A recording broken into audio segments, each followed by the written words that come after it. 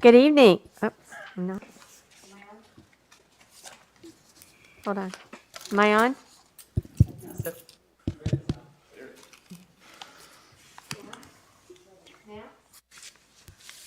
Might be muted. Hello? Oh, there we go. Woo. Good evening. Welcome and thank you to everyone on our YouTube live stream for being here tonight. As we begin, I want to remind everyone that this week is Virginia Kindness Week. I'm excited to see the work that some of our schools have been doing to support Virginia Kindness Week. I hope that we can put the principles of simple day-to-day acts of kindness into practice with each other and serve as role models for our students. With that, I call this meeting of the Montgomery County School Board to order at 7:01 p.m. on February 16th, 2021. Please stand for the Pledge of Allegiance. I pledge allegiance to the flag of the United States of America and to the republic for which it stands, one nation, under God, indivisible, with liberty and justice for all.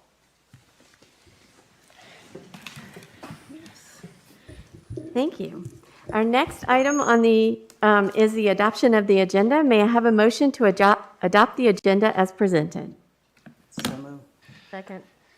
All those in favor? Aye. Any opposed? We have an agenda. Dr. Meyer?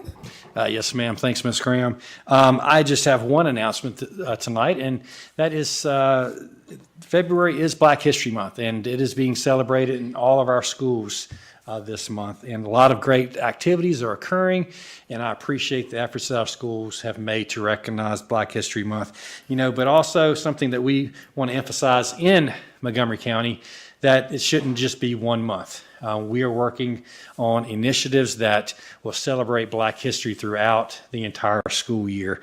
And we're looking at how we can continue to integrate Black history into all classes. So we're very excited about that here in Montgomery County. So, Thank you, Dr. Meyer. At this time, we will do our honors, awards, and recognitions.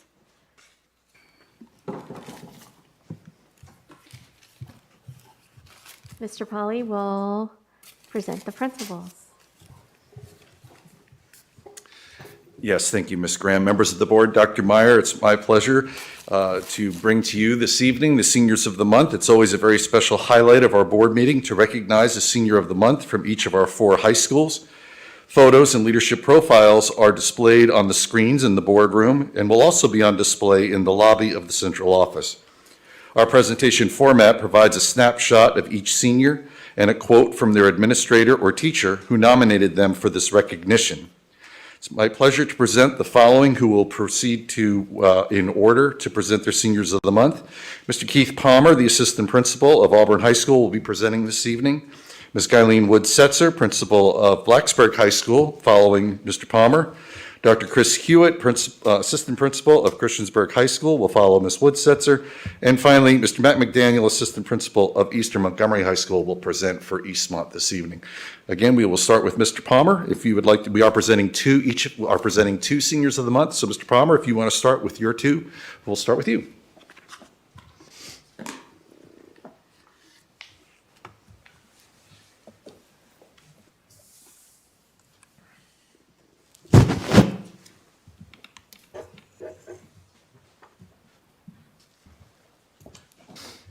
Good evening, school board members and Dr. Meyer.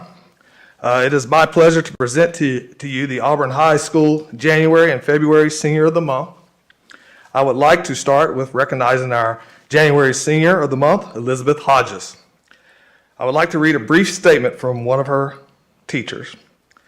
Elizabeth is an excellent student who is very conscientious and takes advantage of all learning opportunities to produce thorough and thoughtful work. She is able to advocate for herself, and she is a dedicated student who achieves success through She is a dedicated student who achieves success through hard work and perseverance. Elizabeth has stepped up to the challenges of DE anatomy and physiology and the unique format of this semester with a positive and respectful attitude. Congratulations to Elizabeth.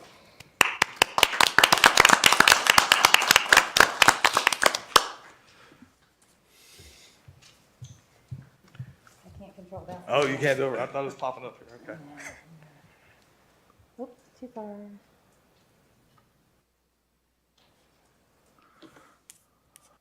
Thank you. At this time, I would like to recognize our February Senior of the Month, Tyler Maurer. I would like to read a brief statement from one of Tyler's teachers as well. Tyler is an excellent student and, even more importantly, an outstanding young man. It has been a pleasure to get to know Tyler over the last 4 years. Tyler has taken to the Fine Arts Department at Auburn High School, taken AP level art courses, theater classes, and even joined the men's choir this year. Tyler always has a smile on his face and is a great role model for the students of Auburn High School. We are very proud of him, and congratulations to Tyler.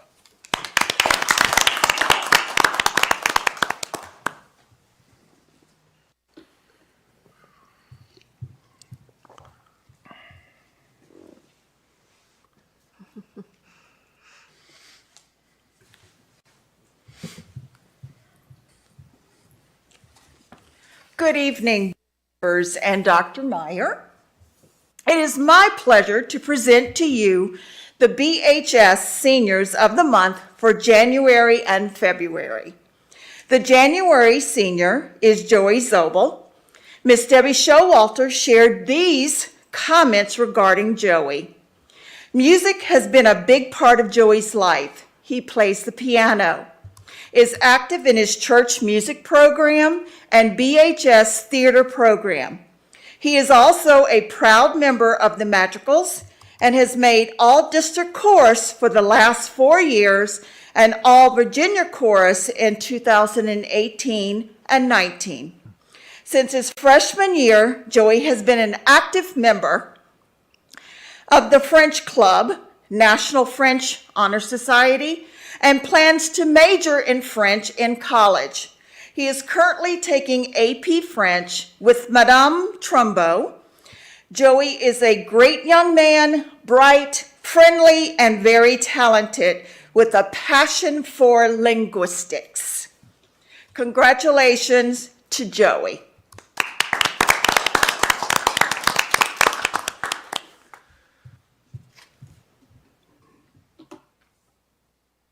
Thank you. The February senior is Katie Mitri.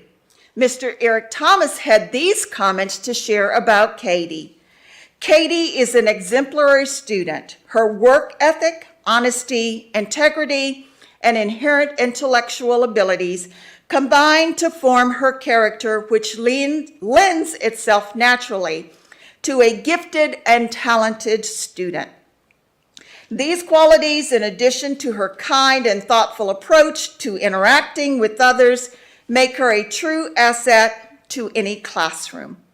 She is the true definition of an outstanding student and a super senior. Blacksburg High School is lucky to count her among our student body. Congratulations to Katie.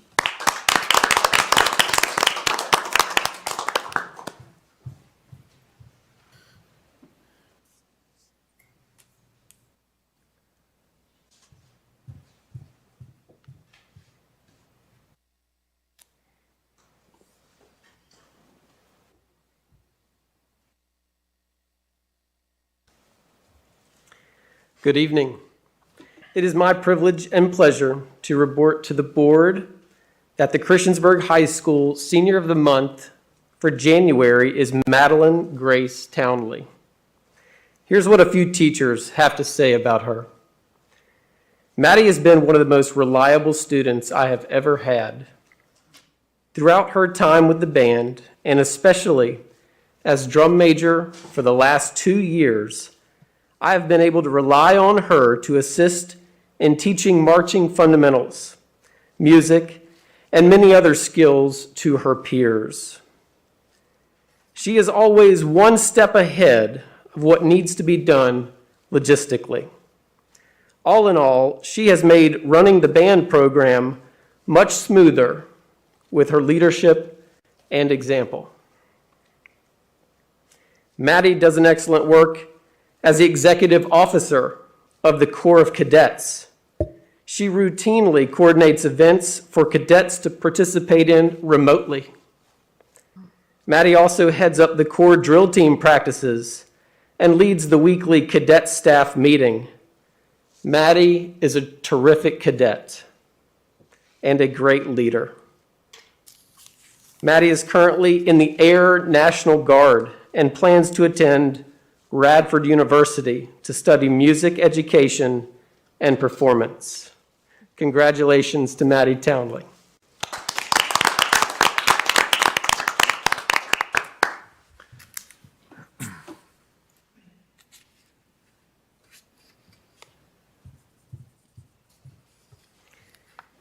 It is also my privilege and pleasure to report to the board that Christiansburg High School's Senior of the Month for February is Jeremiah Lewis. Here's what a few teachers have to say about Jera. Jera is an amazing young lady. She is sunshine when she walks in the door every day. She loves getting every person she comes in contact with a hello. She will make sure to say goodbye to everyone before leaving. She remembers details about everything and everyone, which allows everyone else to feel very special. The way she enjoys life is an example to everyone around her. Her resilience is a goal to strive for. She works extra hard to stay on top of academics, and she does so gladly. This year, she has shown great strength, and she continues showing appreciation for life and a love for others. Jera's personality radiates through the halls of Christiansburg High School. She is always smiling and making others happy. Everyone she passes, she knows by name. She knows no stranger. Jera loves to learn and will always work hard to get good grades. Her goal is to work with kids one day, and I know she will do great things. Jera is a true Christiansburg High School Blue Demon. Congratulations to Jera Lewis.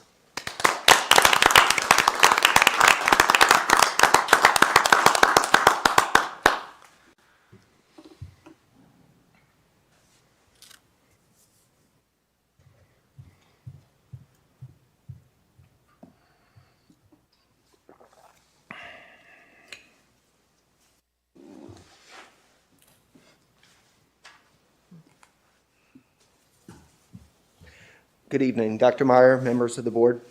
Tonight I have the honor of recognizing our Senior of the Month for January, Ellie Underwood. Her math teacher, Miss Bissy, had this to say about her. I can't say enough good things about Ellie. She is not only intelligent and a hard worker, but she is also personable. She is able to help her fellow students without making them feel inferior. I had her in my math class for her entire sophomore and junior years, and I was sad that she wasn't in any of my classes her senior year. However, despite this year being hybrid and weird, she would stop into my classroom and tell me how her AP statistics course was going, and just to chat about life. Even though she seemed to excel at everything she does, you can also imagine her just being a normal kid. She is great at sports, but she still trips over her own feet sometimes. She is great at school, but sometimes 4 times 2 is 6. She is the kind of person that you look up to because while she is a great student and athlete, she doesn't make it seem like it's something that is unattainable. That's why I admire her so much. She makes you believe that you can be better too. Congratulations, Ellie.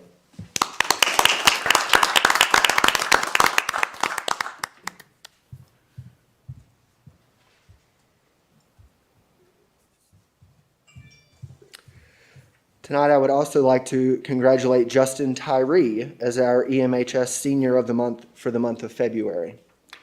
While it's a great honor for him and his family, we are honored to have him as part of our student body at EMHS as well.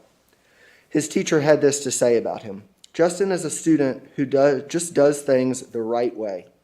He is a wonderfully infectious personality that makes his classmates look up to him, even when he does not see it.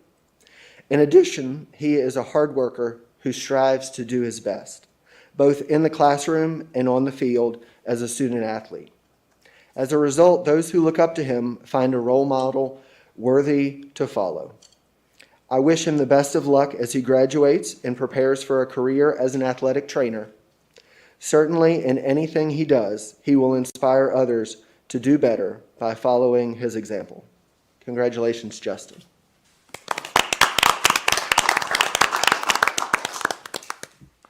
Thank you. I look forward to the time we can have our seniors back in the room to celebrate with them. Our next agenda item is consent items. If there's nothing to be pulled from the consent agenda, then we will consider the consent items approved. Is there any discussion regarding the consent agenda? Okay, hearing and seeing none, I will turn the presentation of the Phase 3 Level 3 change over to Dr. Meyer and his team. Thank you, Ms. Graham.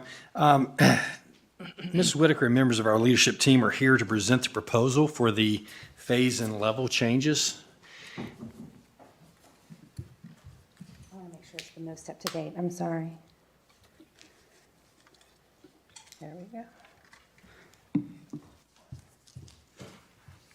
Good evening. How are you? Good. Am I close enough you can hear me?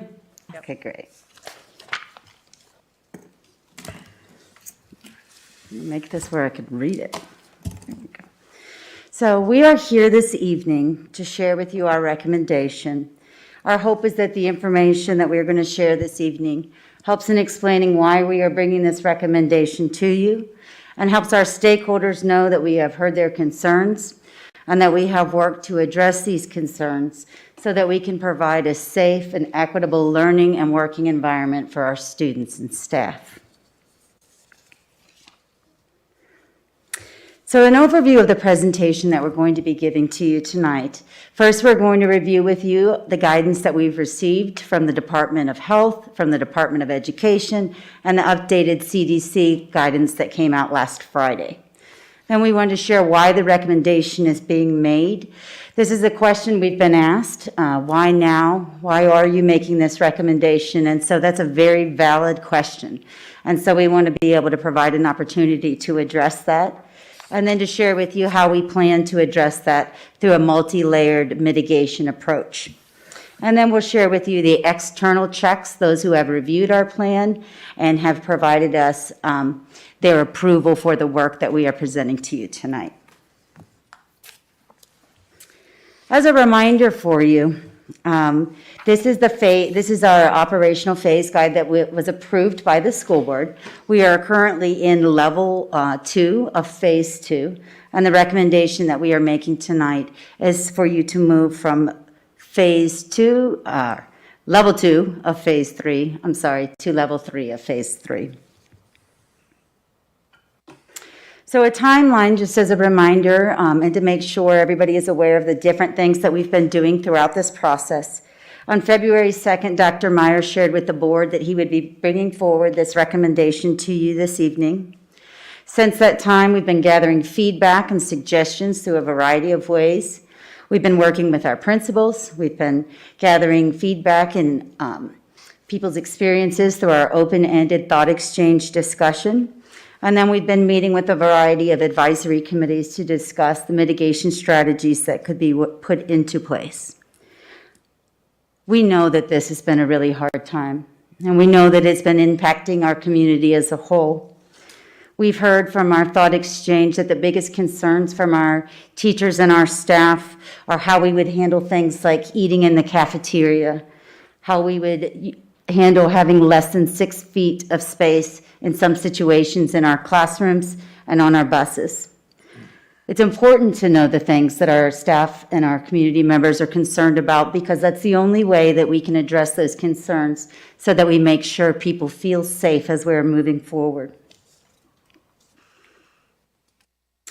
So our recommendation for phase 3, level 3, this is what that would mean.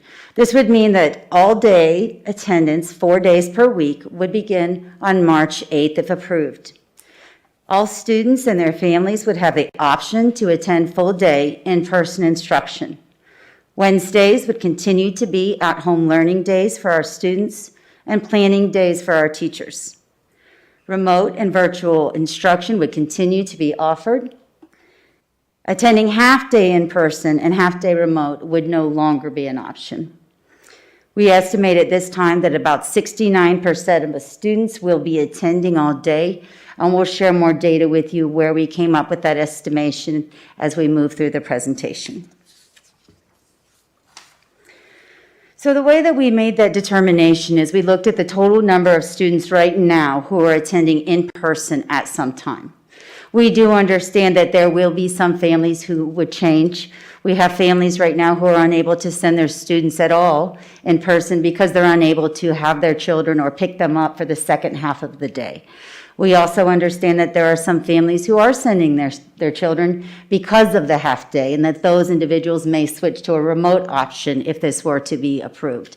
So we feel like those numbers would, we're kind of balancing them on the outside, and so looking at those who have chosen at this point to do in-person instruction. So the chart before you shows you what we estimate those numbers to look like. We won't know exact numbers until we find out from our families what they would select. But what you can see is there's a very big range of numbers from our different schools, from the lowest being at Blacksburg High School to the highest being at Auburn Elementary. So what that means when you look at the chart for Blacksburg High School, which is our lowest, that means if every child who is currently in person at some point at this time decided to continue in person, we would have 53% of that student body population for in-person attendance. So on the other end, if you look at Auburn Elementary School, we would have up to 89% of our students for in-person attendance, again, based upon the number of individuals who are currently attending in person. I think it's important to note that this shows that we provided a variety of options that meet the needs of different communities. We have very different needs from school to school, and I think that the numbers here help us to see that we've been able to provide what is wanted in each of those communities, and do hope to continue to be able to do so through the proposal that we present for you tonight. The graphic you're seeing here was provided to us. It's from the Virginia Department of Health and the VDOE K-12 guidance on reopening schools. As you're aware, the governor recently had a press release in which he stated that he wanted all schools to have some type of in-person learning by March 15th. We are, of course, in person, so we have met that goal, but this was the guidance that was given to school divisions, and it provides 5 steps. First is self-assessment of the implementation of mitigation strategies. Second is determining the level of school impact. Third is determining the level of community transmission.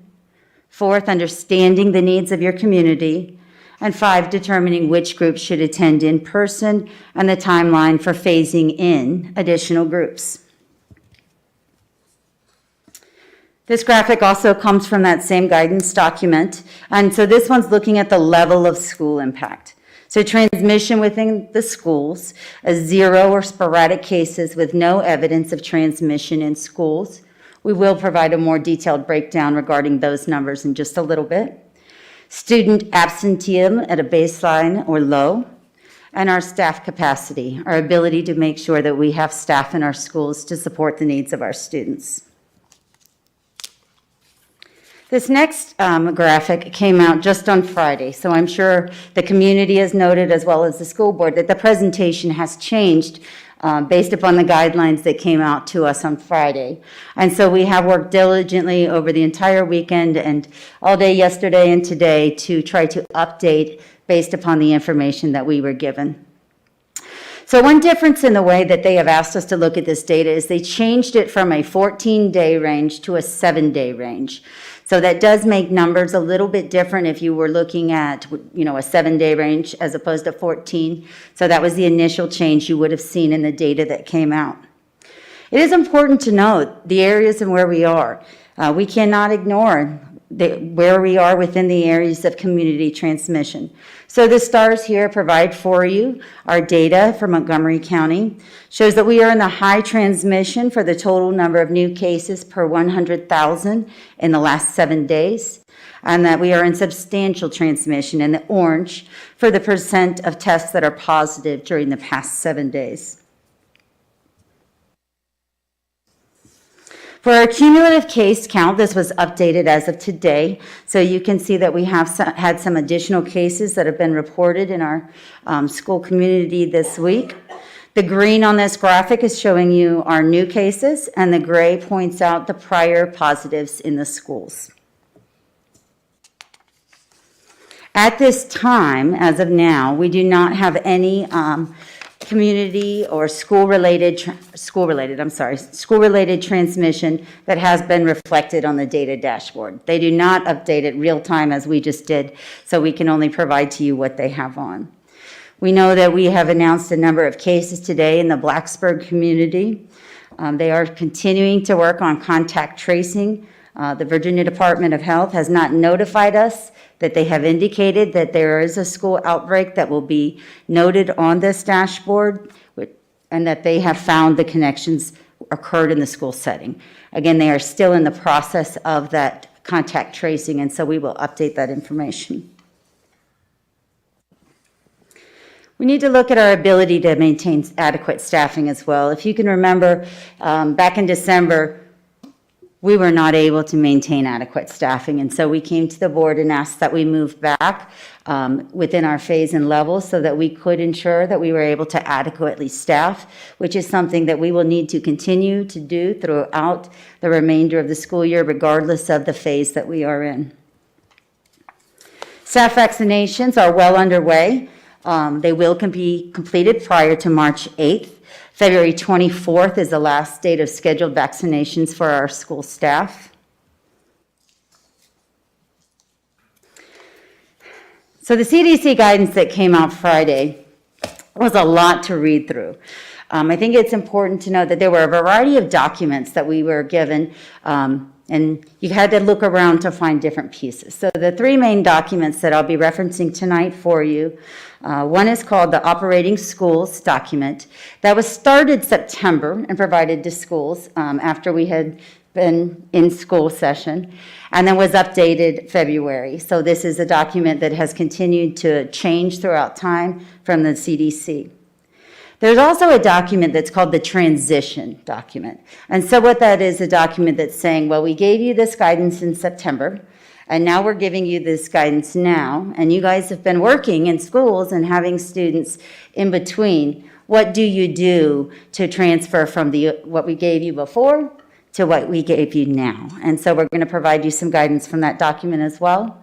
And then there was a toolkit that was given to school divisions to utilize in planning. We cannot ignore the guidance from the CDC, which speaks to the utilization of community transmission rate charts and 6-foot distancing whenever possible. We feel confident that the multi-layer mitigation plan that has been developed in conjunction with the local health department, utilizing feedback from teachers, administrators, and expert in airborne transmission of virus, multiple advisory groups, provides a safe and equitable in-person learning environment for our students, while simultaneously providing a remote learning option for families as well. So I will read these to you, and I'm sorry to just read, but I think this is something that we should do at this time. So this is again from the guidance that was released on the 12th, and this specific reference is from the document I shared that kind of tells us how to transition from the old guidance to the new guidance. And it states schools that are open in person instructionally, either fully open or hybrid, may decide to remain open even at high or red levels of community transmission. These decisions should be guided by information on school-specific factors such as mitigation strategies implemented, local needs, stakeholder input, the number of cases among students, teachers, and staff, and school experience. A decision to remain open should involve considerations for further strengthening mitigation strategies and continuing to monitor cases to reassess decisions. This should be driven by a classroom-first approach. In-person instruction should be prioritized over extracurricular activities, including sports and school events. A common source of school transmission to minimize the risk of transmission in schools and promote in-person learning. Just this morning, Dr. Lane, the superintendent of instruction, spoke with Dr. Meyer and other superintendents to verify that they had reached out to the CDC to ask if the expectation was that school divisions move backwards if they were already in person. And they were told this same information that's available to you through this document, that the expectation is not for divisions to move backwards. When you see the piece here that speaks to experience, that was a really strong part, which is saying if you have experience in doing mitigation and if you have seen that your mitigation in the school is working, that is a very strong factor which the local board should consider.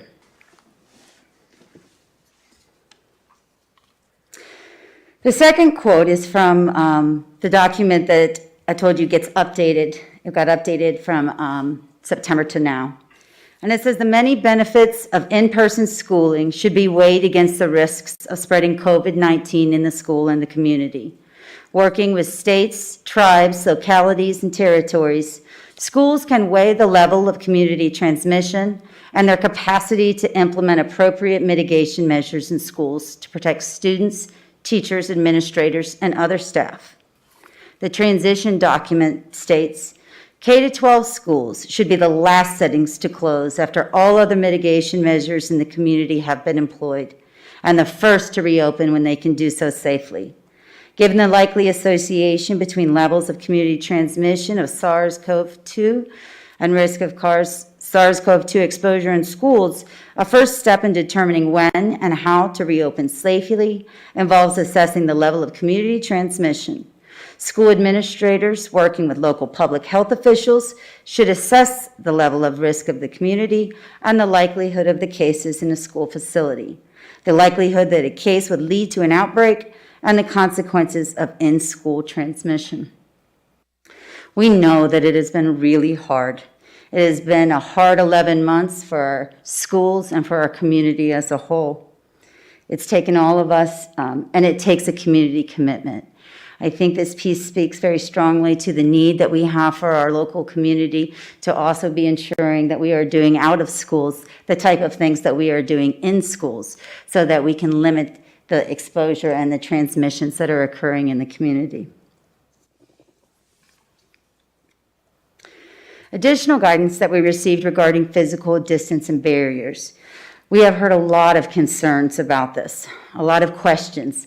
You know, if the CDC guidance is strongly stating 6 foot minimum for social distancing, why would we make a recommendation for there to be any less in any areas? And that's a very valid question. And so we want to reiterate that layered mitigation is the goal of our plan, that we do have experience to show that we have been able to successfully have students. When you all allowed a vote for students who were identified through our SAP process, who are at greater need to attend school, there were some places where students began being less than 6 feet apart because of the level of need of those students, and we implemented layered mitigation. On our buses, we have utilized layered mitigation, and we have not seen transmission in those areas. So the evidence suggests that K-12 schools that have strictly implemented mitigation strategies have been able to safely open for in-person instruction and remain open. The interventions presented in this section provide examples of ways to promote physical distancing and alternatives when physical distancing is not possible. Shields or other physical barriers are installed to separate office staff and visitors when distancing of at least 6 feet apart is difficult. The last is a question that was in the mitigation checklist. So the question asked, are physical barriers installed in areas where distancing at least 6 feet apart is not possible for staff and students, such as training, practice, or competition? And it says, to install cleanable shields or other barriers to separate coaching staff, trainers, students when distancing of at least 6 feet apart is not an option.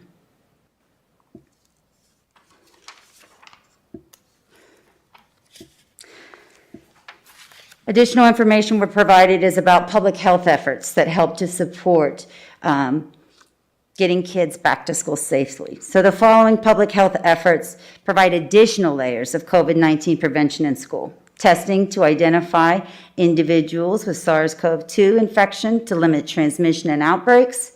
Vaccination for teachers and school staff and in communities as soon as the supply allows. Teachers and school staff hold jobs critical to the continued functioning of our society and are at a potential occupational risk of exposure. Officials should consider giving high priority to teachers in Phase 1B. We are fortunate in our health district that teachers were included in Phase 1B. This is not the case across the rest of our state, or certainly not our nation as well. As I shared earlier, all staff who elected to have a vaccination have been given that opportunity, and we will be finished with that shortly. Vaccinating teachers and school staff can be considered one layer of mitigation and protection for staff and students. Strategies that minimize barriers to access vaccination for teachers and other frontline essential workers, such as vaccine clinics or closing the place of work, are optional. We were able to do that as well. As you know, we are having some modified schedules in order to ensure that all our staff are able to get their vaccinations. Another piece of information that the CDC guidance speaks to is health equity considerations. They say the absence of in-person educational options may disadvantage children from low-resource communities, which may include large representations of racial and ethnic minority groups, English language and English learners, and students with disabilities. Plans for safe delivery of in-person instruction in K-12 schools must consider efforts to promote fair access to healthy educational environments for students and staff. We are all in this together, but we are not all affected in the same way. Our teachers and our staff have risen to the expectations. Our families are doing the best that they can, but our students are not impacted in the same ways. Some of our families can stay home with their students and are able to provide additional resources, and some of our families are not able to. So the very fair question, why are we asking for this now? Why not wait? And that is a great question. The reason is our students. Our students are our why. They are the reason that we are bringing this recommendation to you. Our students are falling behind. They are being impacted socially and emotionally and academically. Returning to in-person learning with approved mitigation would immediately begin to decrease the negative impact on our students. In terms of instructional time, you can see the increase in-person instruction that would be provided for our elementary school students. As you know, these students are attending in person for half of a day, and then they are doing extended learning activities at home. This would allow for a significant increase in the in-personal time and would reduce the amount of out-of-school independent work. We have seen disparity in the amount of the outside work that is being able to be turned in and being completed by our families. And we have heard from many families about the difficulty of getting this work completed after they've been working a full day. Our secondary students, we're looking here at semesters as opposed to a school day.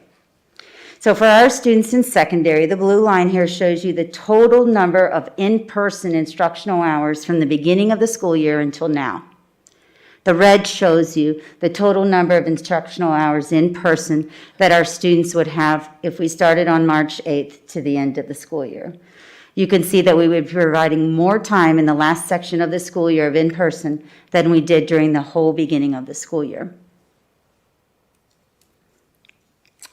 While students are logging in many cases, our attendance, we're getting students online from home. We have heard from many teachers about the difficulty of engaging students online and about their difficulty in receiving some of the assignments, many of the assignments that are due. Our teachers have worked diligently to reach out to students, and parents are providing additional resources. but it is difficult for many of our students to be successful from home. We also talk about the impact, and I think it's important when we look at grades to not just think about them as grades. A lot of time grades make us feel a certain way about ourselves. And so when our students are receiving D's and F's, they're getting the letter grade, but they also feel that grade assigned to them as a person. So it's important that we look at this. We have been working diligently. We have been trying to reach out to our families, but you can see significant increases in the number of D's and F's that our students have received. The secondary level, you can see this impact is significant as well. Relationships are key to teaching.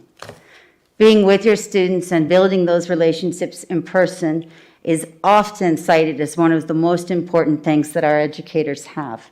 And they have not had the time that they typically would to build those relationships, which encourage students and build them up. It doesn't mean they're not doing their best to do that remotely. It's just very different. The data presented to you here is our MAP student growth data. MAP is a nationally normed test that is given to students across the country.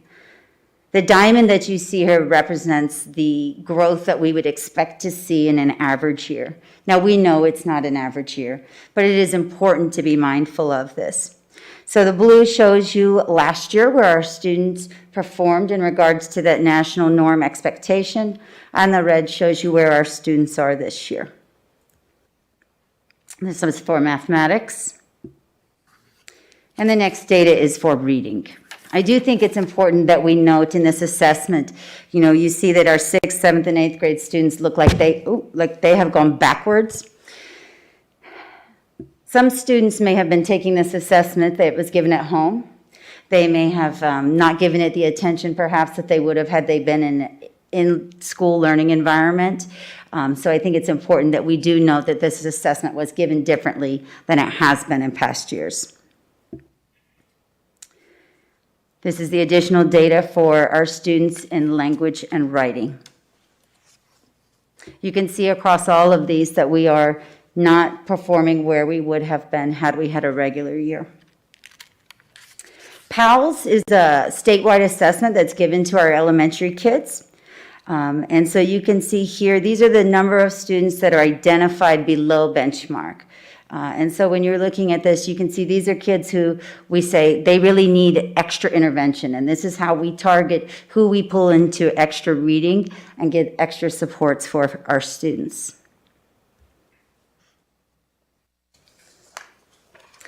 In terms of elementary retentions, we try very, very hard not to retain any elementary students. It is, or any students, but it is very difficult to recover from a retention. The data shows that students who are retained are less likely to graduate from high school. So when we look at the data for this year, 112 summer school letters were sent out to elementary parents with report cards. And to say we are trying to reach out, what can we do to help? Are there additional resources that we can provide for you? At this time, the projected number of students that would be retained is 45. Again, we try very hard not to do this. However, these students who we are saying within that number are significantly behind or are turning in no work.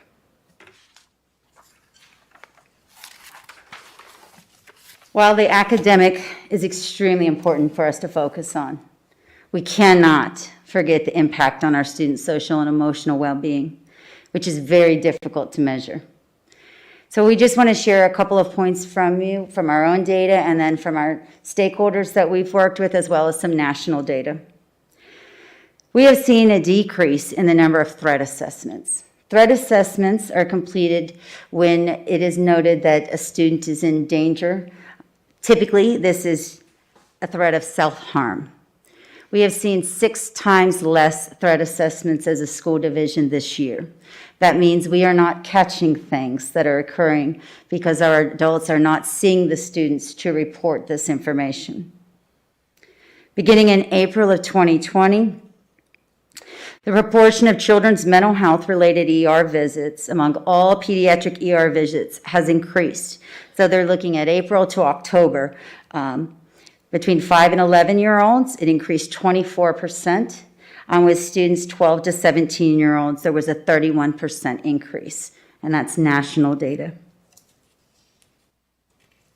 We've spoken directly with our local Department of Social Services. They share with us that reports of child abuse in Montgomery County have decreased between 20 and 25 cases per month. School staff are the #1 reporters of child abuse and neglect. DSS recognizes and is concerned that there are children whose abuse and neglect is not being addressed because they are not being seen as often by the local school community. They've also shared with us an increase in serious mental health and domestic violence occurrences.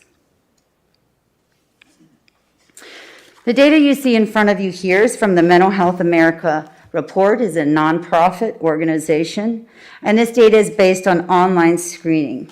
This data does reflect people of all age groups, so it is not specific to student populations. But you can see the significant increase. The green line shows 2020 data. And so this data reflects individuals who have reported suicidal ideation. That means they are thinking about committing suicide. The next data shares with you a report on responses by students, by youth. And so this is based upon 1.5 million online mental health screeners completed. What that means is students have gone themselves to the internet to seek a screener that will help them identify if they are having or experiencing mental health concerns. This is a 93% increase from previous years. Please note that students 11 to 17 years old are now the largest group of respondents completing mental health online screeners.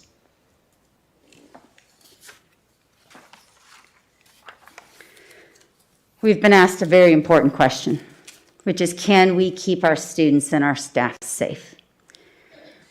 We feel that we have shown that we can do that, and that if we continue to do the things we've been doing, and we add additional layered mitigation as being recommended, that we can continue to do so. The information provided for you here shows those areas around us who are either now full day in person or provide full day in person options to their schools or have already approved to move forward with that. All other districts in our health district are currently either at that level or have approved for that level within their school division. I do believe the answer to that question, can we do that? The answer to that is yes, we can, because we have dedicated students and staff who have proven that we are able to do this. Next, we're going to share with you what that additional mitigation looks like, what instruction in our schools would be, how we would handle operations and safety within the mitigation plan to move to phase 3, level 3.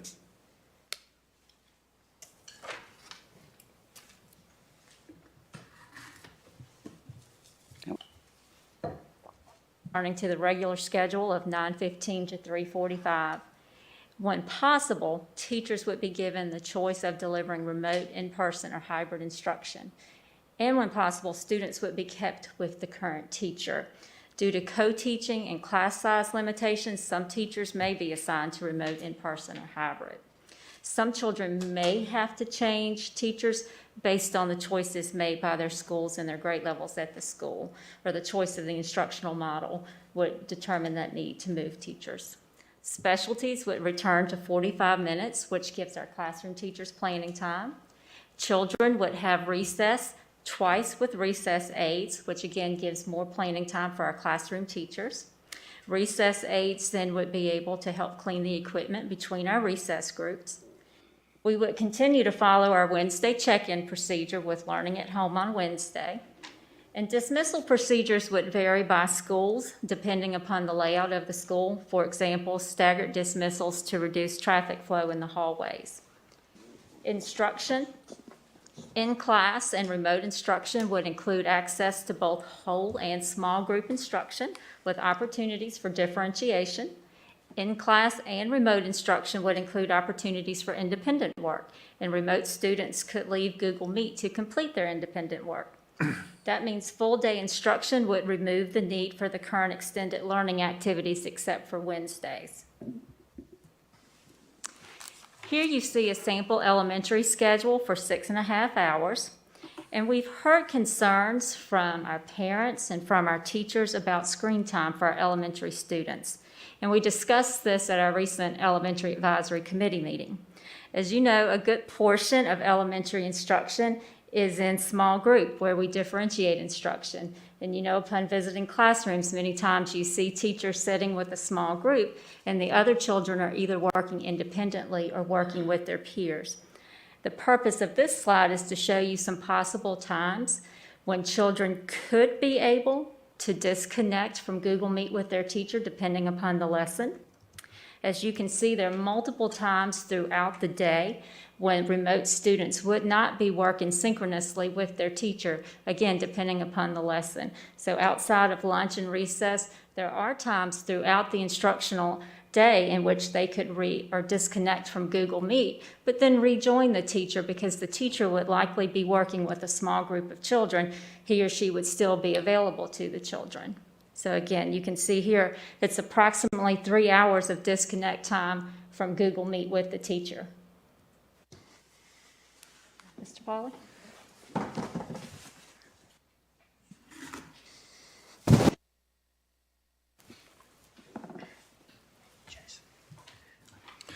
Thank you, Dr. Wickham. I've been asked to review with you what secondary schedules and instruction would look like in Phase 3, Level 3, as we've proposed.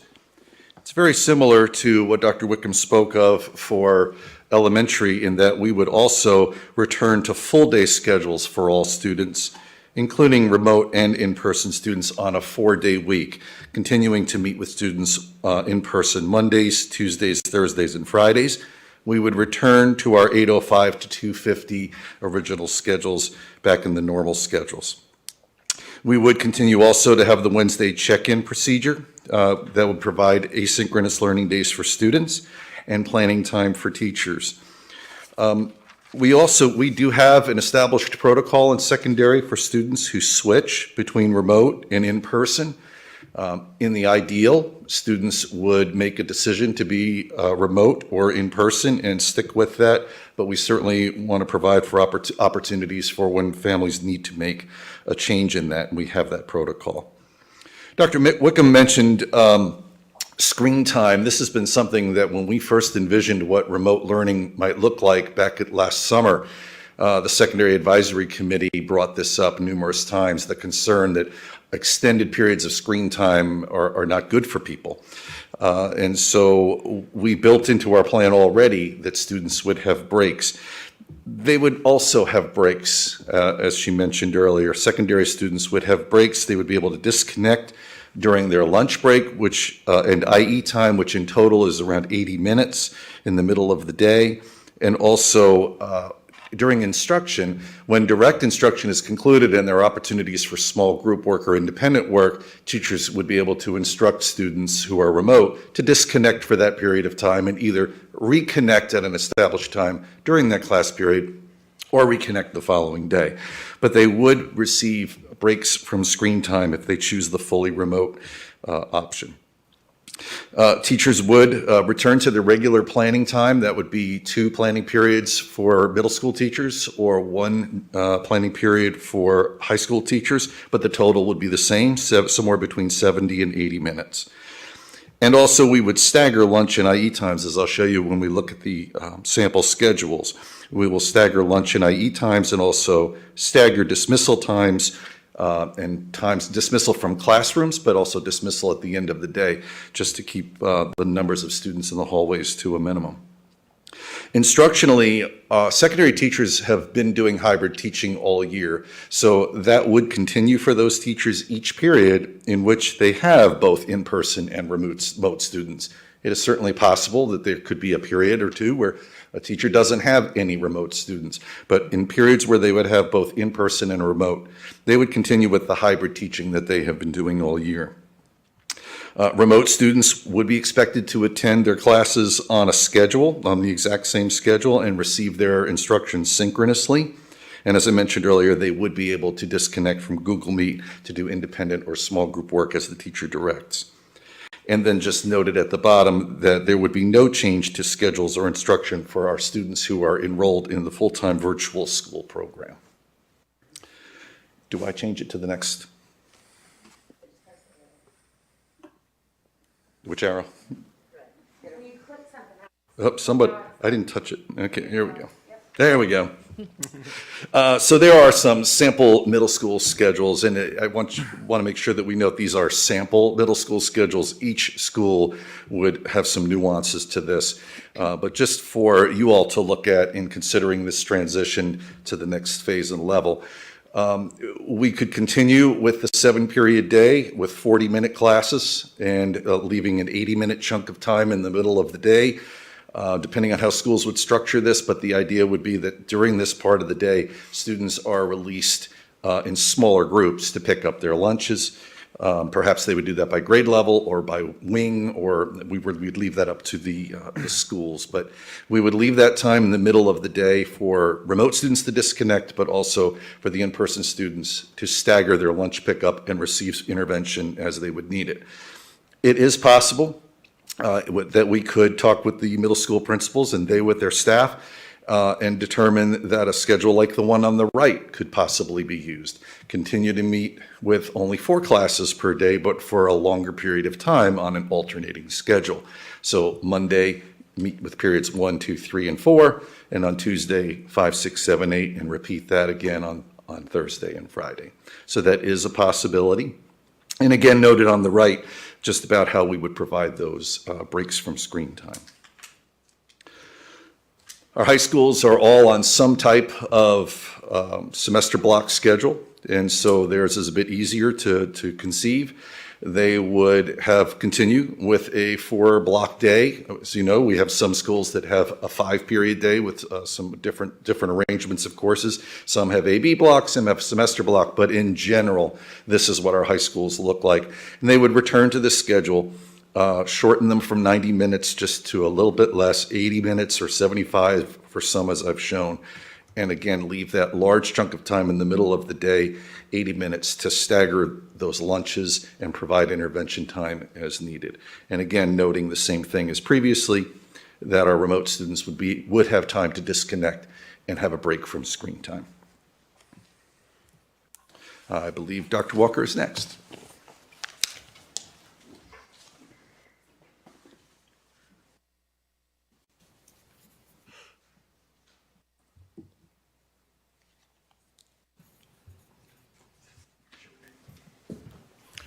Good evening.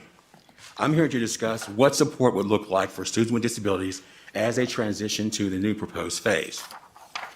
School-based IEP teams will meet with parents and guardians to amend student IEPs to reflect the division's instructional phase and its impact on academic and related service needs.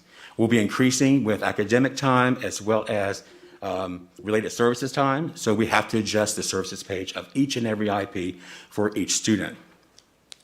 This takes a lot of time to do, an enormous amount of time because of the scheduling. We have to schedule with parents. Also, we have to work around instruction to schedule the IEP meetings, and we have to schedule with teachers, both special ed and gen ed, and administrators, because regulation requires that we have a full IEP team for each student IEP meeting.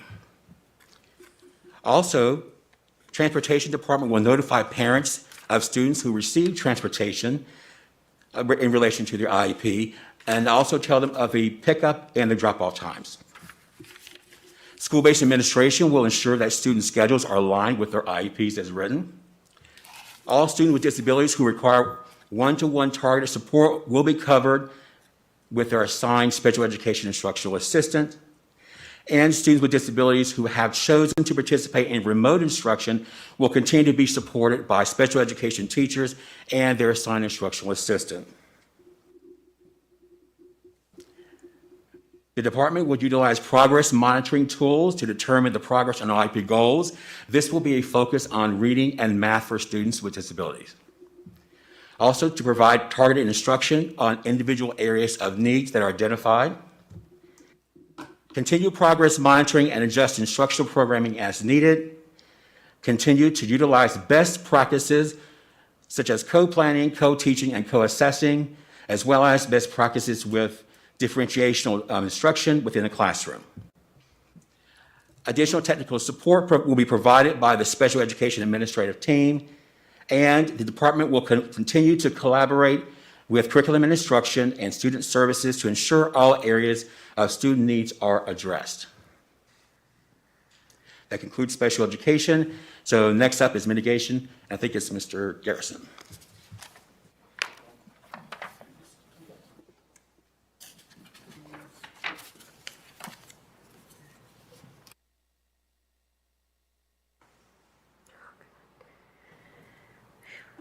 Good evening, Madam Chair, members of the board.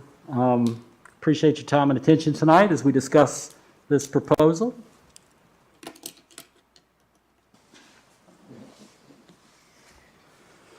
In regards to mitigation, we have, as you saw in some earlier slides, discussed with a large number of groups and various advisory teams, various aspects of the proposal, had conversations about their concerns and seek to try to address some of these comments and questions directly in terms of mitigation.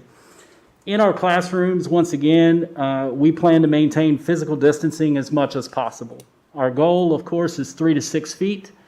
That's recommended through VDOE, the American Pediatric Association, the World Health Organization. Again, in any place that we can maintain 6 feet, that would be our goal.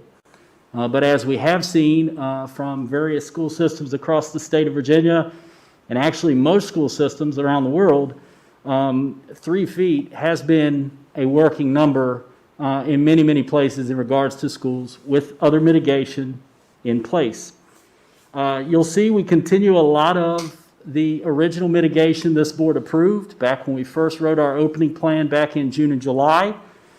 Face masks will continue to be required at all times for staff and students.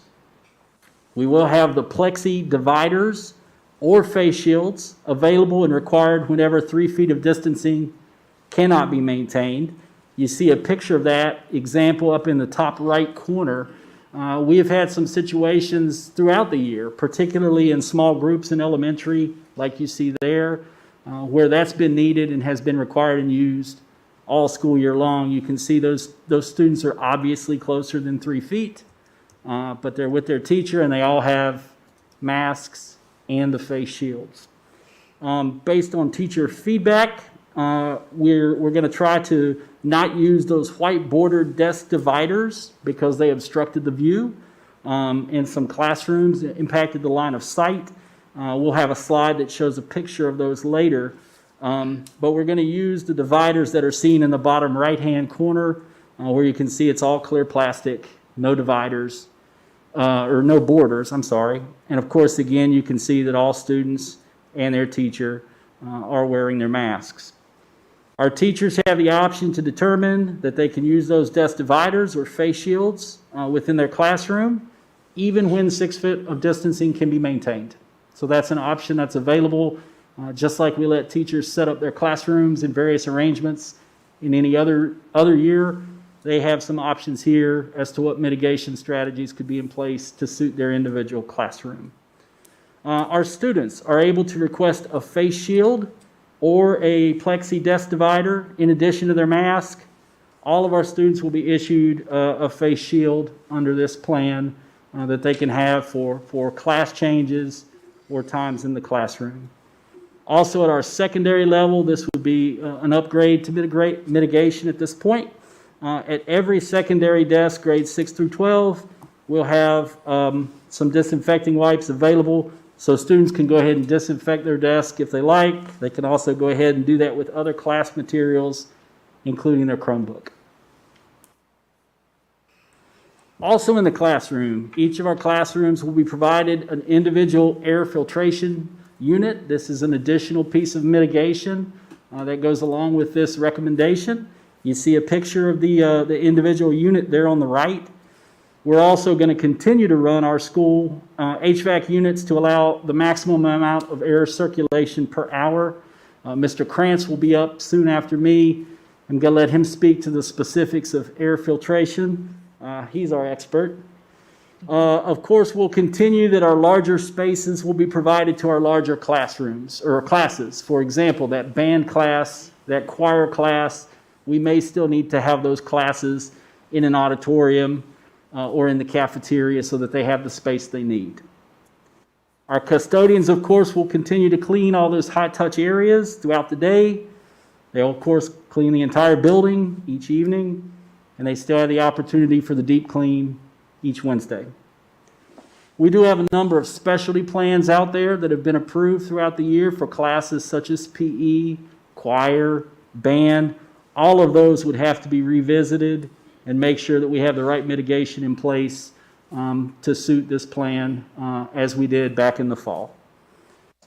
Our principals, of course, continue to play a big part. We heard in a number of our focus groups individual concerns about specific buildings, older buildings, smaller buildings.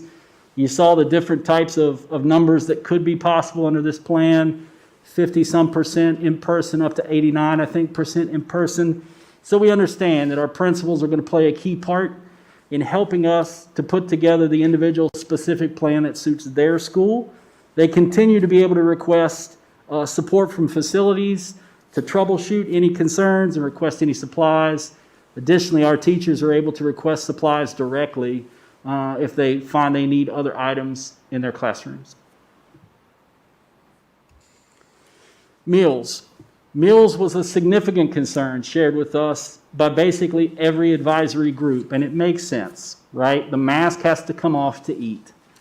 So we share on this first slide just the American Academy of Pediatrics recommendations. We chose this group because they offered the most specific recommendations. They talk about using maximum physical distancing. They speak to cohorting students, particularly within a classroom, rather than mixing everyone in the cafeteria. They talk about separate lunch periods to minimize students in the cafeteria at one time if you have to go that route, and to use all those underused and underutilized spaces for lunchtime, not just the cafeteria. They encourage you to eat outdoors whenever you can. And of course, they encourage adults and students to wash their hands or use sanitizer before or after lunch, always a good practice. So that's recommended by the American Academy of Pediatrics. Our plan speaks to many portions of these recommendations and even then some. We do support that all available spaces need to be available for meal services, and we will maintain that 6 foot of physical distancing whenever masks have to come off to eat. That may mean that I may be a classroom teacher and I may have cut into that 6 foot distance during class time, but when it comes time to eat, some of those students will need to go elsewhere so we can get back to 6 foot when the masks come off to eat. Additionally, we'll use the desk dividers during meals inside to provide what's called direct transmission suppression, right? Not exactly the same as a mask, but again, direct transmission suppression when the mask has to come off in order to be able to eat. We'll encourage our students to eat those meals within 15 minutes. I can tell you as a former principal, we've got some longer lunch shifts, but a lot of that time is spent in lunch line and picking out the items you want, and then the social pieces that come. I do believe most of our students, when they focus on eating, can eat in 15 minutes. As soon as they're finished, we're going to ask them to put their mask back on. We're going to arrange those spaces so that no students are face-to-face at meal times. So there's no kind of booth-type seating where we're right across from each other. And we're also going to encourage that if our students are going to socialize and talk a little bit during that lunchtime, it's after they finish eating, and it's when the masks go back on. You see a picture there on the right. Once again, we plan to use those desk dividers that were less than ideal for classroom instruction for lunch. The border doesn't seem to matter when it's time to eat. Of course, we'll need all of our school faculty and staff to help provide supervision during those meal times as we spread students out throughout the building. We need supervision in every one of those spaces. And with that being said, we've got a number of lunch aides who have been working other roles during the first part of the school year. They've been working in our child care situations. They'll come back to their home elementary schools to support lunch. Continuing with the meal plan, we also plan to not offer any a la carte items or self-serve items. These are prepackaged meals. So we don't have a lot of the choices that we usually have during our typical school year, so we don't have all that time in line or all that time around food that's going to go to whoever chooses it. We're going to have an opportunity for parents to choose to eat outside for their child. You know, I can say, if that's my belief, if that's what I need for my student or what I feel is best for my student, I can request that my child would eat their meals outside. To support that, we're going to use the tents that are pictured there on the right. These are 20 by 40 tents that would be used for outdoor eating areas. A number of these tents would be made available to each school based upon the size of their need. And that, of course, is just a stock photo. In actuality, we would have more than one side up to allow better air ventilation inside the tent. Of course, teachers will always have the opportunity or the option to take their class outside for meals. And of course, that's very much weather dependent. That's also an opportunity we already offer to most teachers during the typical school year. You got a pretty day, you can take the class out to eat if you'd like. Of course, principals, again, are going to have to help us with that schedule to help create meal distribution plans that allow us to not overcrowd spaces, whether that is a staggered shift of students down to pick up their meal or whether that's a delivery to the classroom. Again, that's a school site decision based upon the needs and the arrangement of the school. They'll help us with that, of course, for breakfast, lunch, and snack time at the elementaries. And again, we'll add the air purifiers in any area where lunch is eaten. Again, Mr. Krantz will speak more to that. Hallway traffic. This was another area that was shared with us as a major concern, particularly at the secondary level when you change classes. And now we're all out there moving to our next place.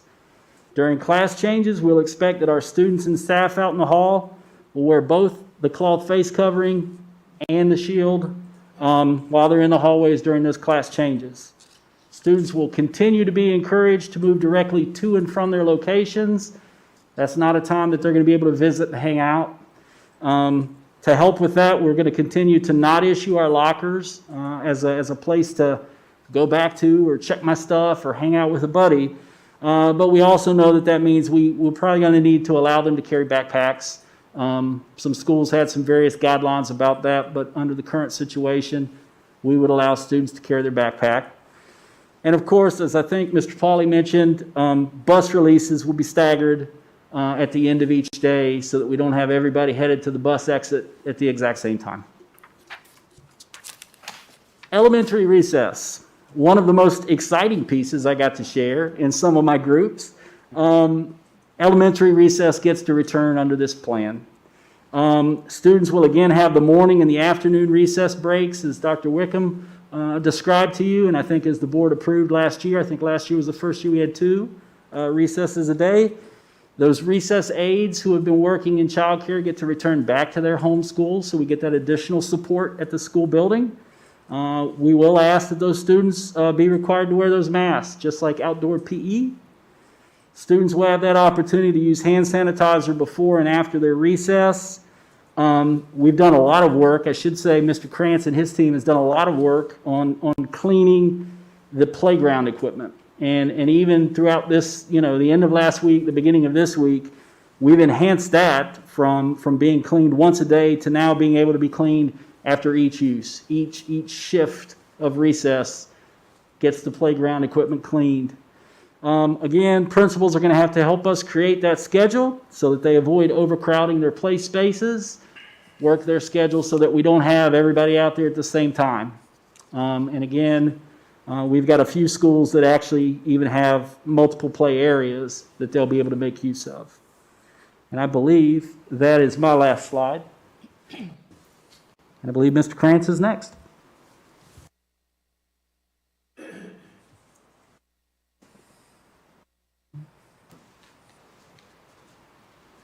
Good evening. Buses, we'll continue to ask parents to drive their students to school if they're not riding the bus today. as we're doing today. Masks are required by both our drivers and our students. We maintain a supply of masks on the buses, and in the event that a child comes on board without a mask, we do provide them with a mask. When we analyzed our routes, so we have 90 routes in the morning between secondary and elementary, 90 routes in the afternoon between elementary and secondary. We found that 15 of the 180 routes would have a situation where there would be more students on the bus than we would have the number of seats if there was one student per child, one student per seat, not counting siblings, because siblings can sit together. In order to address that situation, you would have 2 students sit together that would be required to have their mask and a shield. So now, in addition to masks that we maintain in our supply box, we also would have face shields sitting in our supply box. The bus drivers will assign seats to our students. That way they'll know where groupings of 2 would be, and they could easily check and make sure people were sitting where they were supposed to be. And transportation, in the case where we do need 2 students to sit together that are not siblings, they'll coordinate with the parents and make sure that the parents are comfortable that Tommy is sitting with Mark, or, that there's a relationship and they're comfortable with that. We will continue to keep windows open on our buses, as well as our emergency. We keep one emergency hatch open for ventilation purposes, which is probably the biggest thing that we can do on our bus. We've looked on our buses at putting in automatic ventilation, similar to what we do with our HVAC systems. However, those are dictated by the state. When we've talked to the state where we would have to place those devices at, they don't work. They're at such a low point, we can't get any real value by having those kind of devices on our buses. We'll continue to maintain hand sanitizer on our buses as we do today in the supply cabinet. And in addition to spraying as we do now between each run and then wiping down at the end of the day, we'll spray between our secondary elementary, then wipe and clean at the end of the morning, spray between elementary in the afternoon, secondary in the afternoon and elementary, and then we'll spray and wipe down in the evening time. Air filtration. So this is probably the biggest thing that we can do to ensure our buildings have their highest protection level. We've actually had some consultation with an expert in the airborne transmission of viruses, because no one person knows all of this. And while we've done a lot of reading, we maintain a lot, we wanted to get some verification we were on the right track. We have prior put in individual air filtration systems in individual rooms that were needed. We now are moving forward and will have in place before March 1st air filtration systems in each individual classroom. Those systems are actually certified as HEPA H13, which is at a level from a filtering standpoint higher than any of the MERV systems we have. MERV 15, which the MERV system is on your larger HVAC systems, is the recommended standard. We actually have 5 schools, either has MERV 14 or actually MERV 15.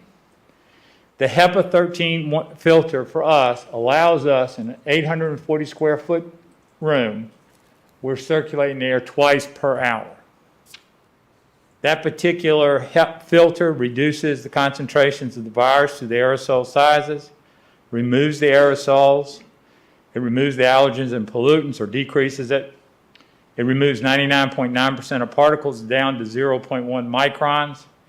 And it's recommended to change the filters twice a year. We're actually changing them every 3 months. So we're doing it 4 times a year versus twice. Our school-wide units, what we're doing there is we're making certain that we're bringing fresh air in. We have energy management systems in all of our buildings but one. Those systems are set to generally maximize the reduction of your expenditure from a cash standpoint. What we've done is increased it. We want more fresh air coming in. So we're bringing more fresh in and opening it earlier in the morning time and extending it in the evening time so that we have a good circulation that's taking place. The filters for those units are done in accordance with the manufacturer's recommendations. We have what's called School Dude, a preventive maintenance system. We record all of our filter changes in that system, and then it tells us when the next change needs to take place. We're not trying to do it by memory. We're actually doing it by our computer system. The other thing that we're doing is monitoring our CO2 levels. So we monitor from a facility standpoint 3 things: the temperatures in the room and the humidity level and the CO2. That indicates to us, are the units operating as they're supposed to? And that's something that the experts said that they were very impressed that we were doing the things, not necessarily we're 100% perfect, because you're never going to be, but we were doing the things to make sure we were being as safe as we possibly could. The things that have taken place with this is all mitigation that y'all have seen tonight has been presented by the New River Health, has been approved by the New River Health District. The mitigation is in line with guidance from the American Academy of Pediatrics. The mitigation you've seen is in line with the guidance from the Virginia Department of Education regarding school reopening. It's referenced in the Center for Disease Control guidance. The things you saw in the air filtration is also supported by the American Society of Heating, Refrigeration, and Air Conditioning Engineers, are called ASHRA. The Montgomery County Department of Social Services we're in compliance with. And as we've mentioned, we've consulted with an expert in the airborne transmission of viruses. With that, I think it's you, Dr. Meyer. Yes. So thanks to our administrative team for putting this plan together and the countless hours you all have done so. Just want to let you know that tomorrow we'll be distributing a questionnaire to the MCPS community regarding their level of support for this proposal. It will go to parents, teachers, students, and community members, and we'll have that data for you by our next meeting. So, Ms. Graham? Yes, at this time and at each of our regularly scheduled meetings, the school board sets aside up to 30 minutes for residents, students, and employees to address the board about issues pertaining to public education in Montgomery County. We have submitted written public address comments this evening. Those responses are provided in our agenda and are part of the record of this meeting. Each speaker is allowed 3 minutes to speak. Ms. Drake will have a timer on the screen. Please leave your mask on while you speak at the podium. As a reminder, the board does not respond to speakers during public address. We have currently 13. Is that correct, Ms. Drake? People signed up for public address. I will call the first person and then the next person to be ready. Make sure when you approach the podium, you state your name and address. So I first have Julie Rosenberger and then Peter Jobst.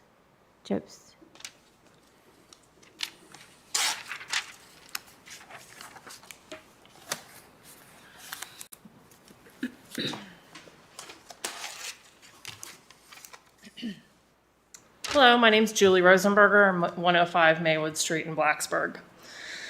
I'd like to first thank the board for their public service in this community. I know this has not been an easy year for you all. I've advocated for kids to go back to school since the option became available. I realize there are those that won't send their kids back in person this year and that that's their choice and that option is still available. I want to be able to make the best choice for my family like they are for theirs. I'm representing the silent majority, the contingency of parents that think like me and want the kids back full time. In talking with fellow parents, I've heard from several of them that they are afraid of speaking out for fear of retaliation from friends and or employers. This is extremely saddening to me that those of us that want our kids back in the school are considered the enemy. Currently, I have a first and a sixth grader. As you can imagine, it's been very challenging, especially for the first grader, as the last year of his schooling has been a bit bumpy, causing his reading and writing skills to be below average, as you saw in the graphs. My sixth grader has challenges that would not be here if he was in school full days, such as understanding classwork and completing assignments. He's also one of the kids whose math scores have dropped and they normally increase. Our kids are lucky because they have involved parents. I worry about those less fortunate kids and the greater economic divide this will cause in the next 10 to 15 years. The teachers stipulated that they wanted to be vaccinated before they went back into the classroom full time, which will happen shortly. There are many other areas of the country that are pushing for their kids to go back prior to their teachers being vaccinated because the CDC said it's not necessary if the other mitigating factors are followed. Now that our teachers are vaccinated, they need to be back in the classroom where there are multiple CDC recommended mitigating factors, as you heard, to decrease the spread of COVID. If being vaccinated and the CDC guidelines aren't good enough, what is? This isn't going to go away. If the private schools in the area can be full-time the whole year and have no spread, then that shows that it's doable in public schools as well. The Texas Medical Association has developed an activity risk scale from 1 to 10, 10 being the riskiest. Sending kids to school is a moderate risk of 6, along with shopping at the mall, working in an office, and visiting a friend at home. Above 6 is going to a hair salon, eating inside at a restaurant, traveling by plane, just to list a few. I'm sure most of the teachers and staff in this district have done things where mitigating factors aren't as strict, that are just as risky or more risky than being in school. If mitigation strategies are put into place, the professionals feel that school can open safely. Professionals being the scientists that have done COVID research, our fantastic local health department that has been in it from day one and know where and how transmission occurs and what safety protocols work. I fully believe decisions should be made based on science and facts for those where this is their profession, not the armchair epidemiologist. There is a report from May 2020 in Missouri, which actually on the CDC website, where 2 mask-wearing symptomatic hairstylists saw 139 clients and none of their clients or coworkers contracted COVID. The CDC felt that face covering mitigation worked, and that was one mitigation. Thank you, Ms. Rosenberg. Okay, Your thank time you. is up. Thank you. Have Peter Jost and then Lauren Culver.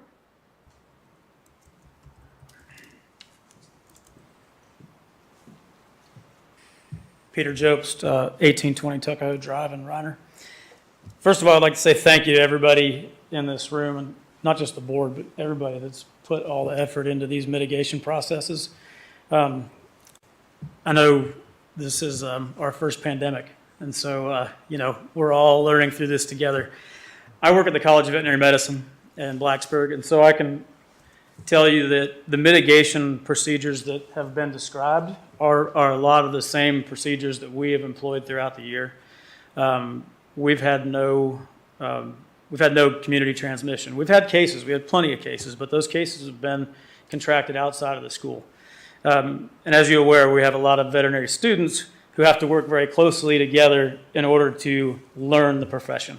And so we've employed the paper mask because they likely give a little bit better protection than a cloth mask. They actually have fabric filters within them that are designed to prevent pathogen transmission. And so I think, my experience says that as a college, we've been lucky to employ a lot of mitigation procedures since March, actually. A lot of the air procedures that Mr. Krantz discussed, we employed in March. And we feel like those mitigations have made a huge impact on our success. And I would hope that based on everything that I've seen tonight, that the board makes a decision based on data, because I think it's really important. There was a lot of data presented tonight, and that data, I think, says that we can successfully go back to school. And I think we should leave emotion out of this if possible. There are people in the community whose children are not going to be able to go back to school for various reasons, but I really worry about the children whose parents work 2 and 3 jobs, split shifts. I tell my kids every night, well, not every night, but often, they live in fantasy land. Their mother is working from home. Their dad has a job that says, hey, I can jump away from work and go tend to their needs if she can't. There's a lot of people in this community that don't have that opportunity. And I really feel like those are the children I'm worried about. My children have slipped as well. I mean, we saw the data tonight. They're in that bar graph somewhere. And I know they're going to be okay, but I'm really worried about those that don't get the attention that my children get. So thank you for your time tonight. Thank you. Lauren Culver, and then I have Flannery. Did I say that right?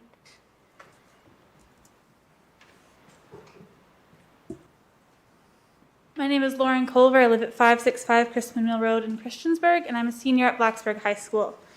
In response to Dr. Meyer's recent recommendation that MCPS move to level 3 of phase 3, my classmate and I decided to provide our students with a way to have their opinions known and their concerns heard. On February 6th, we created and distributed a survey to ask students how they felt about Dr. Meyer's recommendation. You all have received both a presentation of these results and a complete copy of all student statements in your emails. And we sincerely hope that you have taken the time or will soon take the time to read through all of those statements. After 6 days and 290 responses, we found that only 25% of all respondents approve of the proposed change.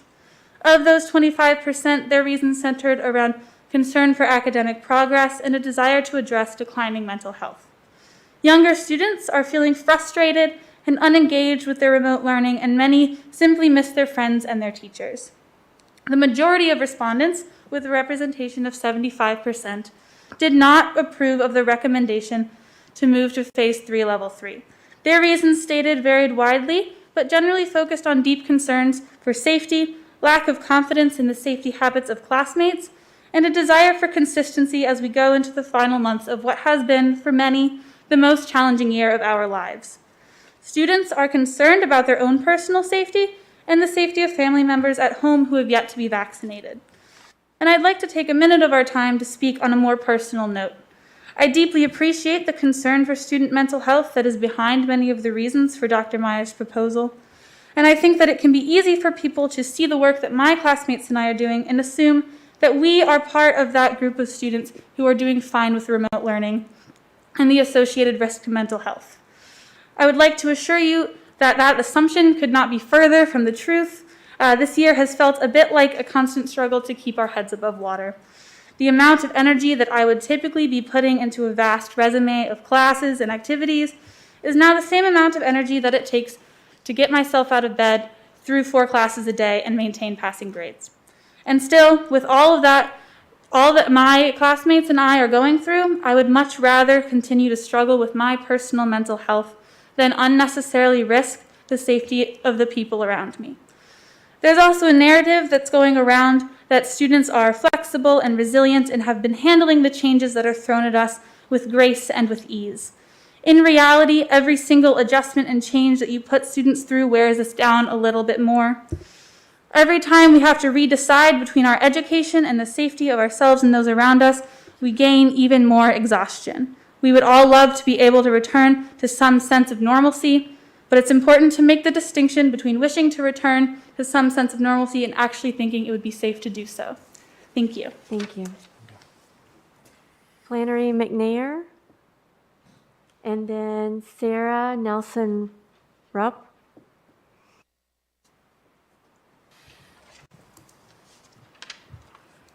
Hi, my name is Flannery McNair. My address is 3459 Spur Street, Blacksburg, Virginia. I am here on behalf of the students who responded to the survey that Lauren just discussed with you all.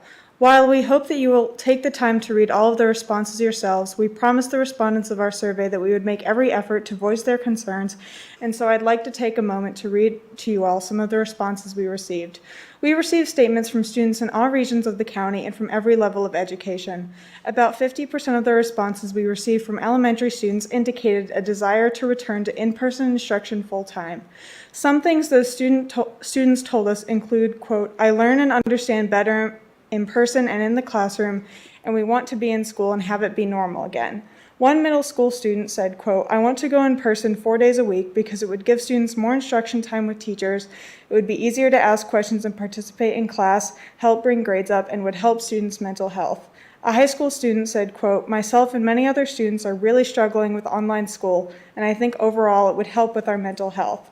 From the 75% of students overall who do not want to change the current schedule, some respondents told us that while mental health was a deep concern of theirs, the constant changing in schedules and the need to readjust was doing much more harm than good. One high school student said, quote, "It's been a crazy year and the year is almost over. I think we should keep the current schedule that I've finally gotten used to." Another said there's not a strong reason to change the school schedule from where it stands now and that the adjustment would only incur more risk. We were told by a middle school student that until kids under 16 can get their vaccine, I won't feel safe in an in-person environment. An elementary school student said, "I can't go back yet because my mom could get sick and then I'll be on Google Classroom all day and it will be so long." And finally, one elementary student told us simply, "Please, no more change." It is worth noting that while the vast majority of feedback we received in response to our survey was positive, the one piece of negative feedback we received was from parents who felt that there was no point in asking students about their feelings on this decision. It seems that some parents believe that if given the choice, children would obviously choose to be lazy and to stay at home in their pajamas rather than go to in-person school. I'd like to remind you all that not a single student who replied to our survey can be characterized as lazy. They are working incredibly hard to do something that no student has ever had to do before, and the mere fact that we are still showing up to classes when everything that used to get us out of the bed in the morning has either been taken away from us or turned into some sterilized, smaller version of what it once was is an achievement that we deserve to be proud of. Over 50% of students surveyed said they would go fully remote if we moved into Phase 3, Level 3, with another 20% undecided. Therefore, the move is unlikely to improve our social lives or extracurricular activities, probably two of the most important factors pertaining to mental health. I, too, am concerned about the mental health of students, but personally, I doubt that this move will have the effect that you think it will have, most likely increasing stress levels and pushing more students to go fully remote. Thank you, Ms. McNair. Your Thank time you. is up. Next, we have Sarah Nelson Roop and then Nancy Gibson.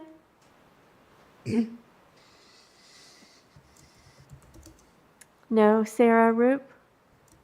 Okay, Nancy Gibson, and then Georgianne Lavery.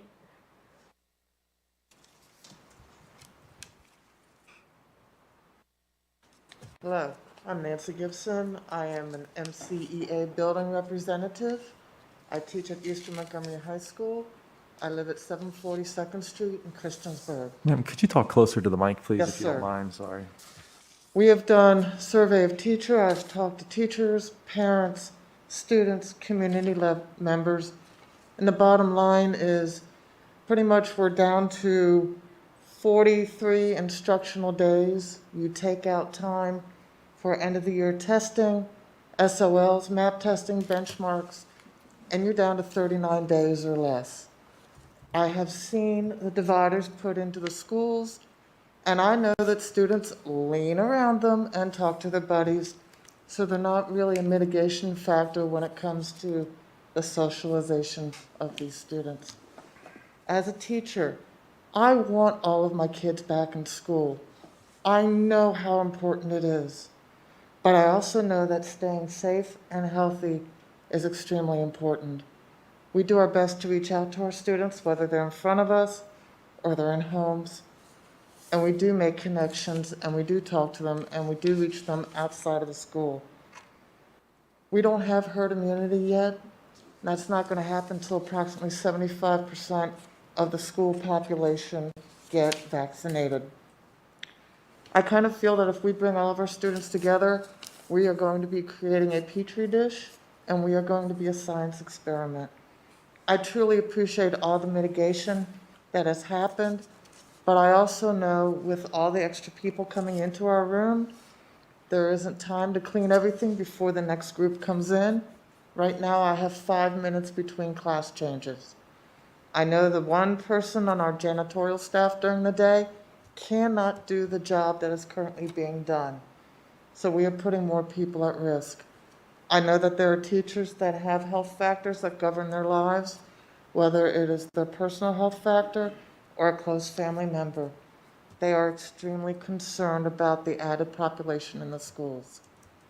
I also know that there are students that are extremely concerned. And having private conversations outside of class time, I have students that come to me and say, "Why, Miss Gibson? I don't understand."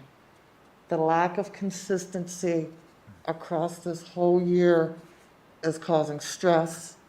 There are faculty members that are on medication and they are at the top level, and I was told that I could share this with you. They can't do anymore and they are so stressed out. Our students are not looking for more change, they're looking for consistency. They want to be in school, but they don't want to be sick. Please consider your decision carefully. You're putting everybody's lives in your hands. Thank you, Ms. Gibson. Thank Your you. time is up. Georgianne Lavery, and then I have Jason Politis.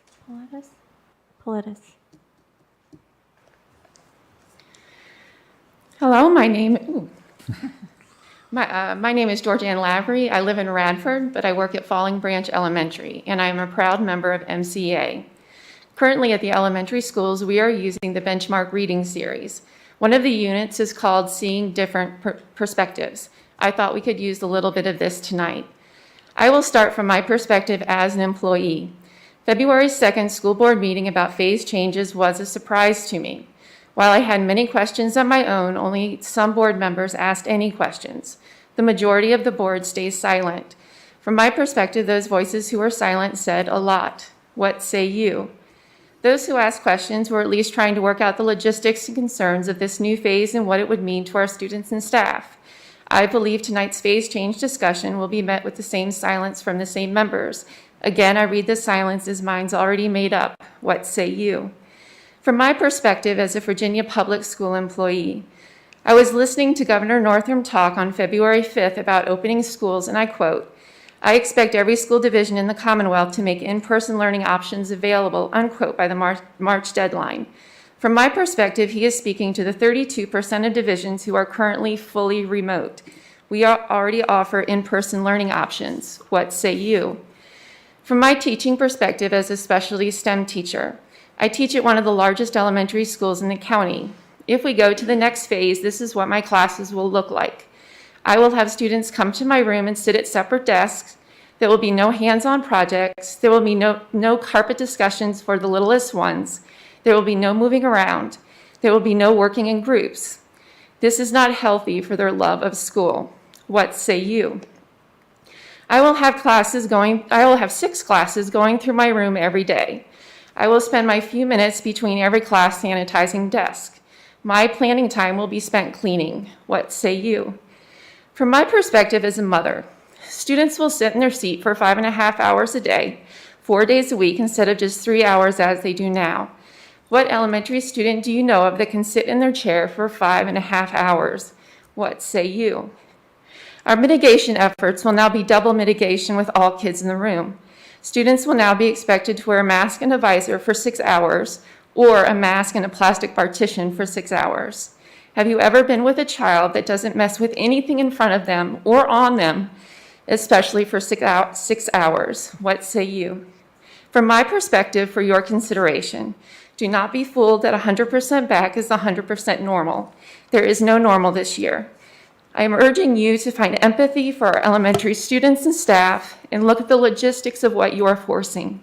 Even to those silent board members who have made up your mind, what say you? Thank you. Thank you. Jason Politis and then Matthew Fentress.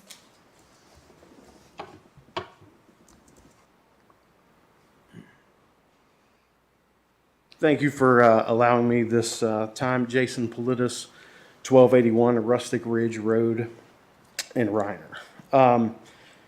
So I'm in Jamie Bond's District D.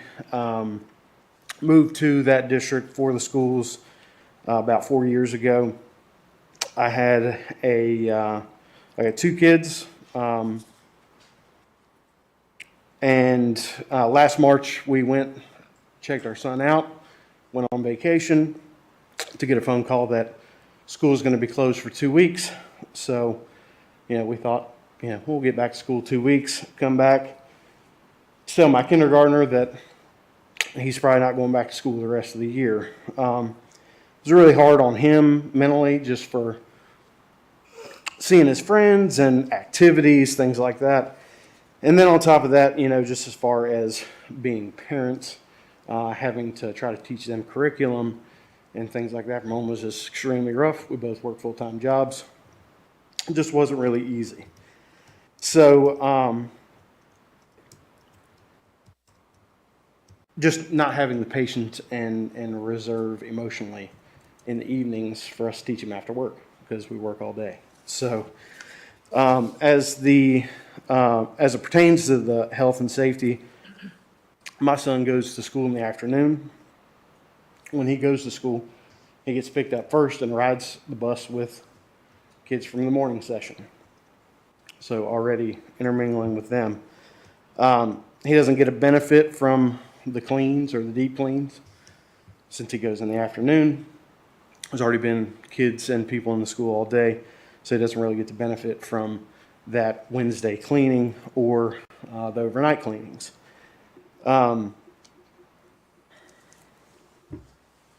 Lots of children of people that work in the school system have their kids going to school all day long. So if it's safe for them, it should be safe for mine. As it pertains to education, social, he gets about a little over 2 hours of actual instruction. He doesn't get, any time to play or has really minimal interaction with other students, which is hard on him, hard on his parents. Working families, again, takes a toll emotionally on us. We have multiple children. We have a 2-year-old. Distractions all day long. Nothing that we can do about that. So you send him off to his room. He gets screen time with a Chromebook. Can't trust him really to do all of his work at the same time because he's 6, or to do everything that he's supposed to do when we ask him to go do it. He needs help. So it also takes time from us. And Excuse me. so Thank you, Wednesday. Mr. Pilatus. Your time is up. Okay, thank you. Matthew Fentress and then Crystal Fentress. I'm so sorry, Miss Graham. Yes. Because we have people who signed up using a different method.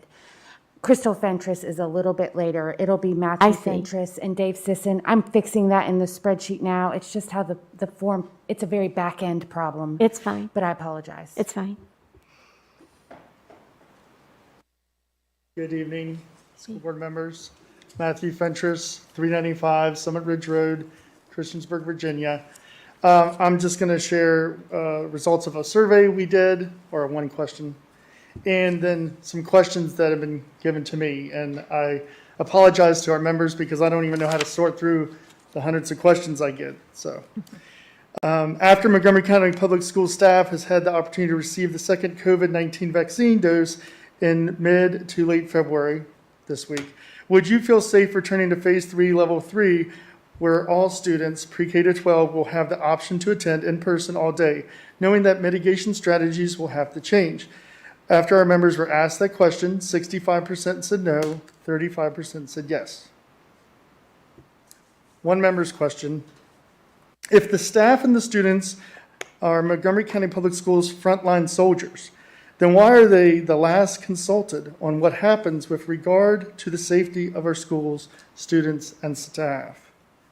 Another question was, with a change of schedule, there will be around 35 instructional days after testing days like the SOLs, MAP, benchmark, it goes on, are accounted for. Is it worth upheaving the lives of our children and families for that? Another person asked, or told, my family and I have not eaten in a restaurant since last March. When we go back 100%, school lunches with children will turn our classrooms into COVID cafes. Is it worth the risk of an increase in spreading the virus to our families and throughout our community?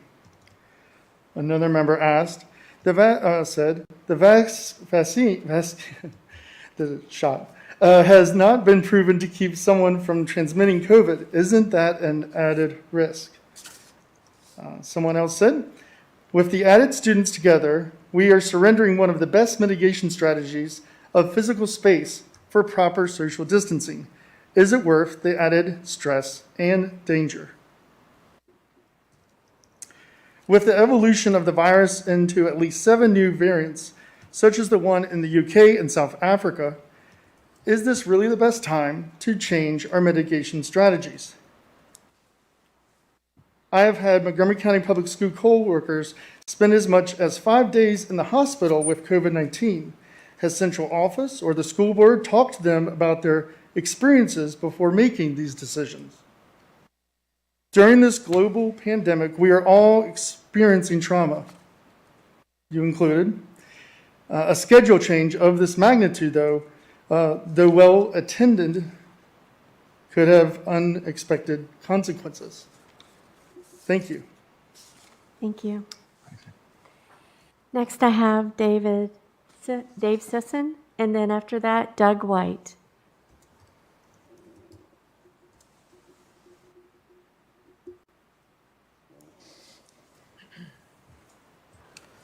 Ladies and gentlemen of the board, Dr. Meyer, staff, all the work that you put in, and guests, thank you for the opportunity to speak before you this evening. My name is Dave Sisson. I live at 1720 Big Spring Drive, Elliston.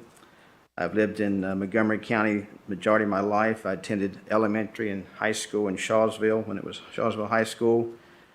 And I'm here tonight to commend the board and Dr. Meyer for allowing students, not only in high school, but in middle school as well, to participate in spring sports.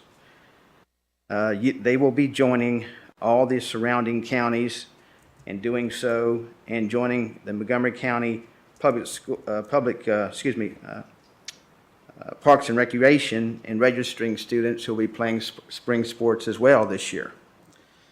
Although all age groups have been affected by the coronavirus, young people have had minimal effects. Of the over 443,000 total deaths in the age group from 15 to 24, 626 have lost their lives, which is 0.0014% of the total loss. I certainly don't want to minimize the loss of any life, because each life lost is tragic, and the pain inflicted on loved ones and friends is heartbreaking. Yet a January 14th, 2021 article in Time magazine listed data from the human mortality database maintained by the University of California, Berkeley, stated that fewer children under 15 age died in 2020 compared to the prior years, even after considering the COVID-19 related deaths. According to Stasta.com, of the 26,000 children who died in 2016, of that total, only 137 could be attributed to COVID-19. That's 0.0052%. The Mayo Clinic recently released an article. In part, it stated close ventilation of the COVID-19 virus can be spread when people are exposed to small drops. Yet when they're outside, fresh air is constantly moving, dispersing these droplets, so you're less likely to breathe in enough of the respiratory droplets containing the virus that causes COVID-19 to become infected. Being outside offers other benefits as well. It offers an emotional boost, can help you feel less tense, stressed, angry, or depressed. And the sunlight gives your body vitamin D as well. Let me just say this. I know that no one can make the decisions. I played sports in high school. It helped me tremendously. I was motivated to stay out of trouble somewhat. And it motivated me to go to school. It motivated me to make good grades. And I think it helps not only the athletes, but it gives motivation and school spirit to the other students. I want to thank you once again for allowing all the students in the schools to participate. Thank you, and God bless you for your consideration of the young people of Montgomery County. Thank you. Miss Graham? Yes. We've reached the end of the 30-minute time limit. Okay. So we have 3 people left to speak that have signed up. Do I have a motion to continue with public address? Second. All those in favor? Aye. Aye. Any opposed? Okay, we will continue with the next 3. Doug White and then Justine Brantley.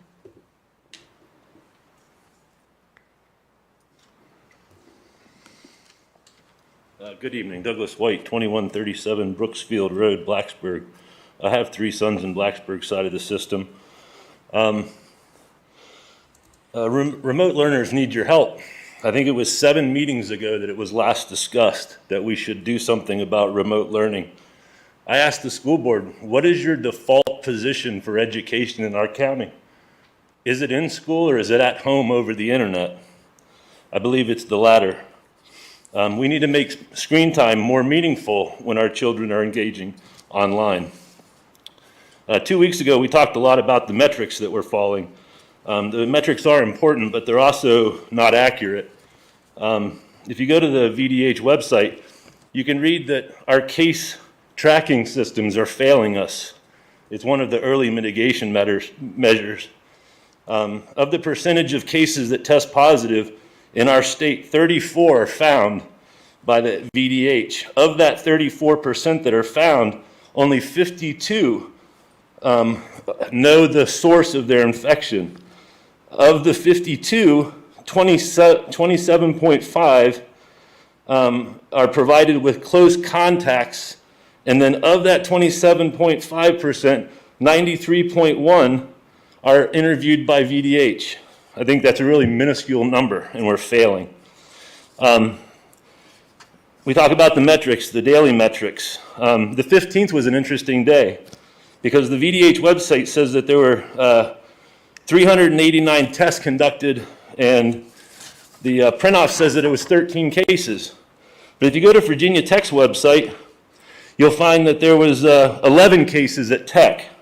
And then we know that there's 17 on the 15th in our school system. So I don't understand how we get to 13 with all those numbers adding up. The disturbing part is that we have a university that has testing capacity, and that university is running about 400 tests average per day. I think their capacity is well over 1,000, and we're just not using these tools that have been provided as our mitigation strategies.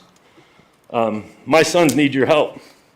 I think everybody in the school system needs your help making at-home learning more meaningful.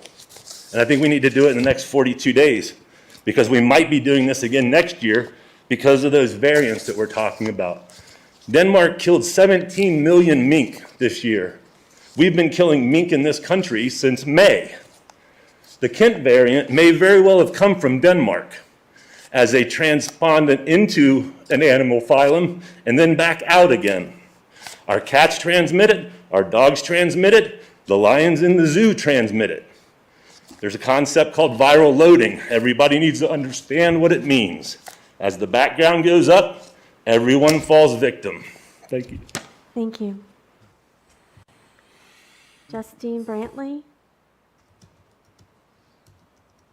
And then Crystal Fentress.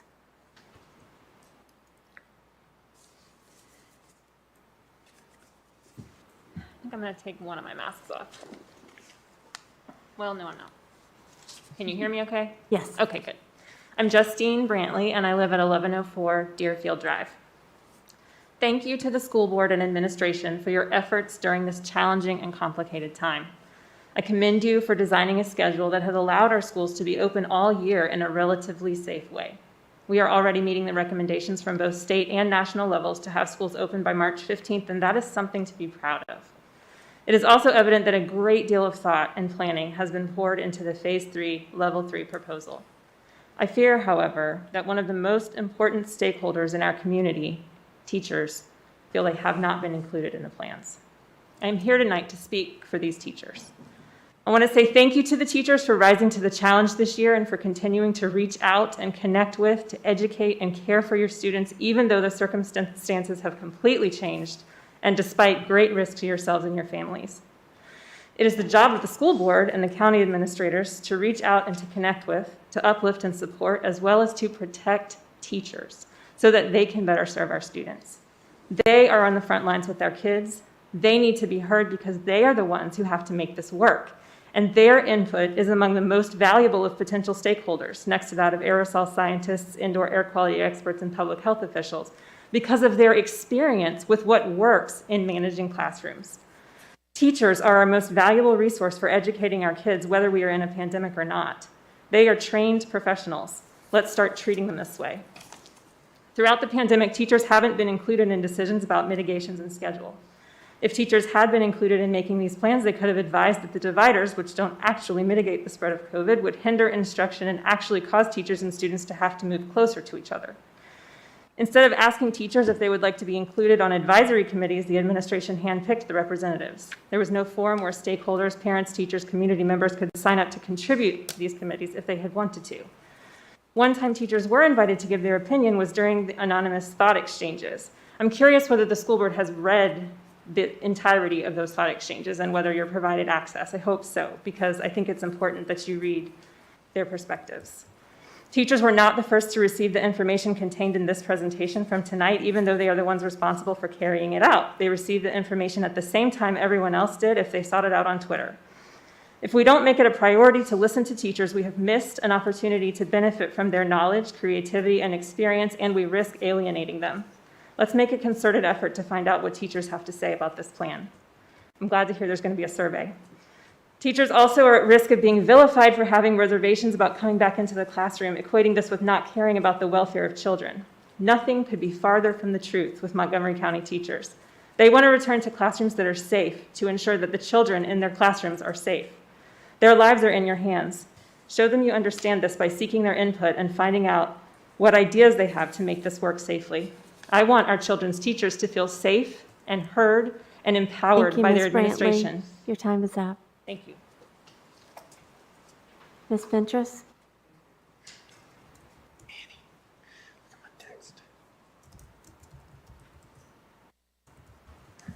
Good evening. My name is Crystal Fentress. I live at 395 Summit Ridge Road. I'm speaking as an individual. I spent a lot of time running ideas through my head about what to speak to you about tonight. It ranged from safety concerns to logistical planning. After thoughtful consideration, I decided to share my concerns as a preschool teacher who's worked at least 20 years in an open classroom community at Christiansburg Primary School. Our building presents challenges unique to pre-K through second grade primary students. We have about 340 in-person students and around 100 remote students. In addition, all 440 students are between the ages of 4 and 8 years old.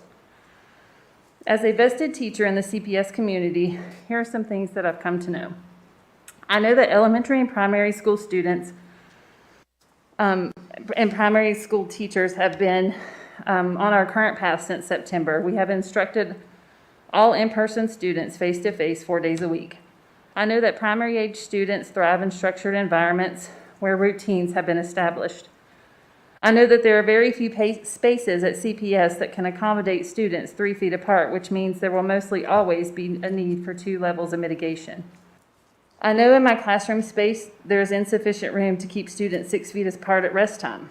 I know that face shields are too big for my 4-year-old students, and there's no great way to adjust them for a better fit. I know socialization is imperative to emotional development, but restrictions may largely limit those opportunities even more than we have now at half capacity. I know that 3 schools, including CPS, are under renovation, which means limited playground space or no playground space at all, like at CES. I know that preschoolers and primary students in general will have a very difficult time eating lunch in a 15-minute window because they often lack the fine motor skills necessary to open milk cartons and other packaged items. I know that the student assistant, special education, and behavioral referrals are likely to increase beyond the normal spring influxes. I know that I'm not charged with the vast responsibility of making school-wide decisions such as schedule changes and developing functional lunch options as my administrators are. I know that there's no easy way to sum up the safety concerns that have been shared with me from my peers. I know that no one person has all the answers, and I'm finding that when you find the answer to solution A, to question A, it inevitably leads to questions B, C, and D. I know that we all have one common goal: to do what's in the best interest of our students. I know you're faced with a very difficult decision and have a lot to consider. But I wholeheartedly agree that a schedule change of this magnitude, though very well intended, could have unintended consequences. Thank you for listening. Thank you. At this time, public address is now closed. Board members, at this time, we will take a 5-minute break. You want 15? Good time for a break. Whatever you want. I know.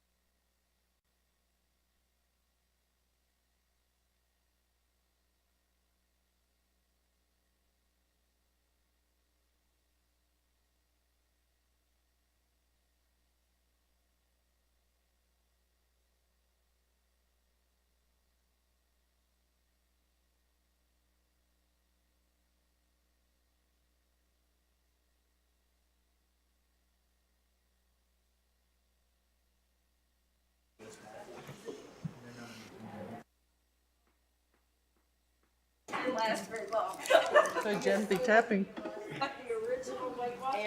Yeah, well, it's just us, so.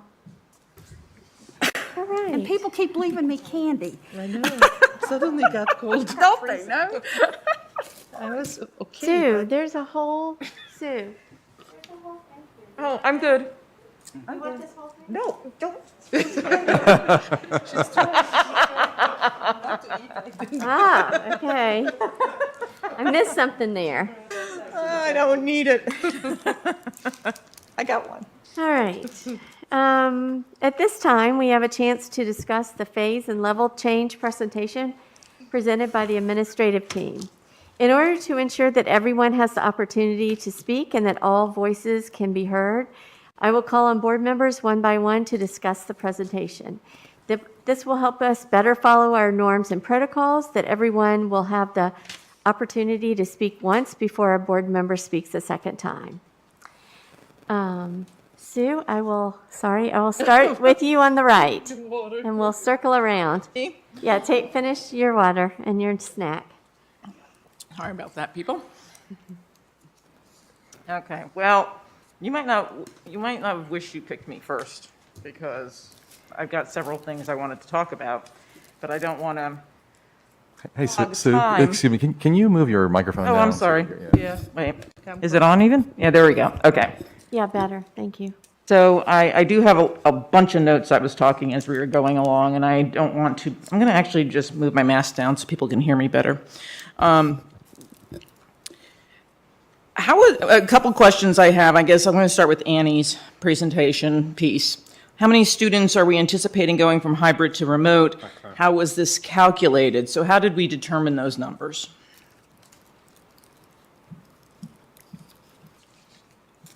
So what we were saying was that we took the total number of in-person students right now who attend at any point and it included those numbers. We did not calculate a percentage for those who may switch.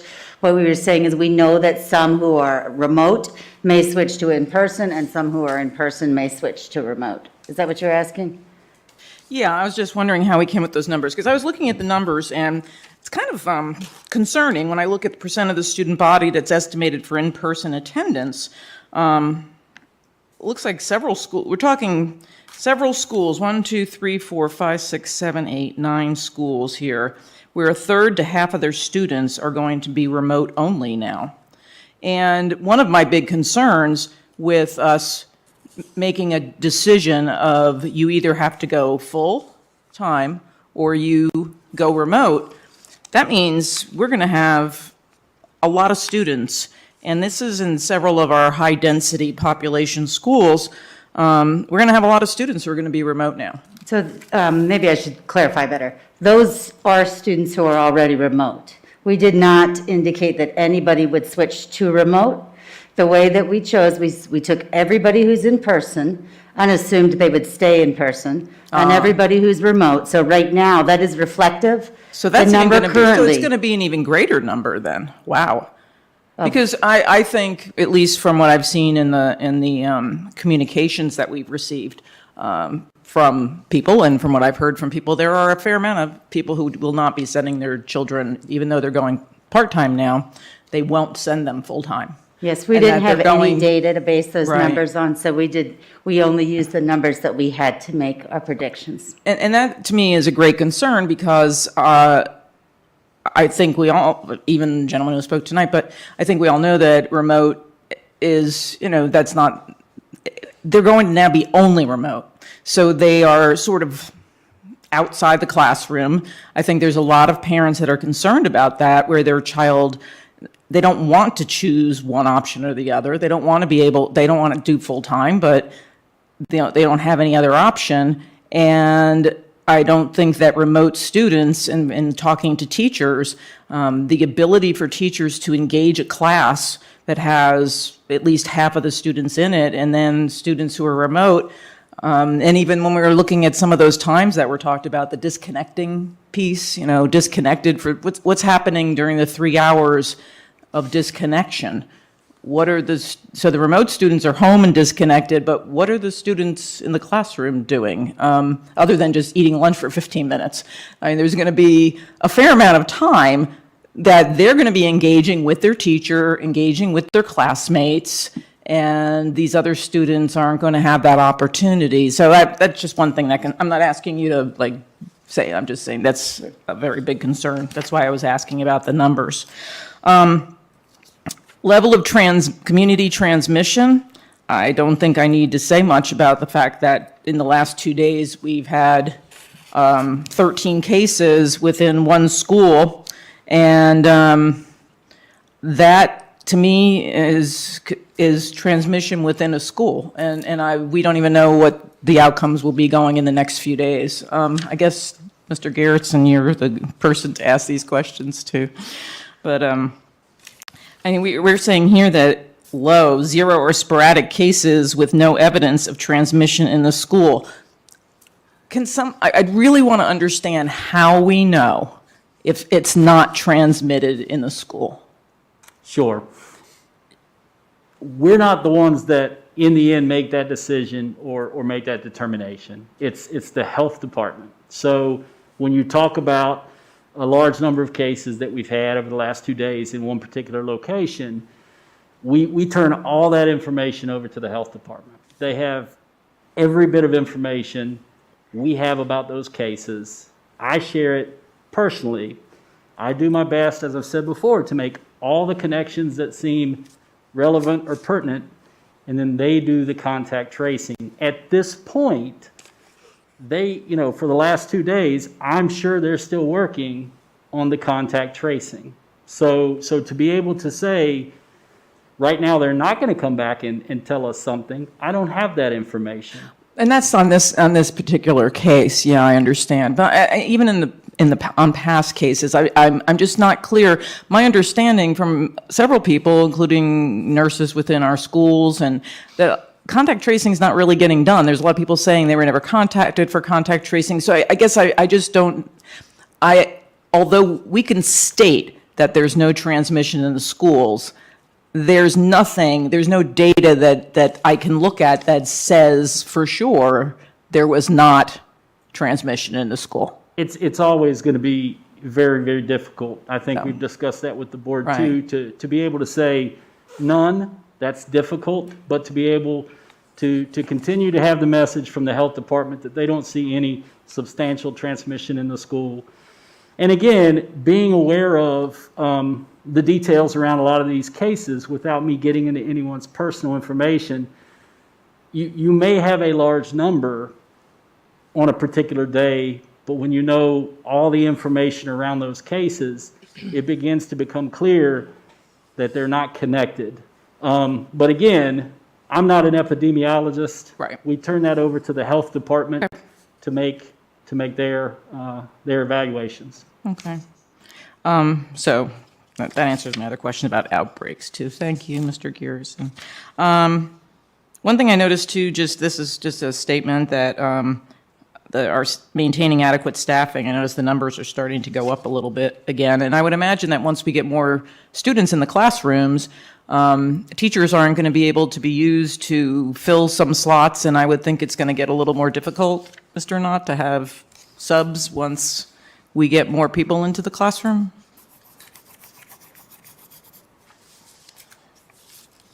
So our sub numbers are also going up. We've seen an increase in the number of subs that we've had in the last, I think, our report from last week and this week stated the exact same number, but they have risen significantly since we deleted a lot of subs because they weren't subbing. Being back in the classroom, especially at the secondary level and actually even at the elementary level, we would have times where teachers could sub. And we do pay our teachers when they sub during their planning time at $15 an hour. Mm-hmm. And that's both the elementary and the Always secondary we level. do that? So we'll ask a teacher to cover a class and we pay them extra for that? During their planning period or during a specialty, say in the elementary, yes, we do pay them $15 an hour. And we've been doing that for several years. It went up to $15 an hour actually this year. Okay, thank you. Do you want me to keep going? I have Yes, several more please. questions, so I don't want to be a time hog here. We will all get a turn. Okay, I just want to make sure. Actually, the next questions I have are about, this is probably a Barbara Wickham and Carl Polly questions, because this would be on instruction. So is that you guys? So the D and F comparison chart, do we have any new data since we brought the D and F students back into the schools, that whether there's been an improvement or not? I couldn't tell if this was a new chart or this was the old chart. This is a new chart for second quarter. The chart that you looked at last time was for first quarter. Okay, so they've gone, so they've gone up since then, by bringing them back, okay. Right, it's quarter to quarter, isn't it apples to apples? Quarter, yeah. It's quarter one last year to quarter one this year, quarter two last year to quarter two this year, which is about where the comparison can properly be made. Oh, I'm confused. Yeah, After okay. that, we So were this is already in- last year's second quarter versus this year's second quarter. Well, when did we bring the students back? During third quarter, right? So we don't have any We new closed data? on March 13th last year, right? No, for this year. So when did we bring them back? January? Into second quarter, right? I was just wondering how things have gone since we brought them back. If things have improved? Or has it not been much of a change, or can we not measure it at this point? It's hard, we can't measure it at this point is the short answer, but anecdotally, the principals have said the kids that we've brought back that had Ds and Fs, they are responding positively with their grades. But, so I don't know if there have been other kids that have done it poorly. What has caused those numbers, we don't know yet. And the struggle at the elementary level with 3 hours is that we really only have time for tier one instruction. So we don't have extra time built into the schedule for intervention like we did before. Right, okay.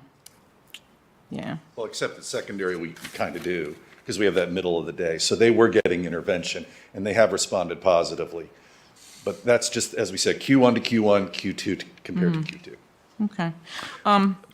Question about, the below benchmark numbers, obviously, there's more children, but we're in the middle of a pandemic and they've been going half-time, so I don't think these numbers really are surprising, because I think I don't want to say they're good, they're not good, obviously, but considering what we've been able to do. The elementary retentions, so it's 45 out of how many elementary students do we have? Approximately? 500. Yeah, say roughly 5,000 probably. Yeah, Yeah. Sorry. pretty much half of 10,000.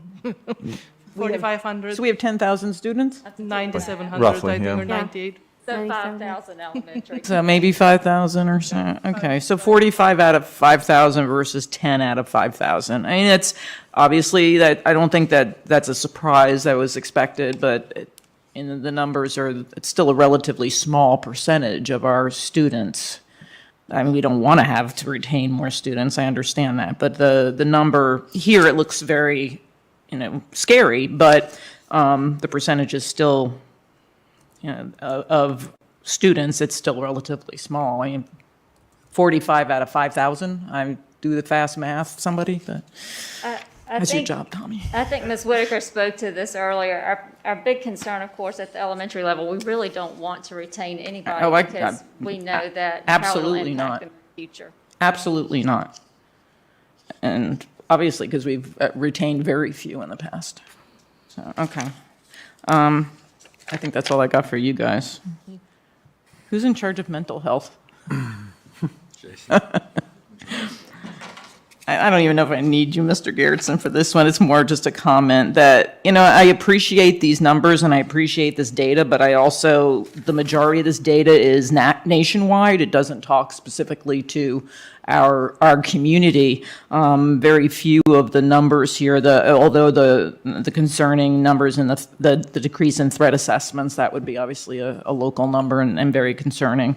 But other than that, even here, the proportion of children's mental health related ER visits, that was not here, that was nationwide, right? It's a Yes, ma'am, nationwide. you're correct. That's CDC data. Yeah, so that's nationwide. We don't know if that's something here in Montgomery County. No, as we said in the slide, it's very difficult to gather it, and even the slides from Mental Health America with the huge response, they even speak in their information about the limitations of that it being electronic. There are families that don't even have access to it, that don't even know it exists. So it is hard to get a handle on data that speaks to mental health concerns, although all of the pediatricians we speak to, all the various community service agencies all speak to anecdotal information. But again, we did try to get some, we had so much instructional information that we were able to put a number or percentage to. We tried to find some mental health information that we could show in a comparable way. Okay, thanks. Yes, ma'am. I think I do need you again, Carl. I'm getting your exercise. This is good. You know, you get up, down, up, down. I need more of that, that's for sure. What I did ask this question earlier. So what happens during this disconnect time?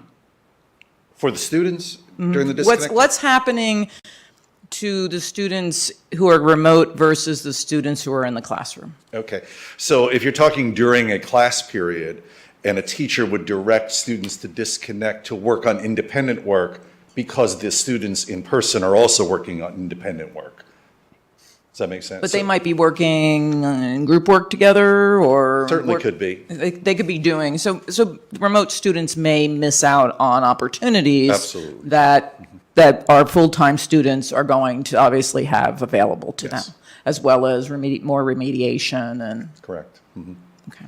With the remediation would certainly be more difficult, but we would still have that time for teachers on Wednesdays to connect with the remote students as well. Okay. Thank you. I just want to bring up something just in general to everybody. So according to the New York Times today, they have rated Montgomery County, Virginia, is an extremely high risk level. Based on new reported cases through today, a 14-day change of 35%. And one of the things that they give suggestions on is things to do to protect yourself and others. And one of them is avoid events with more than a handful of people. And then it says protect yourself at school, work and school. And it says work remotely when possible and avoid in-person meetings. In the workplace, less crowded hours are the safest to be on the job. Children tend to have less severe symptoms but can still spread the coronavirus, so consider the health risks of everyone in your household when making decisions about your child's activities. Learning environments where students stay in small groups at all times make it safer for younger students to go to school. Older students should choose online instruction if possible. Avoid playdates and extracurricular activities. So that makes me think, I would think that schools might be not the best place to be while we are now currently in a extremely high risk level according to the New York Times. Just a thought. The other thing I wanted to bring up, nothing has been discussed about the thought exchange today. And I wanted to just bring up a few things that I thought were very important in the thought exchange. We asked all of our teachers to fill out this survey, and we asked them a question on what they thought could be done to make the school safer. And the teachers gave answers, but some of the answers, as a matter of fact, the majority of the answers didn't really answer that question because the teachers had greater concerns. And my concern is that we're not looking at those, and we're not listening to what our teachers and our staff, and I shouldn't just say teachers, what our staff is saying is this went out to all staff. It did not just go to teachers. The number one ranked thought exchange comment that 85 people agreed with at a ranking of 4.8 stars out of 5. We need to get over the idea that kids are falling behind. Everyone's behind. 3 months of chaotic in-person instruction will not fix it. Kids will recover and adapt. Forcing schools open without planning does not make up for lost time. Well, we are doing planning, and so I don't know if I would consider that one. That's pretty serious, though. The next one really concerns me. This was ranked number 6. Oh, and by the way, it's out of 851 comments. This one got 4.8 stars also. 68 people gave stars to it. I think when your staff and employees do not feel heard, it's very bad for morale. Feels like people who do not have to do the job are making the decisions. Come walk in our shoes. Have you ever, here's number 13 out of 851, 4.7 stars. Have you ever thought that maybe the situation is the way it is because what we are already doing is working? Leave it alone. Stick with the plan you designed last summer. Celebrate the successes, learn from the mistakes, and do better next year. Number 21. So we're still in the top 20 here out of 851. Loaded question. Stop changing things and let the students and staff get footing on something. Everyone's experiencing COVID. Everyone is behind. It isn't a competition. It's about the whole child, the whole community. Safety first. I find it disturbing that my health and safety are in the hands of people who do not listen to the opinions of the people in the trenches. I want every school board member and central office administrator to read every single one of these thoughts. I'm not convinced they're being considered at all, and they should be. Many teachers are afraid to speak out when it isn't anonymous. And the last one I'm going to read is the one, kind of says that I don't feel like any of these thought exchanges have truly been taken into consideration before. So why now? That's what our teachers are thinking, and our staff. And then you heard our students today.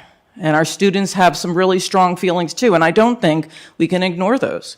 I think that we are doing a disservice to our staff and our students. I don't think you can run, we have students are our number one priority, their safety, but the people responsible for those students are our teachers and our staff, our bus drivers, our cafeteria workers, our custodians. All of those people are responsible for our students, and to dismiss our staff, how our staff feels about all of this, and to just plow through. Because what I didn't read are all the comments that said, we already know this is decided. We know that 4 people are already voting yes, and it's irrelevant what we're saying. And I don't think that we are listening to what our teachers are saying. I'm not, everyone knows how I feel about everything. I think by this point in time, I've made it relatively clear. But I'm not adverse to getting more students in the classroom, but I don't think that we have thought through how this is going to affect our students and how it's going to affect our teachers from an instruction standpoint, not just minutes of instruction, but what is it going to be like in the classroom? What are the changes? Do we really believe that we're just going to put everybody back and it's all going to go back to normal and everybody's going to be happy? Every student's going to be thrilled to be back in school. They're going to be so happy to be with their friends when they're wearing a mask and a face shield and they're sitting far apart. And I think we're fooling ourselves to think that. And I think that we haven't done enough to really understand how these changes will affect them. We are just saying, we got to get them back into schools, we got to get them back in full time, and we are not taking those things into consideration. I applaud the efforts that have been made to try to mitigate. I think that we're doing the best we can in this situation. I don't think we can do a whole heck of a lot more other than put less students in the classroom.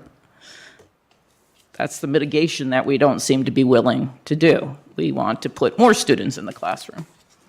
So I don't see how, all the other efforts are not if we put more students. We don't know what's going to happen when we put more students in the classroom. Anyway, I'm sure I've taken up 10 times more of my time than I should have, and I have more to say, but I'll leave it go at that. Did you have any further questions, Sue? No, I don't. Thank you. Thank you. Mark? So just so I understand, I'm going to give you guys some of my thoughts and then let somebody else speak. But I'm hoping that we, make these rounds a couple times and have some back and forth at some point, because I do think we need to have a discussion about this. There is a lot to talk about, and it's a lot to take in if we do it all at once, I think. I think for me, there's no option out there, whether it's this option that's being recommended by the superintendent right now, or staying the course, or some other compromise in between. There's not a single option that's going to be perfect and that's going to solve all the problems or that's going to optimize every single thing. And I think that each solution does have its downsides, and it's going to affect different groups of students and different students in a different way. And so this is very much an exercise in cost benefit analysis or risk to reward type of thing, right? So for me, I think this discussion shouldn't, I think when we focus on it's been a terrible year, we're stating something that everybody agrees with.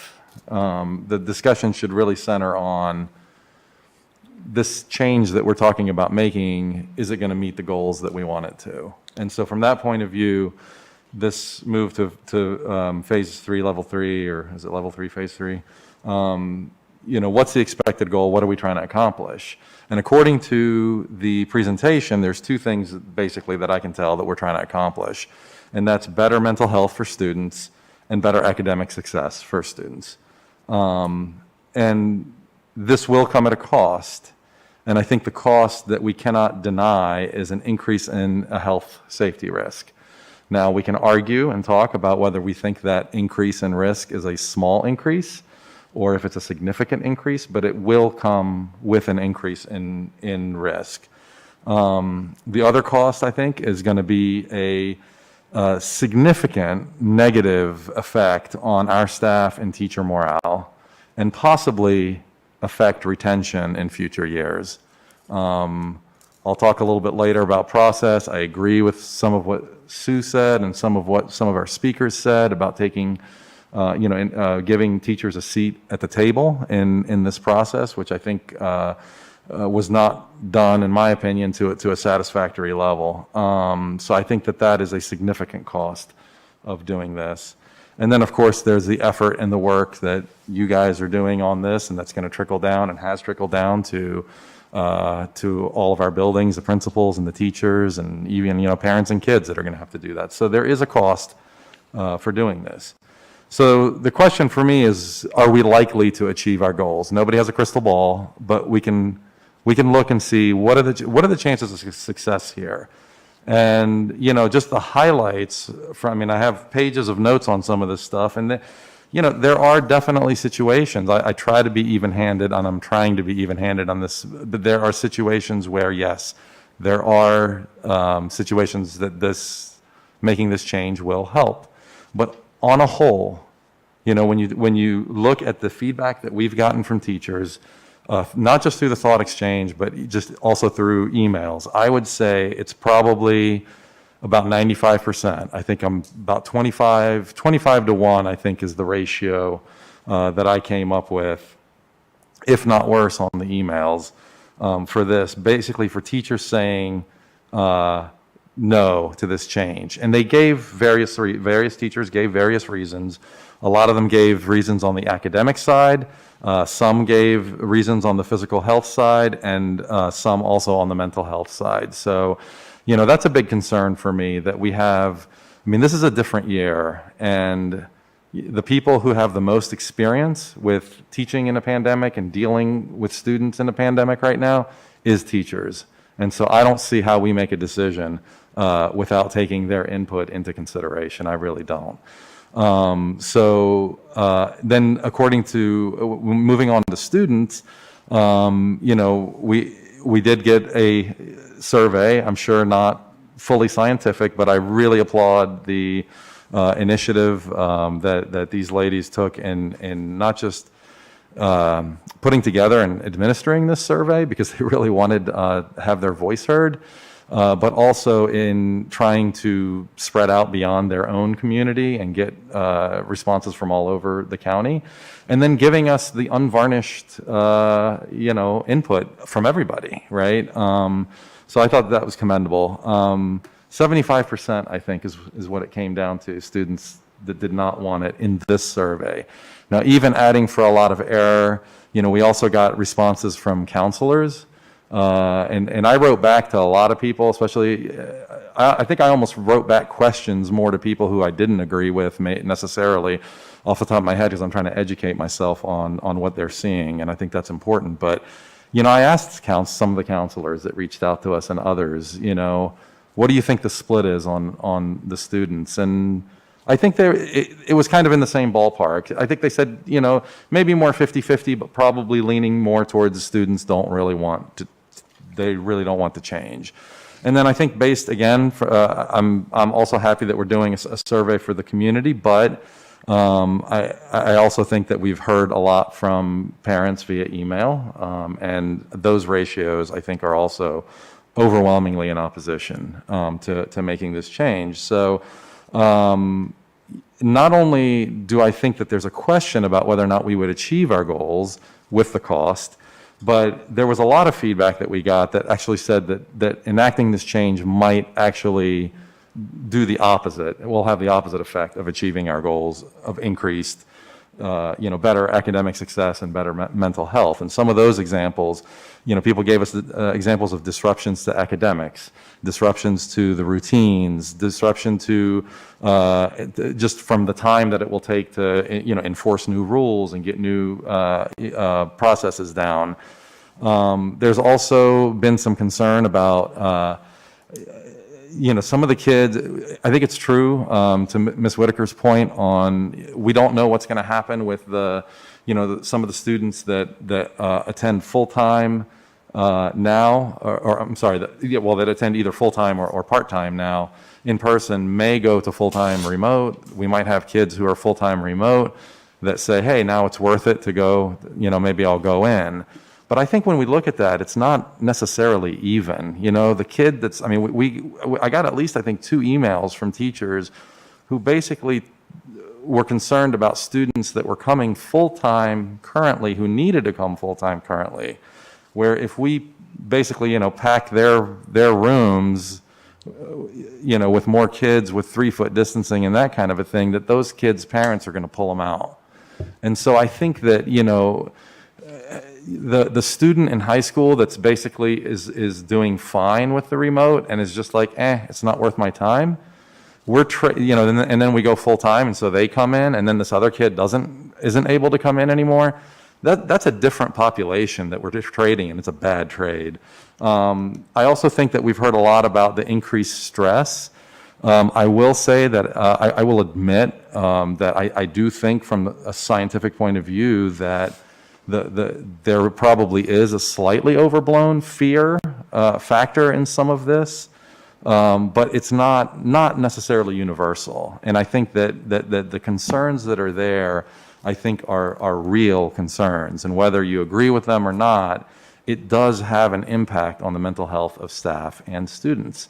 And so making this change and saying this is going to solve, mental health issues for this year, it could actually go in the other direction.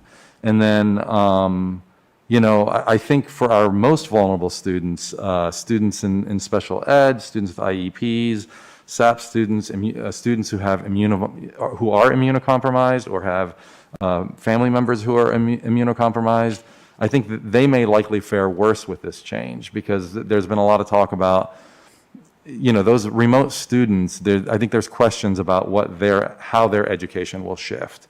When that teacher has twice as many in-person kids in their classroom, will the quality of the 5 or 6 or whatever students left online suffer? And I think there's a lot of people have written to us and said, I think that's going to happen. I think it's a reasonable risk there. So there is a lot of risk there. And so I think overall, when I look at it, I don't see a cost benefit that makes me say we should be doing this, especially at this point. And I say this as somebody who pushed for exactly this schedule back in December. And that's a whole nother conversation we can have about why it wasn't okay to do it then when we had a half year ahead of us, and why it's more okay to do it now. But I think that, staying the course right now, I think, is working to a large degree and again, I admit, not entirely. There definitely are issues, but I don't think making this switch is going to fundamentally improve those things. It also, I think, for me, seems to be a reasonable compromise for our community. And, one of the things that came out of this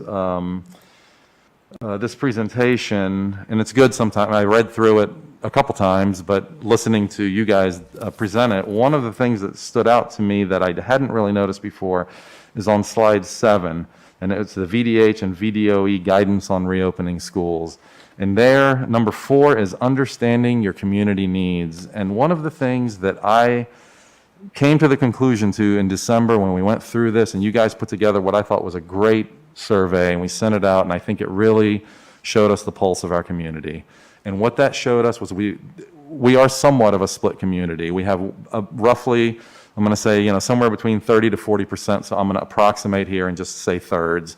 You had 1/3 of your community who was basically like, we're ready, let's go back. And you had 1/3 of your community that was like, never go back, be very, very cautious.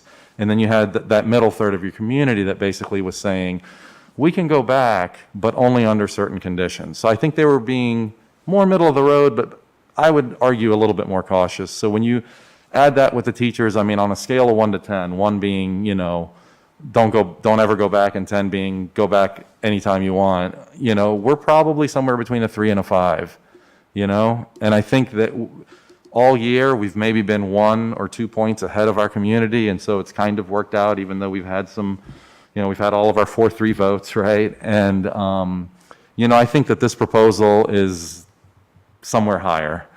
And I think I look at in that same survey, we had teachers at that time where I don't remember the exact numbers, but it was 70 something, I think. So let me just approximate it to 75%. 75% of teachers were worried about going back. 25% said, let's do it. Based on what I'm seeing right now, I think even the teachers that in December were saying, let's do it, there's been a significant shift that's saying, I don't think it's worth it at this point. I think you're going to do more damage than you're going to do good. And so that gives me pause. And so this is, this is where I am coming from. And I think that even having this discussion and this month that we're going through this is already having a detrimental effect on the morale of teachers and probably damaging our retainment numbers for next year and the years ahead. And quite frankly, we need those teachers, because those numbers that you showed us and about how hard this year is, we're not going to make that all up. Even if you're right about this, even if we do this and we start to turn things around, we're going to have, there's these kids are going to, a lot of the kids, they're going to move on to the next grade and they're going to be missing some things.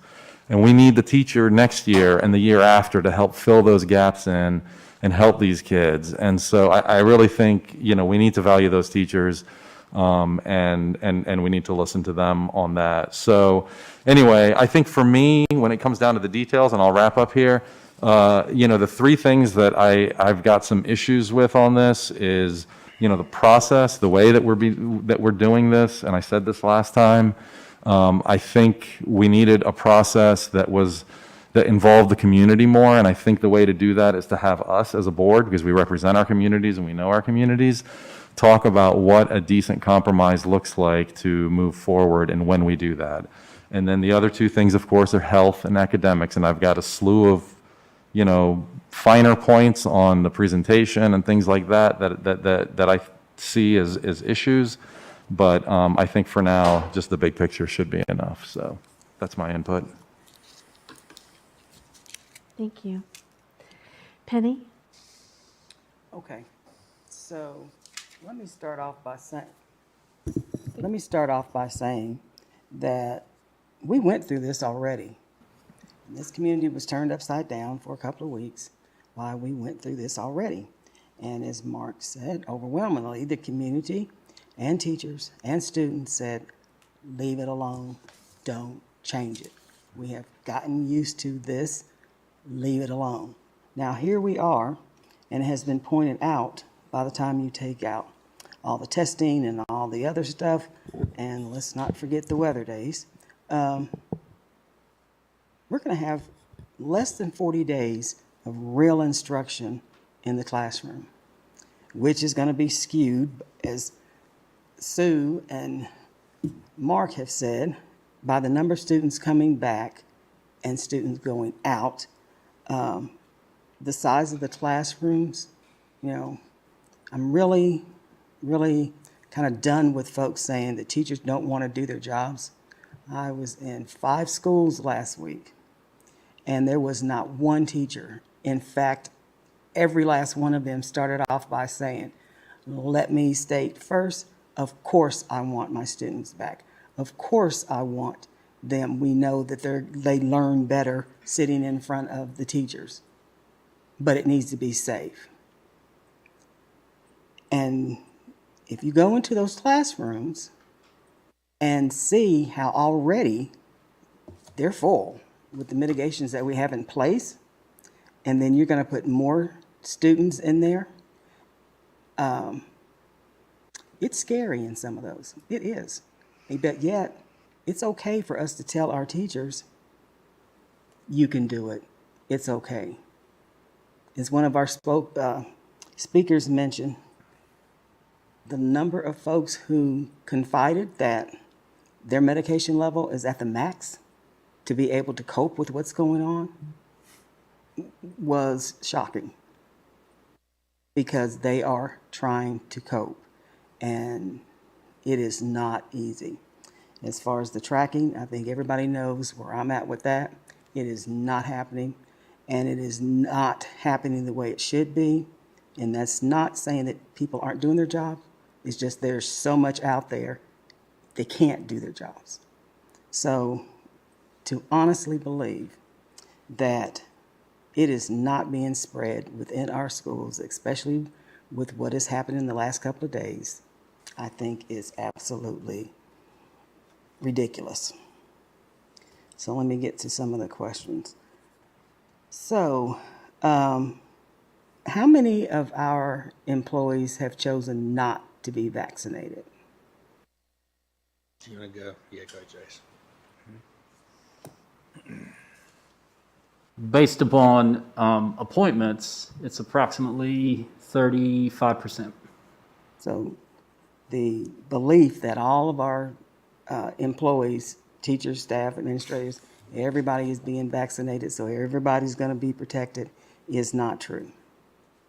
It's individual choice, yes, ma'am. Right, individual choice, but one of the things that everybody is saying, get those teachers vaccinated, and then it's going to be good to go back to school. But not everybody is going to do that for Correct. many reasons, health reasons, just many reasons that I heard why folks are not getting it. And some of them, I don't blame them. So we have 35% of our staff that is not going to be vaccinated.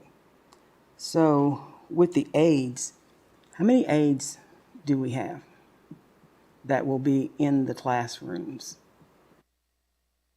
Tony or Dominic? Total aides? It's around 180 something. And how many, because some of those will be bus aides, how many will be in the classroom and lunch I believe aides? that's the number of classroom aides that Classroom I'm aware aides, of. Yeah. okay. Around that number. And you said that was 130? 180 something. 100. 190. Okay, 180. So with the aides in the classroom, that adds another body in those classrooms. And sometimes you may have 2, even 3 aides in the classroom, right? Aides are nervous about this too. We have one of the biggest turnarounds with aides and custodians, and yet we're not listening to them either. Custodians, where are we at with custodians? I'm assuming you mean fill rate? Yes. We typically, I don't know the exact numbers, but we typically will be about 5 to 10 and which is about, we have 100 rough total custodians in the district, so we run about 5 to 10% at any given time. Okay. So, once again, our custodians are supposed to be one of our key lines of defense to make sure cleaning and things are being sanitized and taken care of. But yet, what I hear when I'm in the buildings is that that's not the case, that they are short custodians. I'll talk to you later about another issue, but we can't say that we have the custodians to do the job all the time, because we don't. Not every single day, but generally there's a mitigation that does take place. One is through overtime. Okay, but Number two is through student custodians.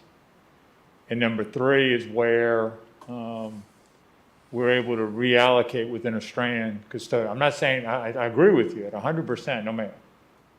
But I mean, that's generally what's going on, behind the scenes, that David's working with the schools, the senior leaders and the strand leaders to try to get assets to schools to cover. Is it going to be 100%? No, ma'am, it is not. right. So we're going for 100% plus, and I don't think we ever met that level from the beginning when we opened schools, because those 20 extra custodians, we were never ever able to completely fill that. And then some of those custodians, if I recall, who were hired part-time or temporary, Right. ended up moving into the open positions that were vacated. That's correct. Okay, so we do not have the folks we really need to do all the cleaning that we need. Because the reality is, as wonderful as overtime might be on a paycheck, when you're trying to get your work done and somebody else's work done in a finite amount of time, it just doesn't happen all the time. No, it doesn't. Despite the effort that goes into trying to make that happen. You're that correct. means, right, But the challenge we have on custodians is we don't want to work at night. The only way to clean a school building is at night. When you really get down to it, I can't clean a building while personnel are in the building. So I'm not going to clean it, and that's the challenge that every district that I've ever been associated with, and then talking around surrounding districts. That's a challenge that you have in trying to attract staff who doesn't want to work necessarily at night. Right.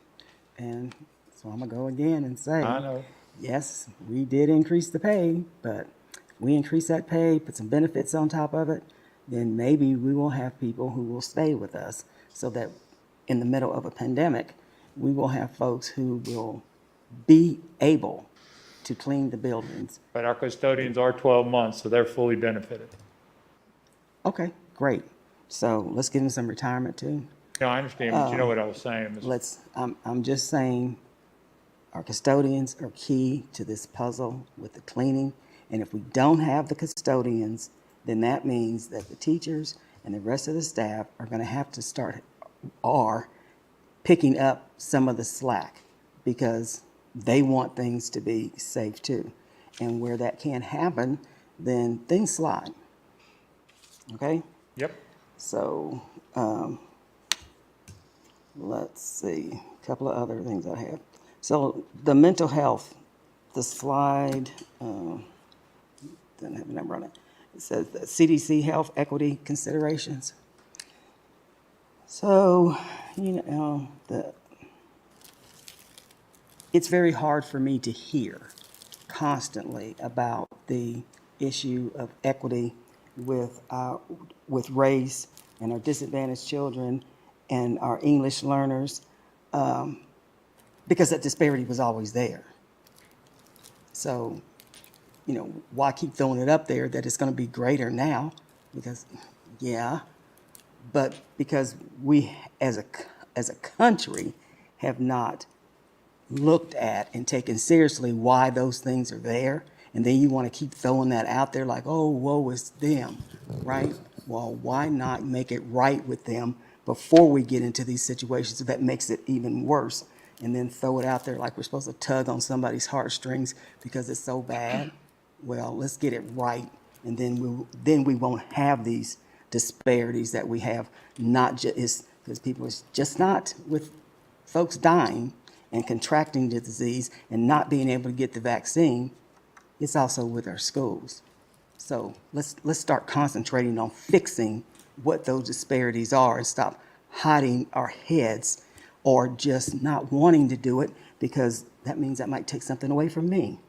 So I'm really getting tired of listening to, and then want to say, oh, but, yeah. Oh, but let's get it right from the beginning. So, students eating in tents. So we have students eating in tents, we have students eating in other spaces. Who's going to be watching all those kids? Who's going to be supervising all that? I mean, that'll be the whole, it's going to be staff, it's going to be teachers, it's going to be lunchroom aides. It's just like it's going to be the teams that are in the dining room. Now you're going to be in multiple places, but they're the ones that are going to be in those tents. Yeah, but if you have, let's just say, 4 folks who are watching the cafeteria, and now I have 10 spaces that we're putting children in to be able to eat their lunch, who's going to cover 10 spaces? Well, when you look at that 36 square foot at the 6-foot ratios, what's going to be, the students that'll be in the dining room anytime is greatly reduced. The same thing with the tents. That tent at the 20 by 40, the max I can put in it, the max is 22. Okay, that's fine, but who's going to be supervising? I mean, it's going to be your teams that were in the dining room when you had, take CES for example. If I put everybody in every seat in there, I can put 160 students inside of their dining room. There are not going to be 160 students when we go into this situation. So you're going to have your students split between classrooms, some possibly in the dining room, and some sitting in the tent.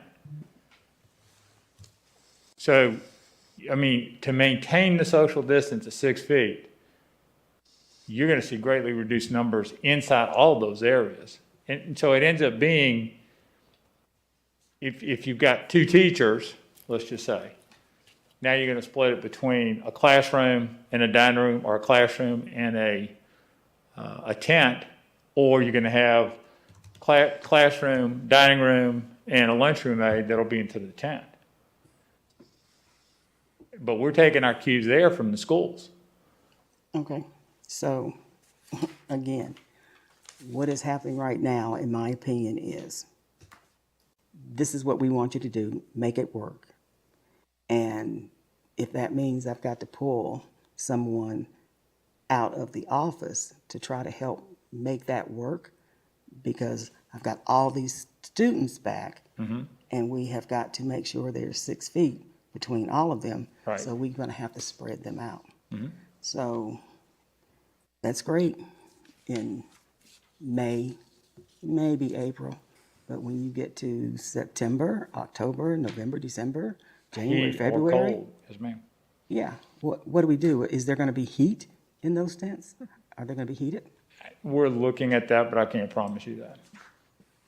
Okay. So we're going to put students in unheated outdoor spaces, and we're going to need to open them up to make sure that the ventilation is proper for, even if it's just 15 minutes, that's 15 minutes. And I wouldn't want my child out there on a day like today or some of the other days that we've had, especially with the wind blowing. I think as I've done going to the schools, it's going to become a parent decision as well as being driven by the administration of the school. And I don't think you'll see anyone, like if it was today, you wouldn't have seen anybody out until 10. With the humidity was out there, it was actually cooler than what they said the air temperature was. So, I understand your question. I think it's a valid point, but I don't think that's the intent of, I know not from my side. We're working to give the schools the resources that gives them options to try to address the challenges that are being posed with bringing all these students back.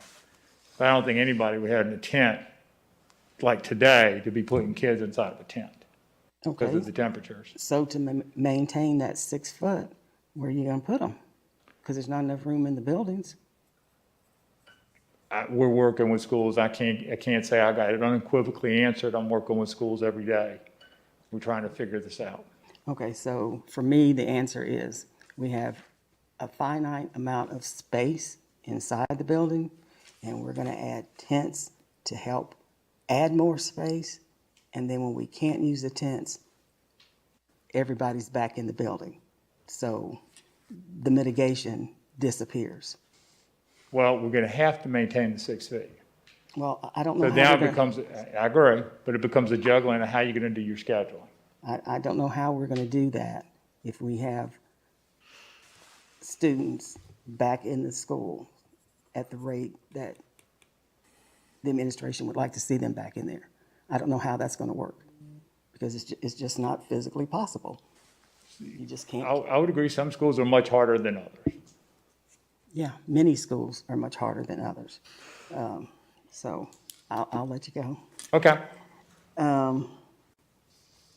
Let's see.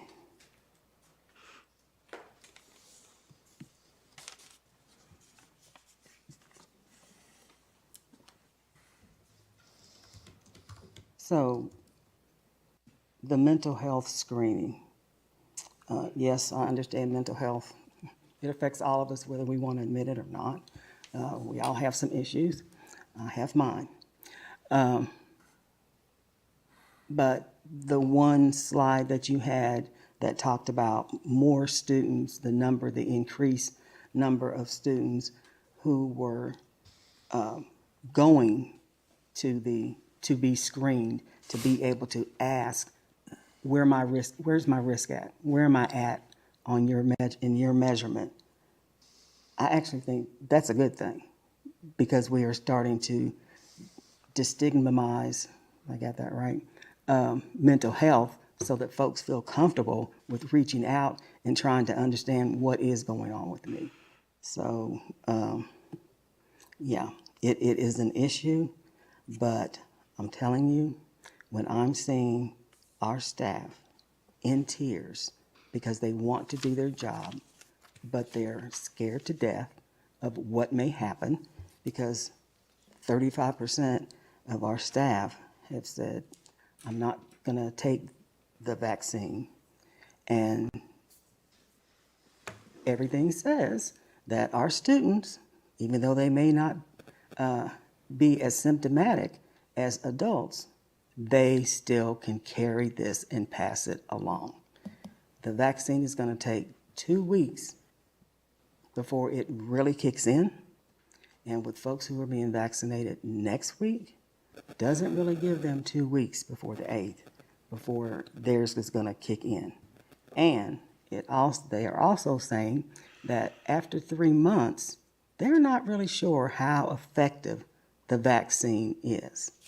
So, there's a lot of stuff out there, and everybody needs to listen very carefully to what's being said. But what's happening in our classrooms, everybody needs to go in and see what's happening and watch teachers trying to connect with their students online, connecting with their students in front of them. And as I believe Sue said, now I've got 20 kids in front of me and 4 who are online.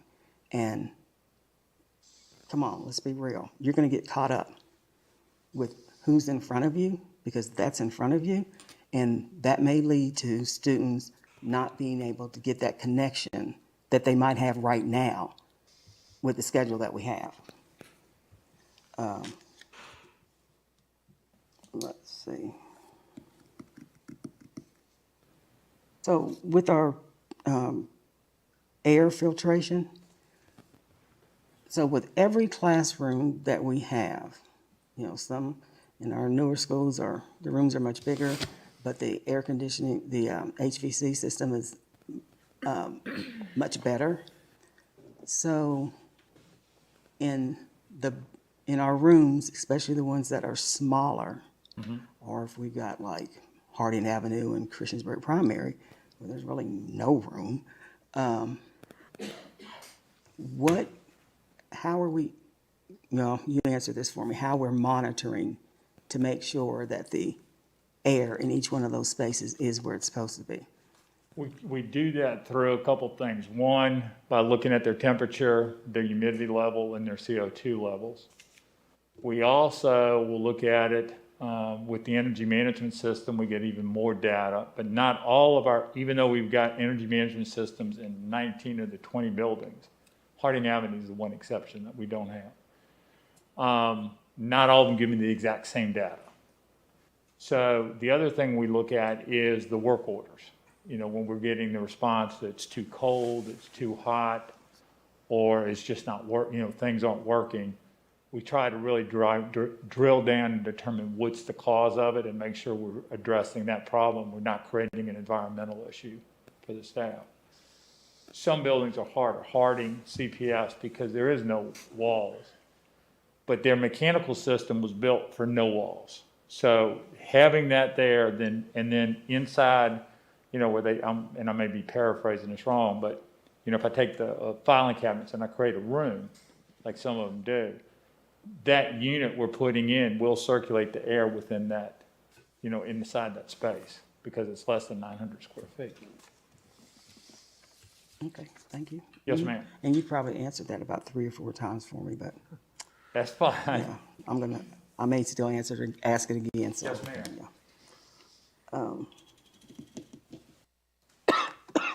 Excuse me. So with the questionnaire that's going to go out and this presentation that's going to go out, and the thought exchange that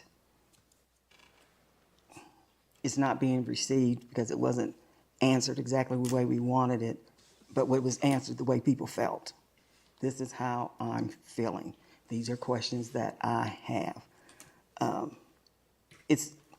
This is just the pros, basically. This is why we should do this. But where's the cons as to the other side of this and what happens?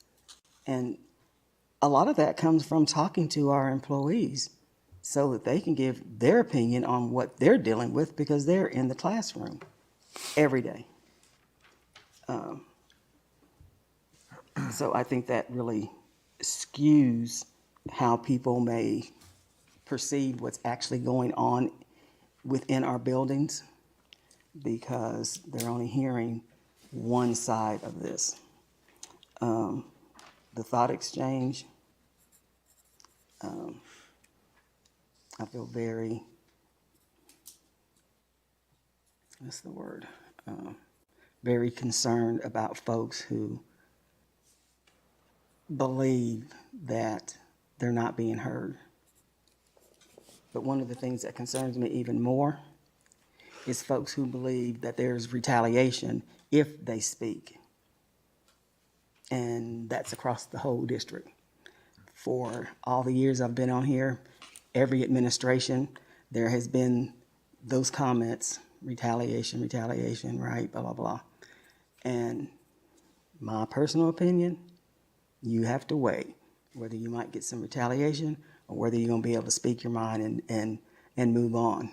Because, the saying, I was looking for a job when I found this one, right? Teachers are in shortage right now. So when I'm hearing folks saying they're fearful of retaliation or they feel that there has been retaliation because they have given their opinion, that's absolutely wrong. And don't anybody sit here and say, that's not true, that doesn't happen, because I don't believe it, okay? So what I'm saying to our staff out there, start documenting it, write it down, and then come together as a collective body and present it. Because I, as one board member, would like to see it. Because if we got retaliation going on in this district, it needs to stop. Our employees need to be able to voice their concerns and their ideas without feeling like they're going to get punished for it. I agree with that. That's all for now. Okay, thank you, Penny. Gunid? Sure. Oh, so many notes. First of all, I would like to say, if still people out there watching, I did read all the emails I received except today ones, and responded to everyone. At least I responded as I acknowledged that they emailed me. And if I missed anybody, I apologize. It was not intentional. So I appreciate all the ones that reached out and shared their thoughts, concerns, and a lot of input. And total, I think I received probably 58 teacher emails and 20, 28, and 30 parent emails. And parents were half and half for me. Half of them wanted the support, half of them wanted to stay. And the teachers, unfortunately, that's the probably only part has been bothering me all this process. And I know with our mitigations, we'll make it work. I have no doubt because we've been working it, and in some classes, in fact, they are already in full capacity because everybody attends in those schools. They are just half day attending instead of full day. So, and interestingly, the less number of cases are coming from the schools that have more kids in the classrooms. Let's say Auburn Elementary School, there are a lot of kids attending half day there, very little remote students there. But number of cases in that school is 6 as of this slide. And on the other hand, there's a lot of space, and it's a new building, and it's Blacksburg High School, and obviously a lot of kids attending remote, and cases are higher there. So, so teachers were what I received were teachers were against, and I can understand they were concerned, they're worried, they are scared. So I don't dismiss that, but I think the most bothersome part for me, I just cannot say how much buy-in we have in the division for them to be able to have those students back. All the being said, we are in a divided and very individualistic society, and suddenly we all became experts too. And we all like to think others do not read, research, or appreciate the pandemic. And also, most of the time, we receive perspectives that owns either the student perspective or parent perspective or teacher perspective.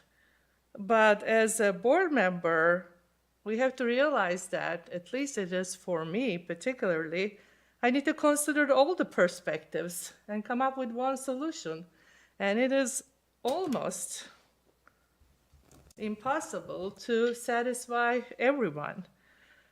I have some cases, like a parent from one of our communities with no childcare exists in that community. And that parent can no longer afford to stay home to assist the child half of the day. A teacher, immunocompromised, pregnant, but still wants to stay in school to teach all the students. A parent, privileged enough to be able to work from home, tech-savvy, living in a reliable internet service area, but worry about the implication of all-day remote learning. A student in an abused environment, missing the security of being in school, with one trusted adult that when checked upon, that was the teacher. And a student who is falling behind, but home alone all day, and doesn't know how to be motivated to keep up with the schoolwork. And then a teacher wants the student back, but still worried that more kids may mean more cases. So look at all the scenarios and how we can come up with one solution. So it doesn't definitely, one solution fits all. But ultimately, I go around and around, believe me, I believe that our jobs, board members, administration, teachers, and staff, is still to serve our students as best as we can and serve them all. They are the clients, and they will be served best in the buildings, and our job wouldn't have existed if it wasn't for students. So if there were no students, no teaching job, no board member job. All being said, I appreciate teachers, I always did, and the reason where I am today is because how I care about the teachers and wanted to support them that's the path I follow from being a room parent to board member. It started with the teachers, not necessarily with the students. And they're essential, and I'm glad our state recognized that, because Virginia is one of the 24 recognized the teachers as essential to get the vaccination out of 50 states. So I think we have to appreciate that we are lucky in that sense, and even though not everybody is getting vaccinated and it's voluntary, 65% of our staff being vaccinated is a good thing. And again, according to CDC, if mitigation is good, vaccines is not the prerequisite. But of course, good to have to be vaccinated, and more vaccinated individuals we have around, obviously it's better for the community. It really worries me that, okay, I'll jump on another thing. The survey about the student voices and student surveys. Of course, I believe that all the elementary kids, 4,500, are voiceless. They don't have a chance to share how they feel, what are they going through, and how much they need to be in school. But the survey that students presented, and I appreciate that they went out of their way and try to, try to share their voices. And I have to just remind you guys that is 3% of our student population we heard from, and it was 77% Blacksburg and 73% high school students. So that's not the students are suffering from the mental health. I'm not dismissing that. Everybody suffers from mental health, young and old and adults, and I'm not saying they are not suffering, but the ones that are suffering we can't hear because they are the ones that are not coming and talking to us. Those are the ones at home without parents, home alone and don't know what to do, or with parents that are being abused that nobody wants to report. Nobody can report because teachers are the ones, or school personnel, the ones that were reporting. So those students I'm worried about. Let me see. And I think we've been doing so great, and I appreciate all the work is put behind all the mitigation, all the purchases we did for all the safety equipment, or all the presentation has been done. And again, we were one of the first probably school division ready for this when the shutdown came in March 13. And again, when the governor said you need to open schools in person by March 15, I was like, well, we've been open since September, so definitely there is this advantage that feeling like we don't have to prove anything to anybody, and we did it. And again, I think we are pretty lucky with our health district because they have the lowest outbreak numbers in the state, and number being 15. We are the lightest blue on the map. And also Southwest Virginia received the most vaccines in the state. And the transmission rates in schools are low. And again, I mentioned this before, some of our schools have been teaching almost with full capacity, even though it's half day, since September, and they only have, a limited number of cases in our buildings. So it is really tough to make a judgment what is right moving forward without the buying in and teacher support. And I know, again, I'm not 100% agree that teachers' voices are not listened or voices are not counted.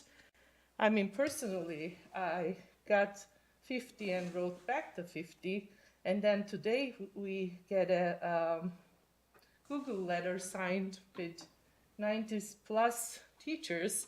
So we definitely heard from, 100, 200. But again, we have to realize we have 800, 900 teachers.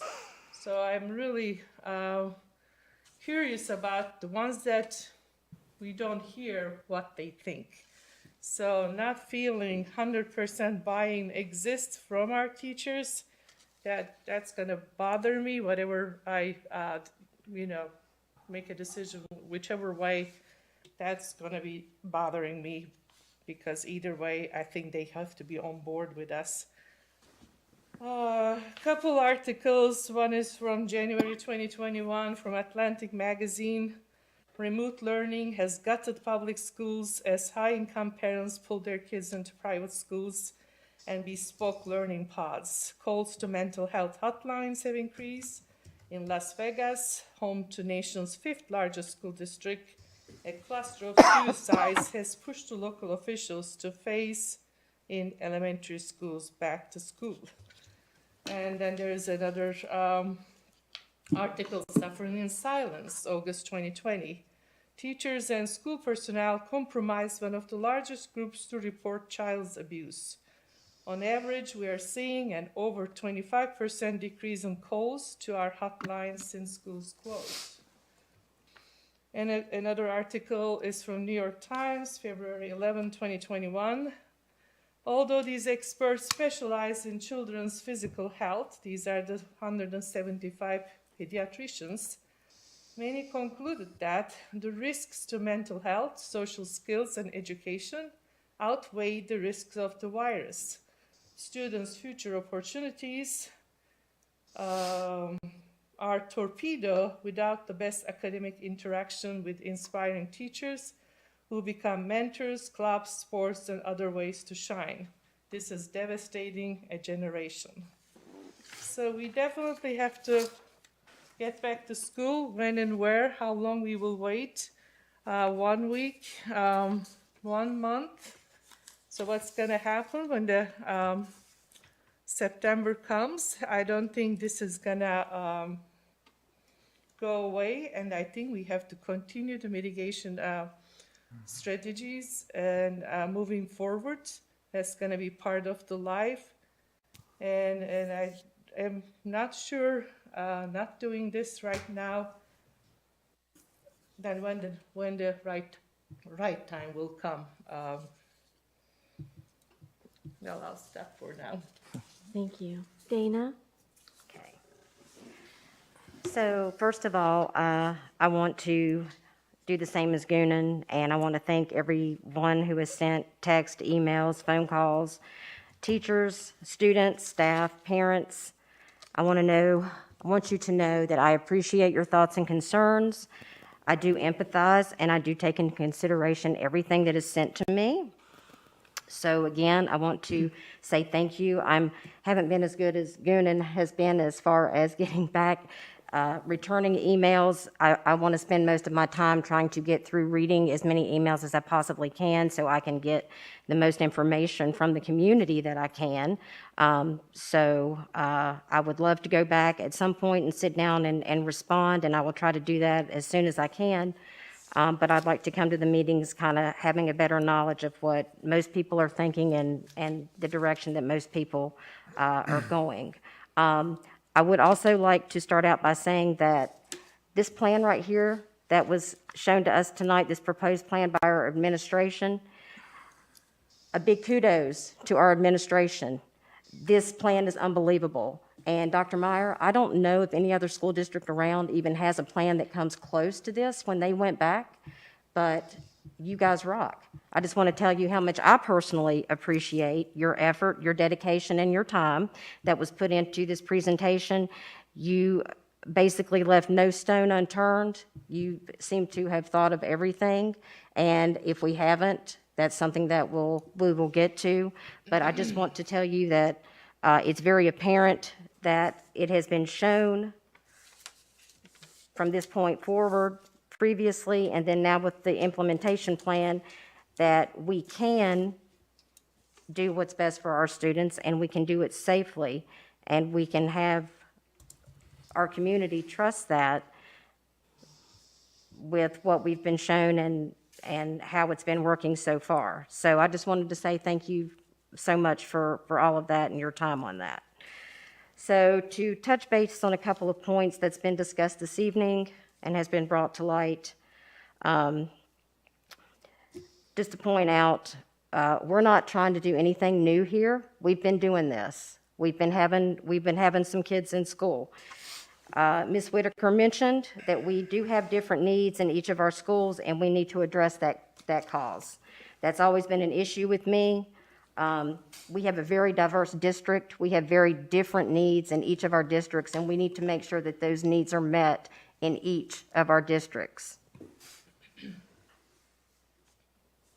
So we are also the last one in our health district that has not implemented a plan for our students to go back full days.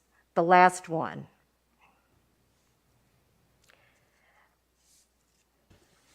I'm not sure why that is, but it is. This bothers me. I don't think this is fair. I don't want to move backwards. CDC and others have stated about moving backwards. Do not move backwards. We need to continue to move forward. If that means taking baby steps to move forward, that's fine, but we don't move backward. We need to continue to move forward, not just for our students' sake, not just for our community's sake, but for everyone's sake. I was a little taken aback by some comments that were made, since I apparently am one of the ones that have my mind made up already, that I'm not going to take into consideration anything that's been discussed or said this evening. I will say that we have been split as a board, and I will say that we have compromised. We have compromised from the beginning. And it would be nice to see some compromising as well.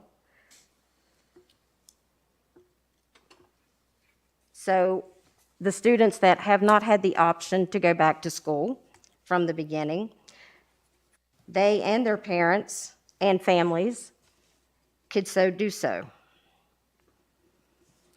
I would also like to say that our DNF students that we decided to put back to try to help improve their grades and learning, apparently from some of the things that we've seen this evening, it looks like that has not helped like we thought it would, which just further reinforces the fact that we are lacking the instructional time and needing more instructional time for these kids.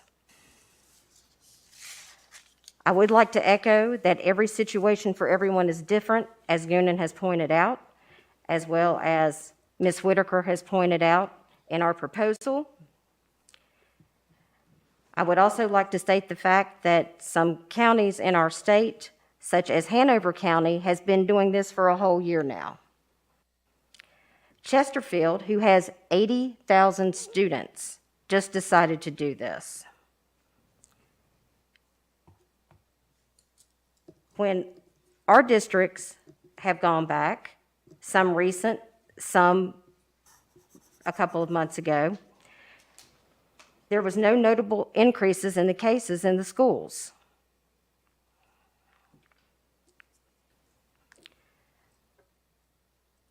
As presented in the proposal and on the slide, the CDC currently recommends, and I say recommends in bold letters with underline, that we stay 6 feet apart for mitigation. The Academy of Pediatrics currently recommends 3 feet to 6 feet, and the VDOE states 3 feet to 6 feet, which I believe the VDOE is who we are currently in line with and what we use. So they are stating 3 feet to 6 feet. And apparently that's been working with dividers, face shields, masks, etc., and the ones that have been following that protocol.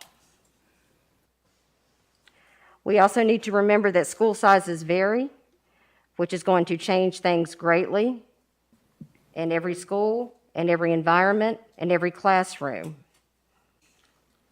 We have also learned over the last soon-to-be year that virtual learning has not been proven to be nearly as effective as it has been promised to be.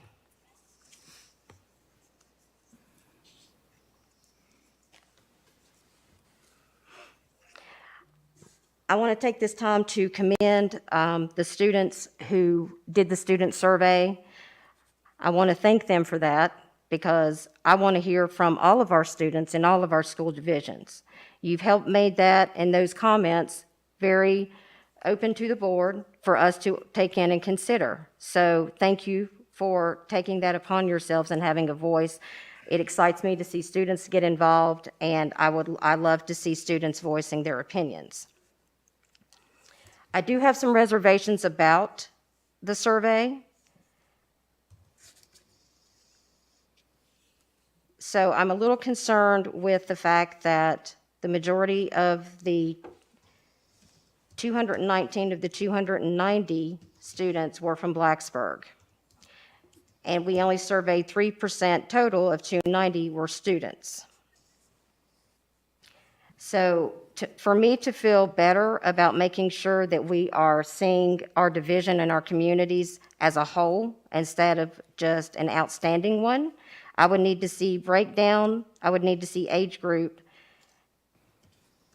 et cetera, of that information that was put out in the survey. So we got a survey that had 290 students respond, but we have over 10,000 students in our school. 10,000 students in our schools.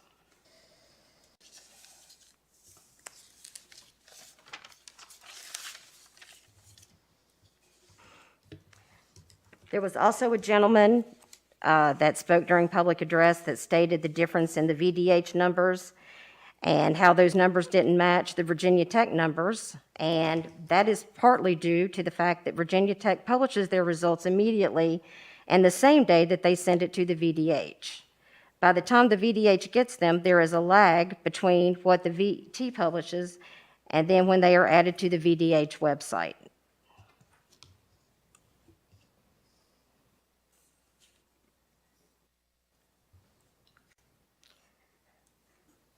I have to add to what Ms. Karan stated, as a school board member, I care deeply for everyone in our community, our staff, our teachers, our students. This has been extremely hard on everyone and especially hard on us. Some of the school board members can testify that I have spent countless hours up at night when they've received messages, text, or replied emails from me at 2 and 3 o'clock in the morning because I'm adamant about going through and making sure that I see everything that's sent and finding out everything I can. As a school board member, I have to remember, I have been told that my priority is and always will be our students.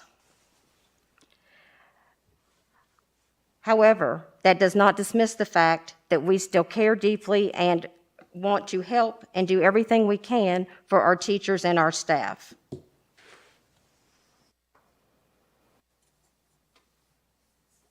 As Ms.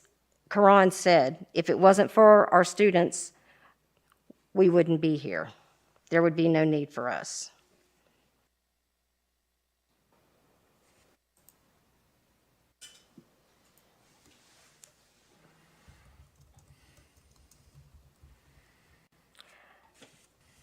So touching on the vaccine numbers,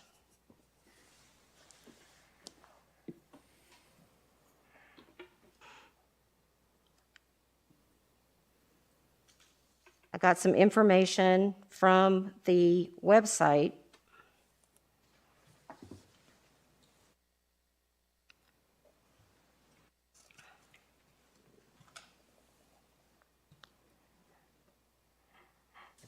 And it has stated, and these are actual facts from the pharmaceutical companies, and they are verified by the FDA. The Moderna and Pfizer are both approximately 94% effective at preventing the illness and 100% effective at preventing severe illness, hospitalization, and death. The CDC has also shown data to support its effectiveness for at least 90 days, This does not mean that there is data indicating that it loses its effectiveness, according to the information that they have put out. The CEO of Moderna says that their testing and data indicates it will be effective much longer. It was stated that their data indicates a very slow rate of antibody decay and believes that it will be effective for at least 1 year, possibly 2, in most individuals that receive the vaccine. That sounds pretty good to me, considering where we were about a year ago at this time.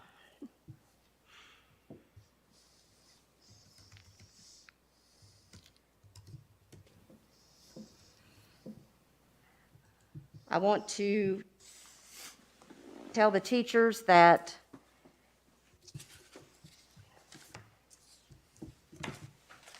you guys are extremely important and you're valued. Your job is and always will be essential, and we need you for our society to function. Ever since I was in school myself, I always looked up to my teachers and felt that one-on-one relationship that only a teacher can give a student when they're there in front of them in a classroom. I know you realize, but at the same time, I don't know if you realize how important that relationship is. I'm not trying to push aside any fear or make any statements that should make anyone feel uncomfortable. However, I want to tell you that we need you. Montgomery County Public Schools need you, and our students need you. And I'll leave it to someone else. Thank you. You're Jamie? Okay. I always get to be, well, you'll be last. I'll this be time. last. That's cool. Okay, so before I make any comments, I'd like to just say that for people that don't know what I do for a living or who I am, I do work with people every day, the public, from 8:30 to 6, 9 hours a day, and weekends. I have 4 grandchildren, 3, 5, 10, and 12 in the public schools, except for the 3-year-old. Had 3 children come through the public schools, 1 in college right now at Virginia Tech. So I do understand and see quite a few things and do know what it's like to work in the trenches. It's a lot of us out there are doing every day. Again, I don't want to keep reiterating about the survey, but I'm so glad a couple people noted the differential of where the survey results came from. Christiansburg, of course, as usual, doesn't tend to ever get much of a voice, I feel like, and the rest of the county. 16.9% came from Christiansburg, 76.9% came from Blacksburg. And I've kept notes on a lot of our public speakers, and although I appreciate everybody coming out, a lot of them, each public address, have been from one end of our county, a couple from this end of the county. And it concerns me, and I encourage people all the time to come out, but a lot of people just don't, they're not comfortable with speaking publicly. I know as long as I've been doing this, when I go to town council and speak, I still get nervous. So I can imagine people that aren't used to doing it all the time. And I share with people to email too, and many parents will say, well, how do I? Where do I find the emails? Well, and I had one young lady just sharing some of the things. I know other people have shared some of the things that some have shared with them, and I shared with her to come and speak, and she said, how can I? I get off at 5:30. By the time I get my child, I get home, I have some dinner, then I have to learn what he's learned for the day. He's 6 years old, so it takes a while for him to share with me what he had learned. Then I have to do the research to figure out how to help him with his 2-hour homework every night.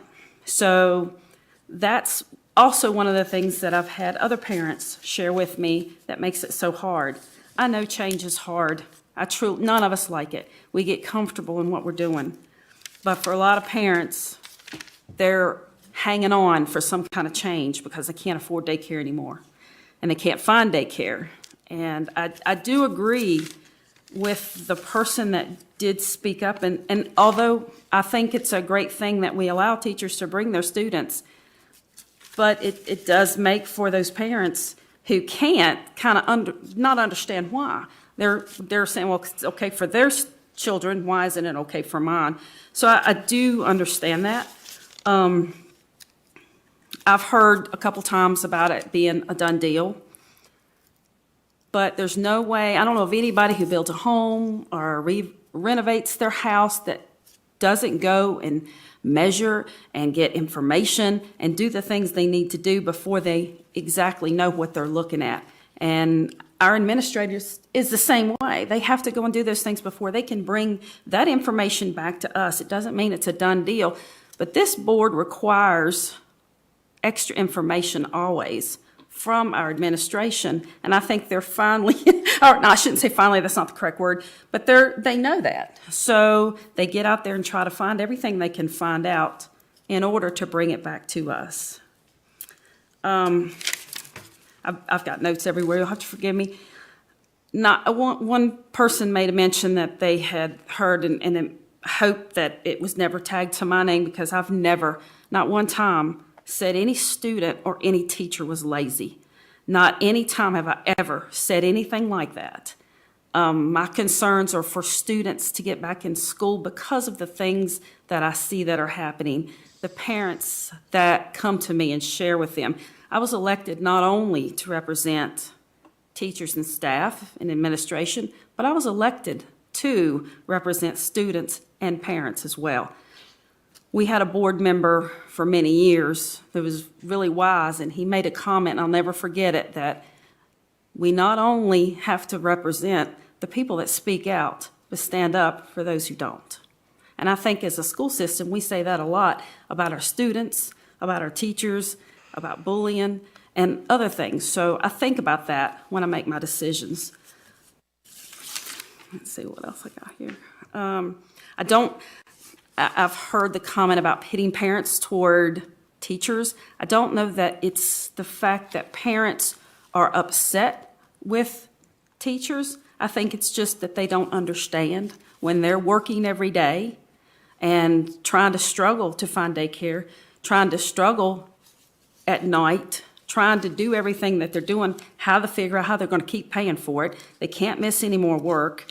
They're trying to, they're leaving their children at home without wanting to. Lots and lots of issues going on there that I think it's just not an angry, but just not understanding what the difference is. Let's see.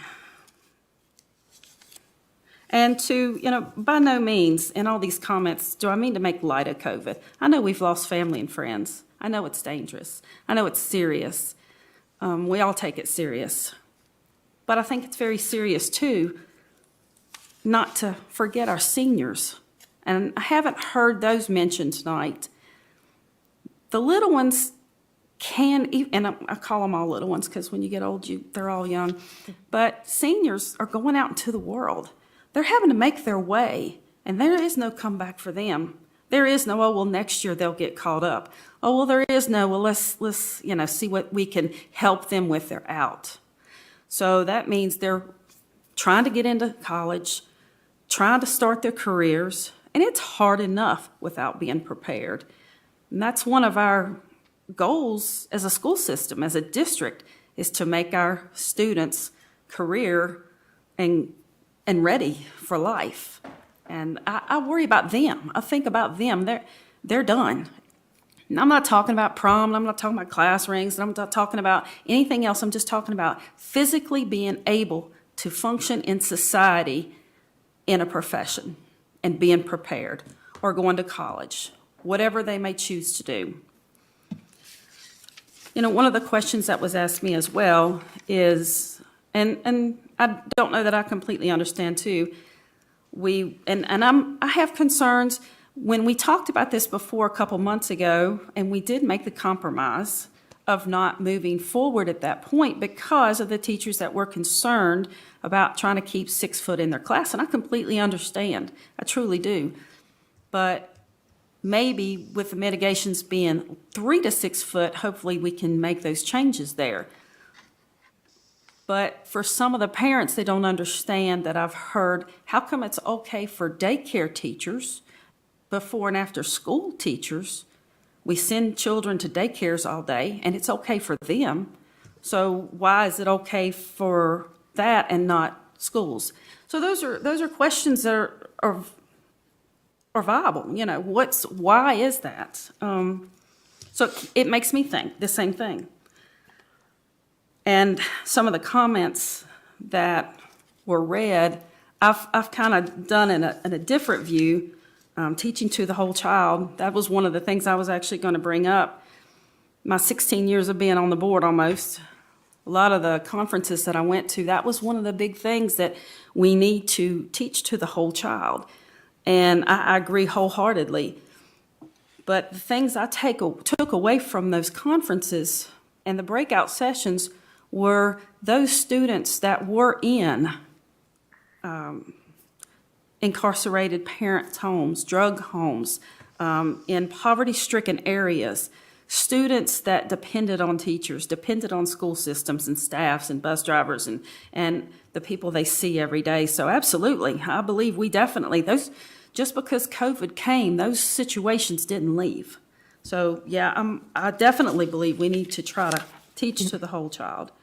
We got grandparents trying to learn how to do technology, and I most definitely, with a 21-year-old trying to get online and take tests, and online is spotty. I don't care who you have and how good it is.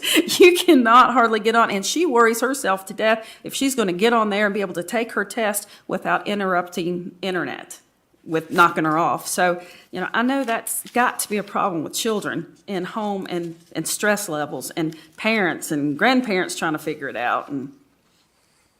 And one of my questions is, other than the room being a problem with mitigations, why do people feel, or staff, that the exposure is higher risk because the time there at school is more when the children are already there a couple hours?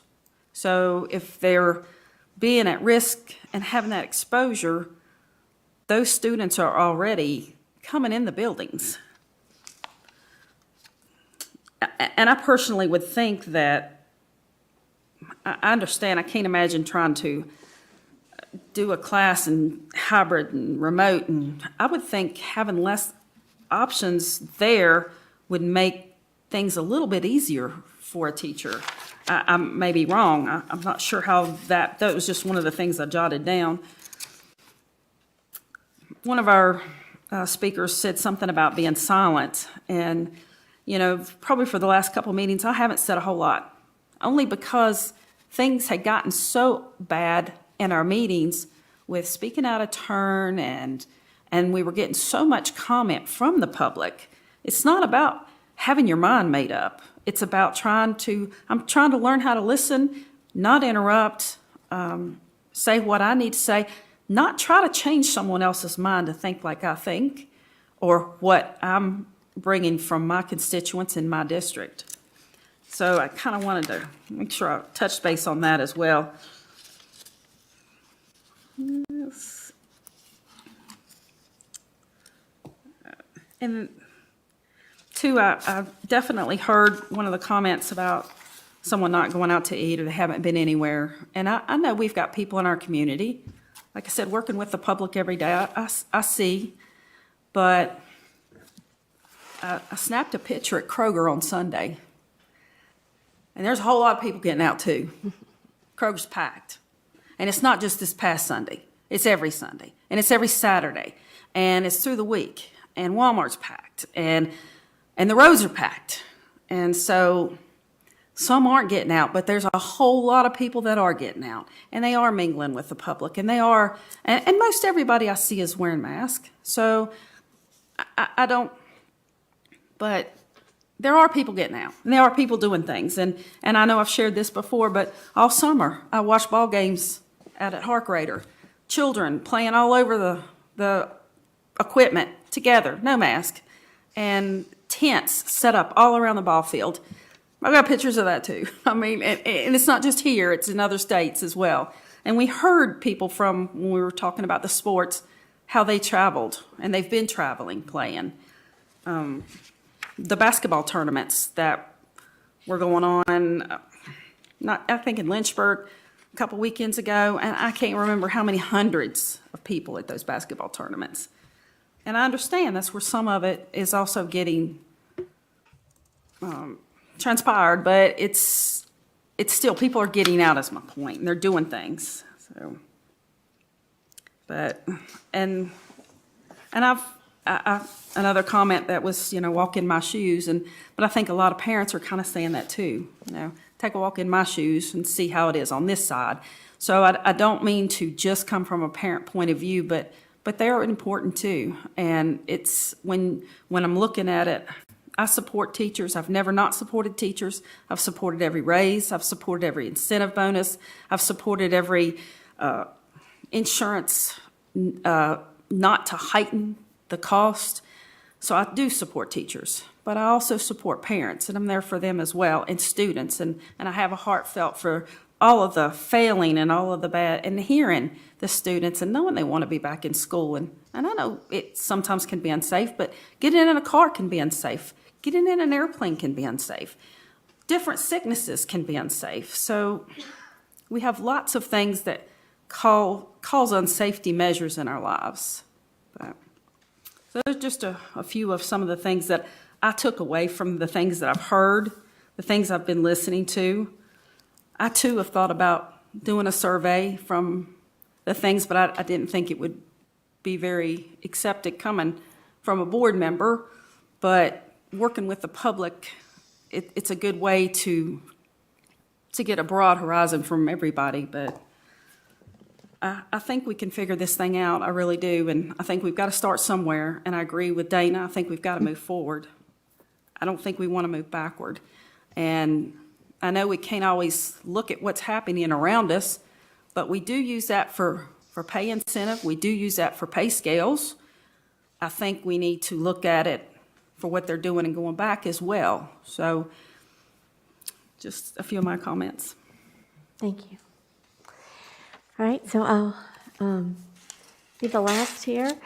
Thank you to all the MCPS staff who put a lot of work into the presentation and gathering of information for the mitigation strategies. I know, as Jamie said, it takes a lot of work to measure and get CO2 levels and talk with teachers and see what would work in their classrooms. I appreciate that the principals engaged with their teachers, and as a team, they determined what would need to be done and got that back to administration to be part of the presentation. I would like to thank all the teachers for what they are doing for our students. It's certainly not something they were ever trained for, but I think they've risen to the occasion and they've done the best they can given the situation we're in. I'd like to also thank people for the emails. Each email is equally important, whether it be from a student, a parent, a teacher, or a community member. But it is important to put them in perspective because the number of emails we received were a very small percentage of our stakeholders. I'm glad that students who are doing well and have support structures in place for learning success in the virtual or hybrid setting are sharing their feelings. But we do know that there are students who are not doing well, who don't have support, and who can't learn this way. We should not ignore these experiences just because they are not the loudest voices. I want to thank the speakers who spoke for those quiet voices.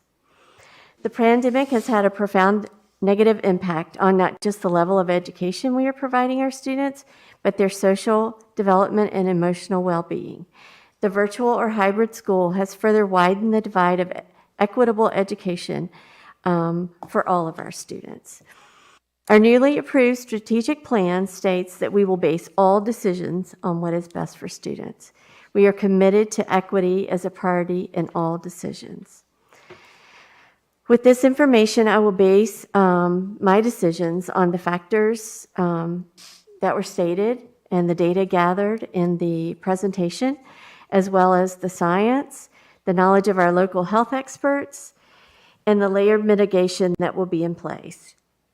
We have proven that we can educate students safely in the school building, even as we continue to pull in more children full-time. In light of the feedback from stakeholders with the timing of the MCPS school board vote, I recommend a special called meeting on February 23rd at 7 p.m. to give all the stakeholders sufficient time to prepare should the board vote to move to phase 3, level 3. Do I have a motion?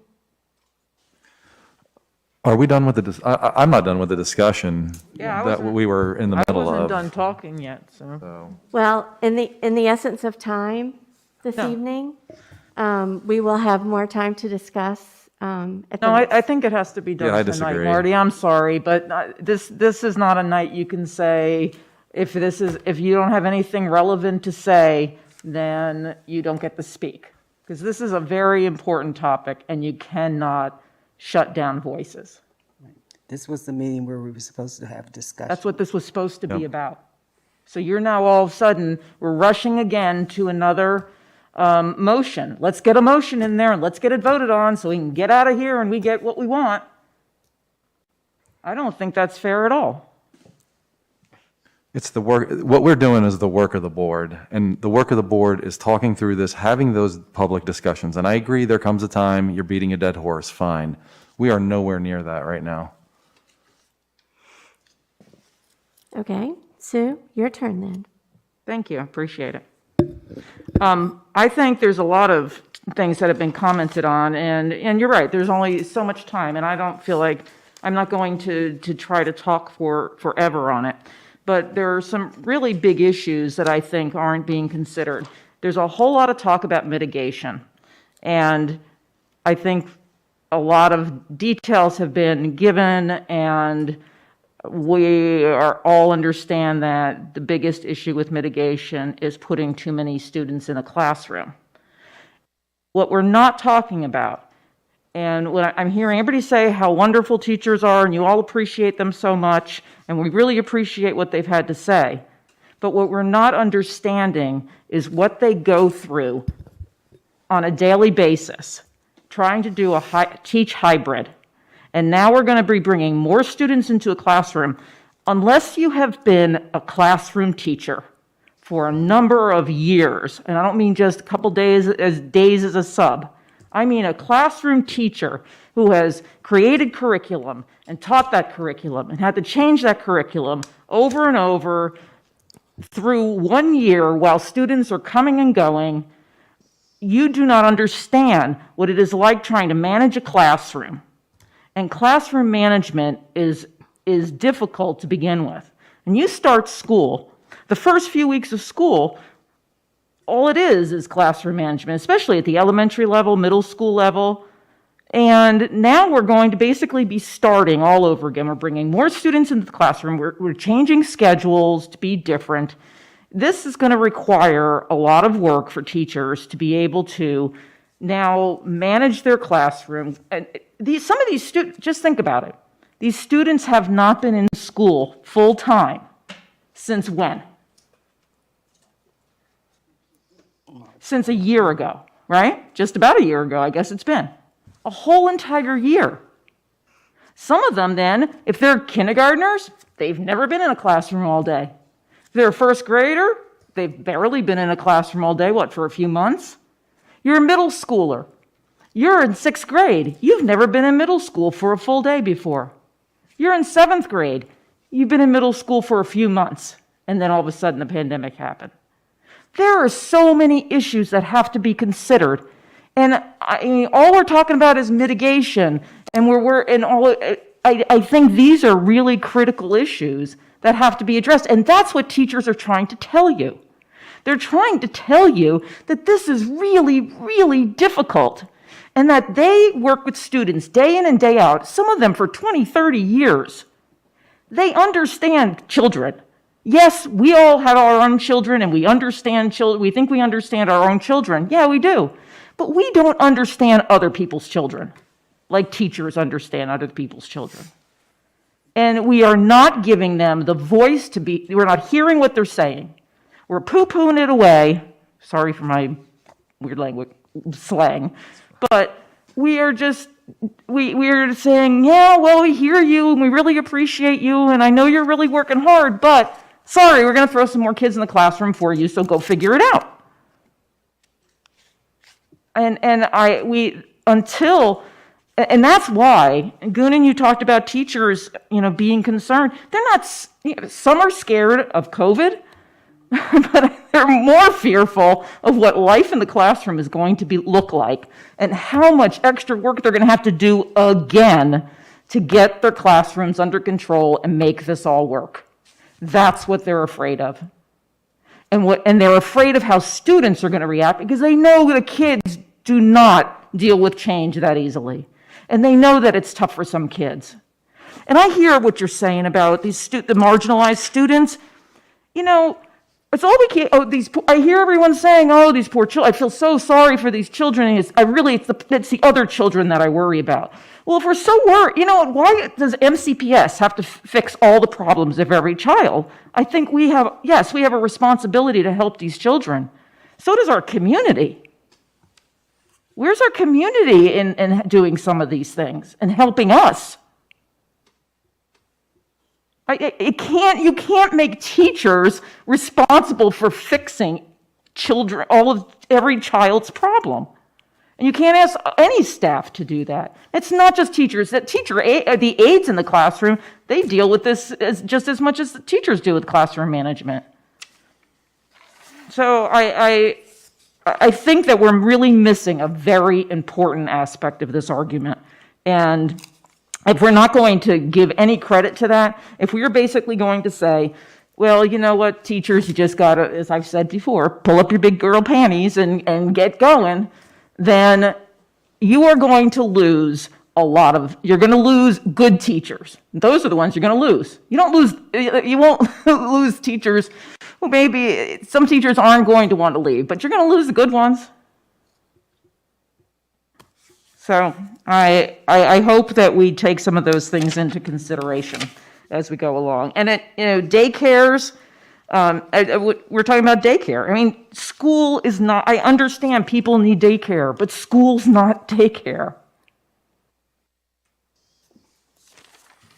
That is not, then if there's a daycare problem, we need to get our communities together and get daycare put together for these students who need help. And our marginalized students, then let's start focusing on them. Some of them are in school full day already. Then let's focus on those issues. Let's put our energies into that. If we're concerned about those students, which we should be, we need to put our energies into that, and we have to get our community to do that too. I had several other things, but I think that's pretty much the. And as far as students go, this was, those students did that. Why do you think they did that survey? Because nobody asked them their opinion. That's why. They did the survey because they wanted their voices heard. Whether they're from Blacksburg, Christiansburg, Auburn, Shawsville, they want their voices heard.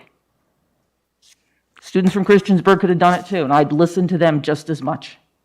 They wanted their voices heard. That's why they did it. And by the way, that letter that was signed by 90-something teachers, I got a message earlier, 150 teachers have signed it now.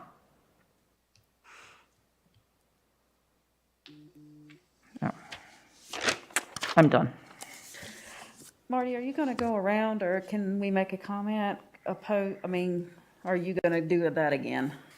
If you'd like to go ahead and make a comment. I was just going to make a comment to your comment about the kindergartners in the 6th grade, Sue. That's every year. A kindergartner's never been in a class all day long when any kindergartner starts school. And the same with the 6th grader. A 6th grader's never been in middle school when they start. And so what do? Where do we start? When do we start in the begin? fall. And as far as the community, well, that's what I've been trying to say. We need to listen to the community, but you're saying, well, hey, let's have the community do all this stuff, but yet you don't want to listen to the community, which are the parents. So, I mean, those are the things that you're right. It does take all of them. So we have to hear all the problems. And as far as daycares, my question to that was not only about the fact that there's a lack of a lot of daycares in this area, but it's the fact that the teachers in those daycares are teaching and doing all day. That was where I said some of the people had made comments to me that they didn't understand what the difference was. And I just shared that from the community members that I was hearing from. I agree. I totally agree. I'm not disagreeing with you at all on the whole daycare issue. I just don't think we can ask our teachers to be that solution. I think there's got to be more to the solution. But that's not And what I was listening saying. to- I wasn't saying that at all. My comment was, what's the difference? I don't expect teachers to be daycares. I never have, and I've never insinuated that. But school is something that we do and is required. And so our parents expect school to be something that children go to. I don't blame them for expecting that. Right, but Absolutely. my point is it's not a choice. I understand that. It isn't a choice, it's the law. Excuse me. Right. But just let me make one more point, Marty, and real quick, because it's in relation to what Jamie had said earlier. I just lost my thought. Never mind. Okay. Mark, do you have? Yeah, there's a lot to touch on. So let me touch on some of the thoughts that have come. I want to make a comment about this whole, doing it for the students. I mean, what I'm advocating for is also every single one of us that's stating a position up here is doing it for the students. We can all make that point, right? I don't think it's fair to make the argument that if we don't go back full time, that we're somehow not doing it for the students. I mean, the thing that I said in the last round basically is if you look at things objectively, there are definitely some positives and there's a lot of negatives. And from what I am seeing and from what we're being told, it appears to me that there is a high risk that the negatives are going to far outweigh the positives in this case. And I think the trade-offs is is really the crux of the matter, and that's what we need to get to.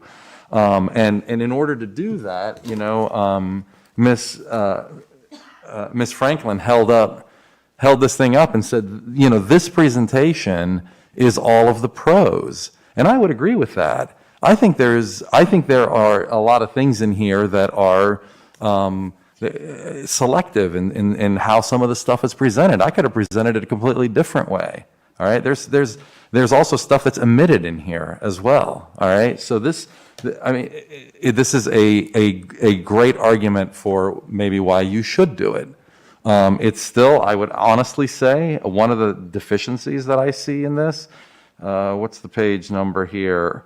One of the big questions that we were asking was the why, right? And the why is answered, was it page 6? I don't know. There was like a paragraph on why. There wasn't a whole lot of data behind the why this now. And there was not a lot about the pros and cons of the trade-offs with, if you do this, here's the benefit, here's the potential downside, right? And I think to really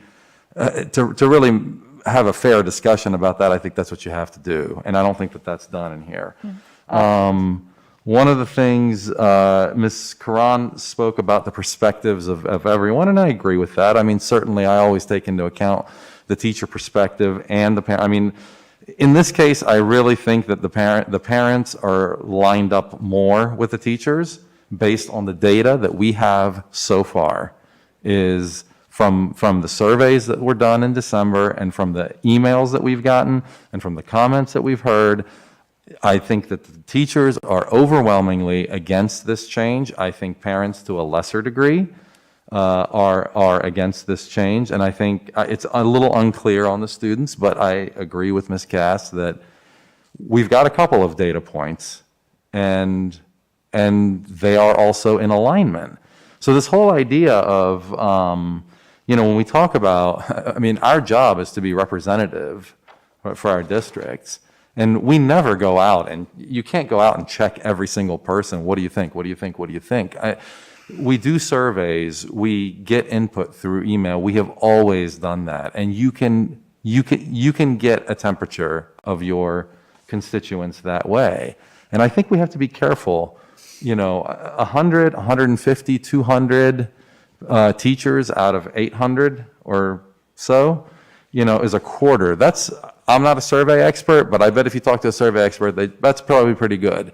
And on the back of another survey that we did in December that was probably even higher, that pointed you in the same direction, I think it's harder to discount that. I think we got to be careful about discounting that input from the teachers, because it's one thing, I think, to pay lip service, and I know a lot of it's more than lip service. I think it's a good point that there's other ways that we support the teachers. However, I think we have to have a good reason to basically say, here's why we're going to go against all of you, 90% of you or whatever. It really needs to be. I think as far as the health side of things, I think that there's, this ties into it, back to something that Ms. Karan said about everybody's perspective. One of the perspectives that I am taking into account here that maybe I wouldn't take into account as much in other decision-making is, elderly people in my district, immunocompromised people in my district. That's something that this affects them. It literally could be life or death for somebody out there. And so I take that very seriously. And I think in this case, we do have to also take that into account. But again, I think from what we've heard and what we've seen, I think the decision to me is clear. I am still open to have somebody change my mind. I want people to change my mind. I want, you don't have to do it tonight. Send me emails, talk to me. I want to understand where people are coming from, because this is what I see. And if I have blinders to something, I'd like somebody to point that out to me. So anyway, going back to the health side of things, I am deeply disturbed about, we have this new CDC guidance that has come out, and it says we can't ignore it, but we're going to ignore it. That's essentially what we're doing. And I know that we're saying that we are going to do other mitigation, but I think if some of these shields and things like that are acceptable mitigation that we could do in schools, I would expect the CDC to come out and say that, and they haven't, right? And this guidance came out for schools, and they've said 6 feet. They didn't say 3 feet. And no, we actually presented that in there, that they did say it was acceptable to use the barriers. Yeah. That was part of our in the presentation. Yeah. Yes, but okay, but yes, they're in some cases when it's less than 6 feet. Our plan, first of all, calls for less than 3 feet, and I would also further say that this is kind of a spirit of the law, letter of the law thing. When I read that recommendation, I don't see this as an excuse. We'll bring everybody back and put up the plexiglass. I don't think that's the intent here. I think the intent is for more of rare occasions when you really can't meet it in one or two situations. I don't think this is a kind of a catch-all solution for this, and I'll dig into the details on that and post them at some point soon. But we got a very good email, I think, from one of our constituents that walked through some of that stuff too, that I hope you guys got to read. So anyway, I think I got a real problem with the fact that we really are not following the CDC guidelines. We're being inconsistent on, I think, what was it, the Harvard World Health Institute you guys mentioned in your presentation here. This entire year, we've been in the red on this. We've ignored that institute all year, and now all of a sudden we're going to listen to them. Obviously the APA is going to be skewed maybe a little bit more towards what's best for kids and have other risks that would be acceptable. So for me, I think the CDC is the ultimate authority, and I don't understand why we would not listen to them. I can see in the future, I mean, when we talk about, Dana, you talked about maybe compromise or something like that, or moving forward. I mean, one way to move forward is to consider doing this thing after, after that indicator is not in the red or in the orange, but maybe in the yellow or in the green. I think if the board wanted to talk about something like that, I think that would be acceptable. Right now in this county, we are trending up. I know that in the last couple of days, it's kind of come back down a little bit, but if you look at the graph of our county, it is not pretty.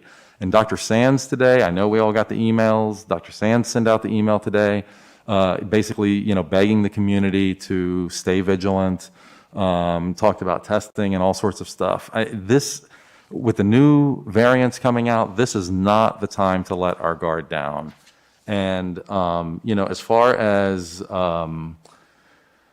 some stuff's been brought up about surrounding counties and things like that. I mean, that's a whole nother rabbit hole we could get into, but I will say this much, that I did reach out to some friends that I know who teach in some of these other counties around us to ask them, how are you guys doing this? How is it going?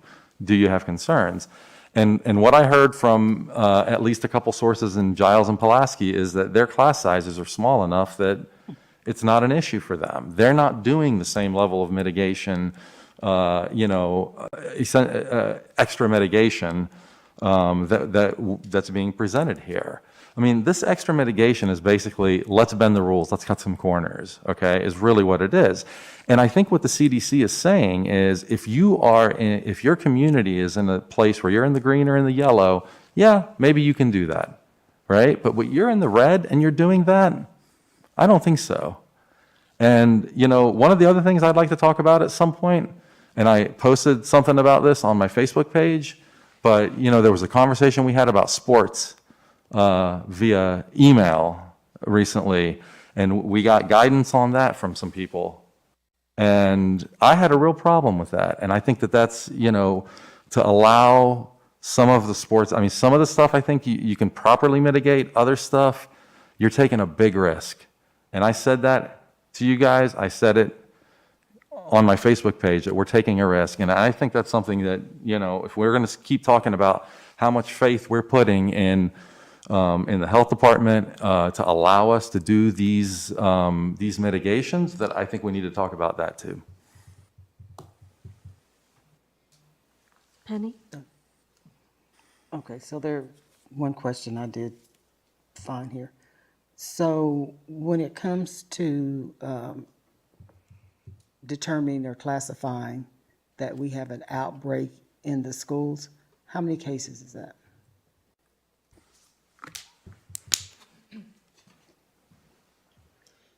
We don't make that determination. The health department does, but it's a minimum of 2.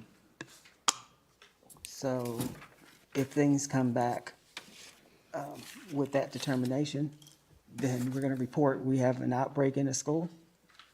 Yes, ma'am. It would be reported first on the VDH state website. Okay, and then we need to also acknowledge as a district that we have an outbreak in one of our schools. Yes, ma'am. If things come back that way. Okay, thank you. Yes, ma'am. So while I was in schools this fall and this past week, one of the things that was constantly being said to students is, pull your mask up, pull your mask up, pull your mask up, right? So I was a single parent from the time my kids were 2 and 4 years old and worked an odd shift. So I absolutely understand the issue of having to deal with the issue of childcare and trying to keep up with things. So I know our parents are part of who we listen to and should listen to. That goes to the whole child. And I've been to those workshops where they talked about teaching to the whole child and, all these things that we need to take into consideration. Well, it wasn't with the understanding of, we've got a world pandemic. This is how you do it, right? This is new. We don't know how to do this and how to do it the best way. So trial and error, yeah, we need to always move forward. And I believe we as a district, we have moved forward. When we didn't have enough subs and we had to move back, it's because we didn't have enough subs to be able to cover things. When the numbers went through the roof because people weren't doing what they're supposed to do, we had to shut things down. So moving forward is what we have been doing. And yeah, trying to do it safely, but I don't think what's proposed now is necessarily not trying to do it safely, but the timing is a huge issue for me. We know that, or we pray that by the time we come back next fall, we will be in a different world and we'll be doing things closer to a normal, because it's not going to be what it normal used to be, but changing again at this point, and then trying to get folks to get used to that, and then changing again once we come back in the fall. Let's let it be. That's what folks are saying. Let it be. That's what they told us in the fall last year, the beginning of the year. Don't change it again. Everybody thinks that students who may be in homes that are not functioning ideally are the students who are at risk and the students who really need support, but that's not true. In fact, our student tonight made that clear. Don't think just because that we're not struggling with how we're doing this too. So that stigma of just because you're in this situation, that means you're struggling. That's not necessarily true, because we have students who rise above their environment and become some of our greatest minds in this country. So we can't say that there's not transmission coming from the schools. We might say it's not happening in the schools, which I question. But we also cannot say that what's may be transmitted in the schools and then going back into the community, because our students can be atypical and then they're bringing it back into the community to their parents, to other folks in the community who are more vulnerable. We can't say that's not happening. And that is a great fear. Excuse me, Ms. Drake, I believe we're at a point where we have to Yes, ma'am. take a vote to Extend the meeting. Yes, ma'am. extend the meeting. Do I have a motion? So move. Second? All those in favor? Aye. I apologize, Ms. Graham. Ms. Franklin, what's the specificity of your motion? To extend indefinitely? Yeah, Okay. I'll second that. I don't want to, but yeah. No, I just wanted to be clear. Yeah, I understand, yeah. All those in favor? Aye. Aye. All those against? Ms. Graham, if it pleases the board, it's been 2 hours, Maybe 2 a hours and quick 15 break? minutes. Yeah, Will a after quick I break get be Yeah, okay? can we let? Yeah. Okay, so as far as looking at the districts around us, we are almost 3 times bigger than some of the districts around us, okay? So as Mark pointed out, that makes it a lot easier to be able to, do things than when you're the size we are with as many buildings that we have that are so varied in age and capacity.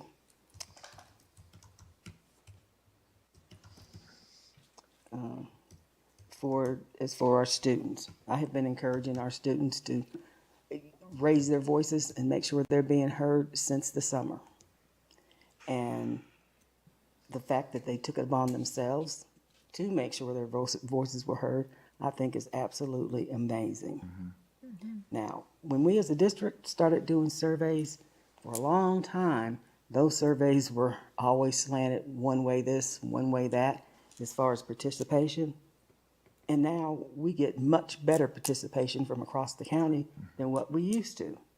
So I believe that once students understand, oh, this is a process that I can use to help my voice be heard, they will probably get more engaged in that also.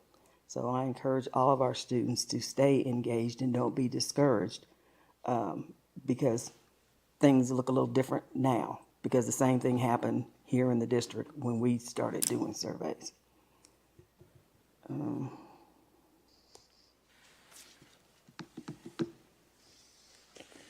So, someone made a comment about generation. A generation will have to struggle. So I'm going to say this, and I'm going to be saying it more often, because I'm kind of getting tired of, a generation, right? Because for over 400 years, African American students in this country were, for many decades and generations, many centuries, were denied having even an education. You could be killed if you were caught teaching a black child how to read, how to write. They didn't necessarily kill us because we were more valuable, okay? But you were severely punished for having a book. Then we had this whole separate but equal thing. That was a joke.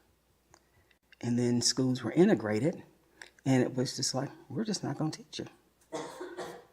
So if you want to talk about a generation, let's talk about tens of generations that have been denied the education that most students in this country have had access to, and the impact that that has had on a whole race of people and to this country. So, when we talk about this pandemic having an impact on a generation, I think we're going to get past that because we're smart enough now to understand how to do that. But again, if we're going to talk about disparities and how things look, let's get down to the nitty-gritty of it, and let's talk about the disparities in this country and how they have impacted it. Hey, can we take a short break for 5 minutes, please?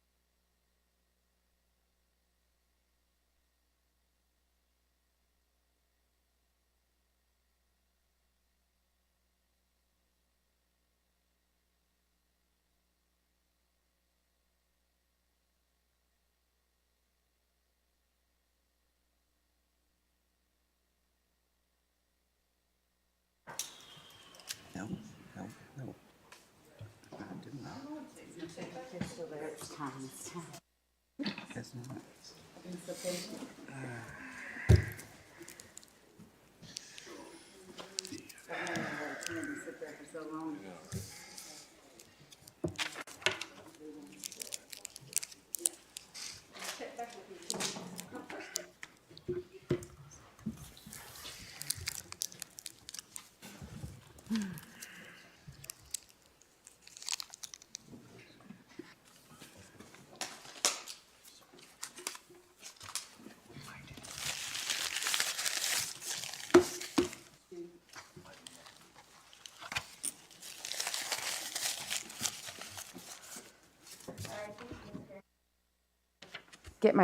Get my typing underway. Yes. Pleasure of the board. We have an option of moving the following agenda items to the next meeting: the school board funding request, the school nutrition funding request, the categorical appropriation, and 2 student matters from closed session. Do I have a motion? So moved. Second. All those in favor? Aye. Hi. Aye. Any opposed? Thank you. Thank you. All right. Oh, just a few things. I'm not going to take too much of time, but I definitely like to hear student voices. I definitely don't mind hearing student voices, parent voices, teacher voices, as long as we hear all voices. And I think my unease with teachers, even though I don't dismiss 150, if that's the number we heard from already, I want to know what the other 750 feels. And to the students, unfortunately, it really didn't represent. I'm glad they did what they did. I have no objection to what they did, but that is not enough data points to align them as they don't want the schools to be open. That's just, I want to clear that, because it was only 3% of the student body and mostly 70% of the high school student body. So I'm not dismissing, but I'm saying it's not enough for me to align my decisions. And I'm not disagreeing with that. I'm just saying they did a marvelous job of attempting. And as folks understand, students understand, this is another way I can get my voice heard, then the participation hopefully will be better across the district, just as they've been with surveys that the district has put out throughout the years. I agree.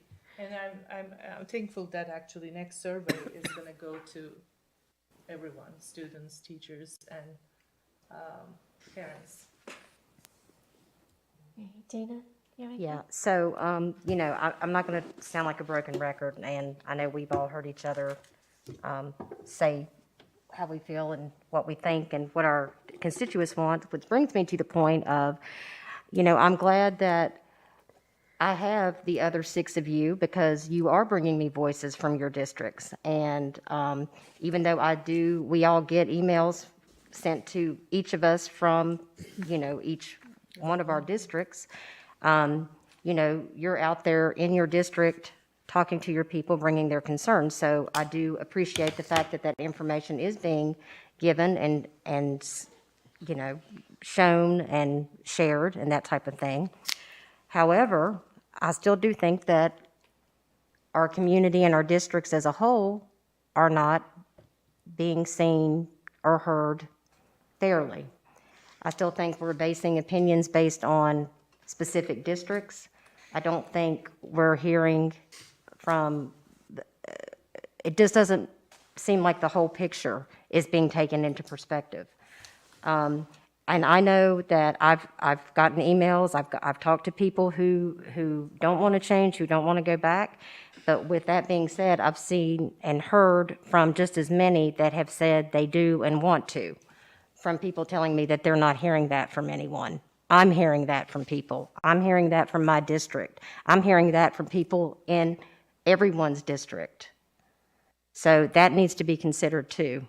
And another point that I didn't bring up earlier that kind of stuck with me, that Ms. Whitaker pointed out, I apologize, I don't remember what page it is on the plan, but it was stated that even if we do go back the remainder of the school year, that there's going to be more lesson time than would have been the whole entire school year.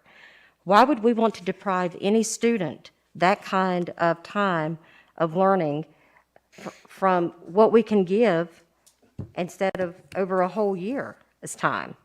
Every time that we take away is to me, is doing a disservice to them.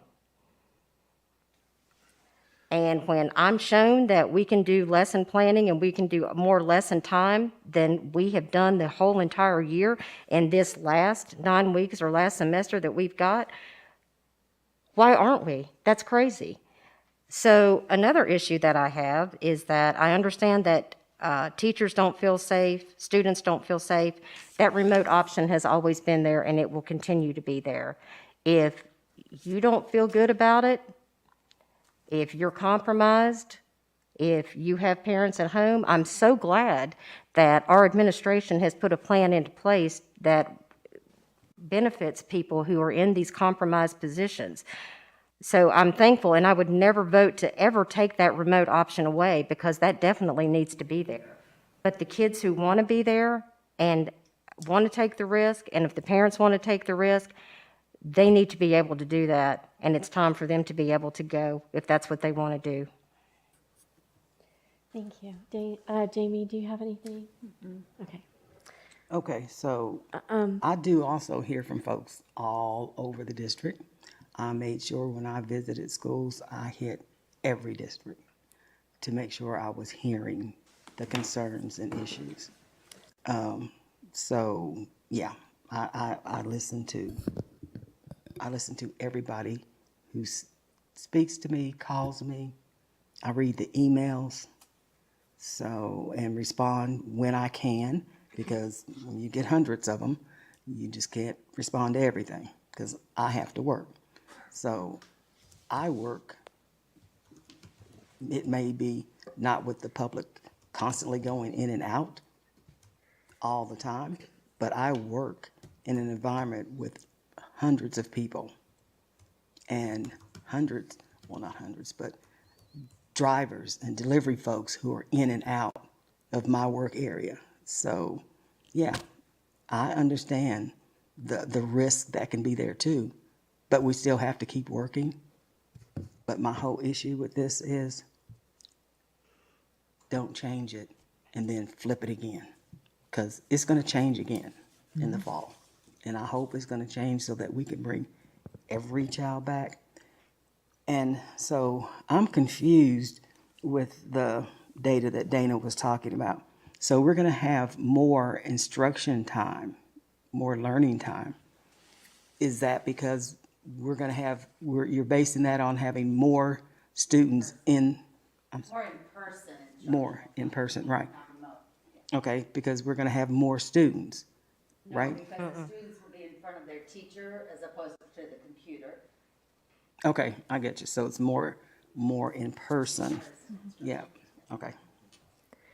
And I think that's, well, I don't want to belabor it, but it also assumes that we don't have any other inclement weather days, right? And I mean, there's some assumptions there that, and the other thing about this particular, it's slide 21, the other problem I have with this is that it's in a choice A, choice B, it makes it look like the instructional time for this choice is so much greater, but it doesn't take into account, I mean, if we choose to just stay with what we've got, we still get half, the hours, from March 5th until the end of the year. So, I did the math on this and it came out to about, we're talking about 15% of the total hours, instructional hours of the year. That's what it comes down to. And I think this is what, again, this goes back to what teachers are saying is that, you're not, I don't know how much we're going to affect that change. I mean, one of the things that, I'm a little confused on the DF thing because there's been some statements made tonight about that, about whether, we've had teachers who's basically have said it's not really helping.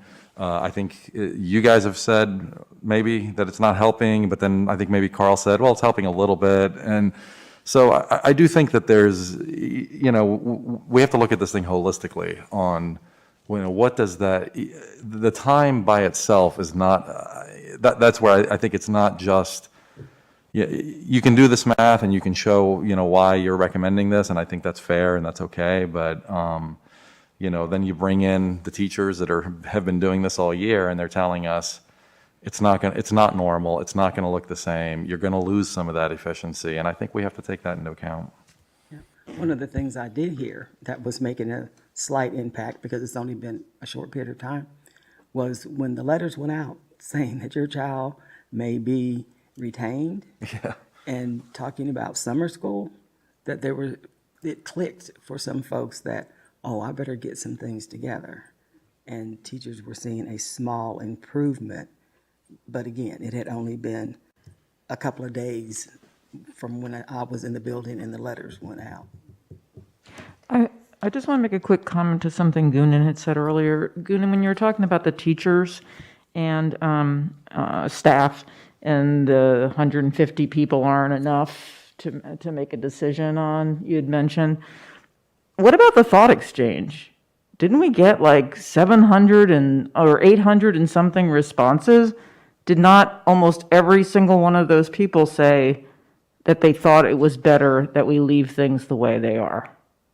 So I think we have, maybe that's not true survey data, but I do think we have more than just a letter written by some teachers. But nobody's even listening.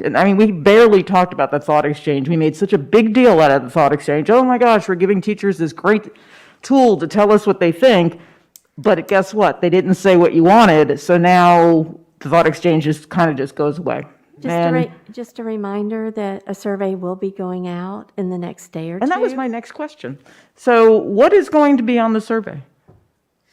The survey will ask the question of, do you support the what is being proposed? Well, I guess that's where, Mr. Jabaka was talking earlier.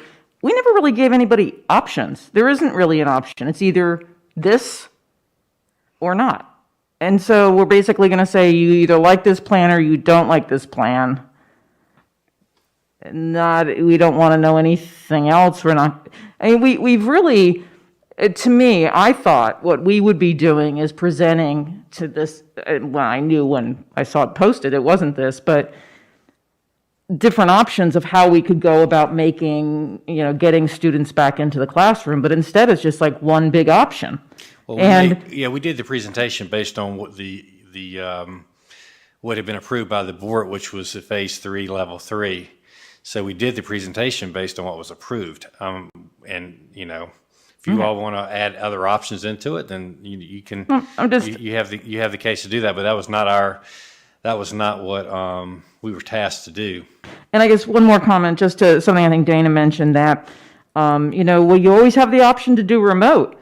Well, the way we're making it now, remote's not really a great option, because now all of a sudden we want to put more students in the classroom. Teachers have to focus on the classroom management and on their classrooms. Remote isn't exactly, it's not what people are doing now. So it's no different than you're saying, well, you think everybody should go full-time or remote, and so it's one way or the other. And going remote isn't exactly a great option. Obviously, you don't want you would prefer that students not be doing remote. So to say, do remote, you could do that. Well, you already said you didn't think that was a great idea. So now we're forcing more people to do remote. We're forcing more children to do remote because their parents don't want to send them back to school full time. So we're forcing more children into the remote option. And I've had some parents who are struggling parents who have said to me that they prefer the way things are now. Their child's in school half the time. They've got their schedule put together and it works for them. And they don't want their student in full. So how about the person who doesn't want their kid there full time? Now, not only do they have to find childcare for half a day, they've got to find childcare for an entire day, because their child's going to be home. So we're creating, so for every time we think we're going to solve it for somebody, we're creating a problem for others. So it's never going to be a win-win. I know it isn't, but I'm just saying it never is. But we can't be oblivious to what the decision also causes. You can't just say, hey, choose remote, and that's okay, because that is going to be But you've always been detrimental. okay with remote from the beginning. Oh, no, what I'm saying now is leave things the way they are. But that's not working for Okay. some of other people the way they are. But it's not working. Board, if we have new items to add to the discussion of moving to phase 3, level 3, then we can do that, but we're not going to be attacking each other. I have nothing more to say. I have something. What was the option? I mean, from what I understand, the bus schedules and things like that don't give us a lot of room for options when it comes to that. But when we spoke about this earlier, it was adding 15 minutes of some sort to the classes, and that got negative pushback. So that was a different option that we tried to do and could not get it through. Am I correct? So we have looked at other options and tried to get those in place, and we made the option to, okay, nobody wanted to change at that point, so we kept things the way they were and did that compromise. So is that an option at this point if the board were to choose to look What's at the that route? compromise, Jamie? Sorry. That would have only been for secondary. Okay. Oh, you mean the extra 15 Would have minutes? only added 15, I mean, But I not thought it was only. for everybody, not just secondary. It was just secondary. It's just I gotcha. Yeah. It's okay, okay. And But it I isn't- mean, but it still, it was an option that was put on the Sure, yeah. table, and Look, I mean, I think we need to give ourselves some grace here too, and the administration. I mean, we're learning too. I mean, if we had this to do all over again, we'd probably focus some different options on a different end of the scale, and that's okay. I mean, I think the level 3, phase 3 can be done in a few different ways. I don't know how late we can push it into the year before everybody will agree that there's just not enough time. But I think that you could leave things the way they are and do the whole thing, leave the schedule essentially the way it is, or maybe tweak it as opposed to changing it. You could also, as a compromise, delay when you would enact it, because right now we're saying March 8th, so there's definitely room to move that date. So I think that would still fall under the same column in our decoder ring, essentially. I think my concern is that we need to make that whatever we decide, we need to decide it, and then we can't change things anymore, because it's just, we can't keep saying we're going to push it out another 2 weeks, another 2 weeks, and another 2 weeks. We either keep it, or, I think we need to keep it the same. Decided, that's my opinion, but even if the decision is to go back, then we need to pick a date, and that's what it is. But I don't think we can leave it hanging out there that, maybe we'll change it again. It's really confusing to everybody involved. I think I agree on that with the Sue, the fact that there's not really much time left to wait more to do any other change. And I think initially, I remember we were talking about either on my one-on-one or we talked in the boardroom, I can't remember, but we, starting thinking about a change for the last 9 weeks, I think, which starts at March 24, if I'm not mistaken. But I think that, thinking now, March 8 gives that adjustment time. How we are saying it's hard to change, and it takes adjustment for them to get back to the schedule and principals to figure out things.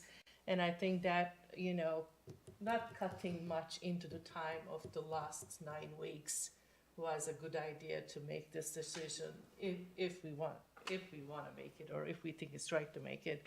And I think further into the year I don't think it will make any sense whatsoever. So I think we should really do it now meaning, this time frame, or just keep it probably the same and figure out in I mean, keep in mind that, we may have to roll back due to, heaven forbid, one of these other variants or something, right? I mean, that's another concern. Because we really don't know what's going to happen in September also. Correct. But that's the advantage of, I think, keeping the schedule the same, is that you can move back and forth a little bit more easily as a Right. compromise. If we decide on that March 8th, we're going to go full-time, right now, there's a fair amount of unknowns. We've got cases, the numbers are still high in the county. and I think we just need to make a decision based on what we know now, and so people can settle their lives and move forward. Okay, so I'm One of gonna, the things that we know now is that there are several variances out there that spread more easily and are basically more deadly. And, Dr. Sanders, don't think I'm reading something into what you said, but what I was reading into what you said in part of your statement was basically it's probably here too because of how our cases are looking. So those are some things we need to take in consideration too.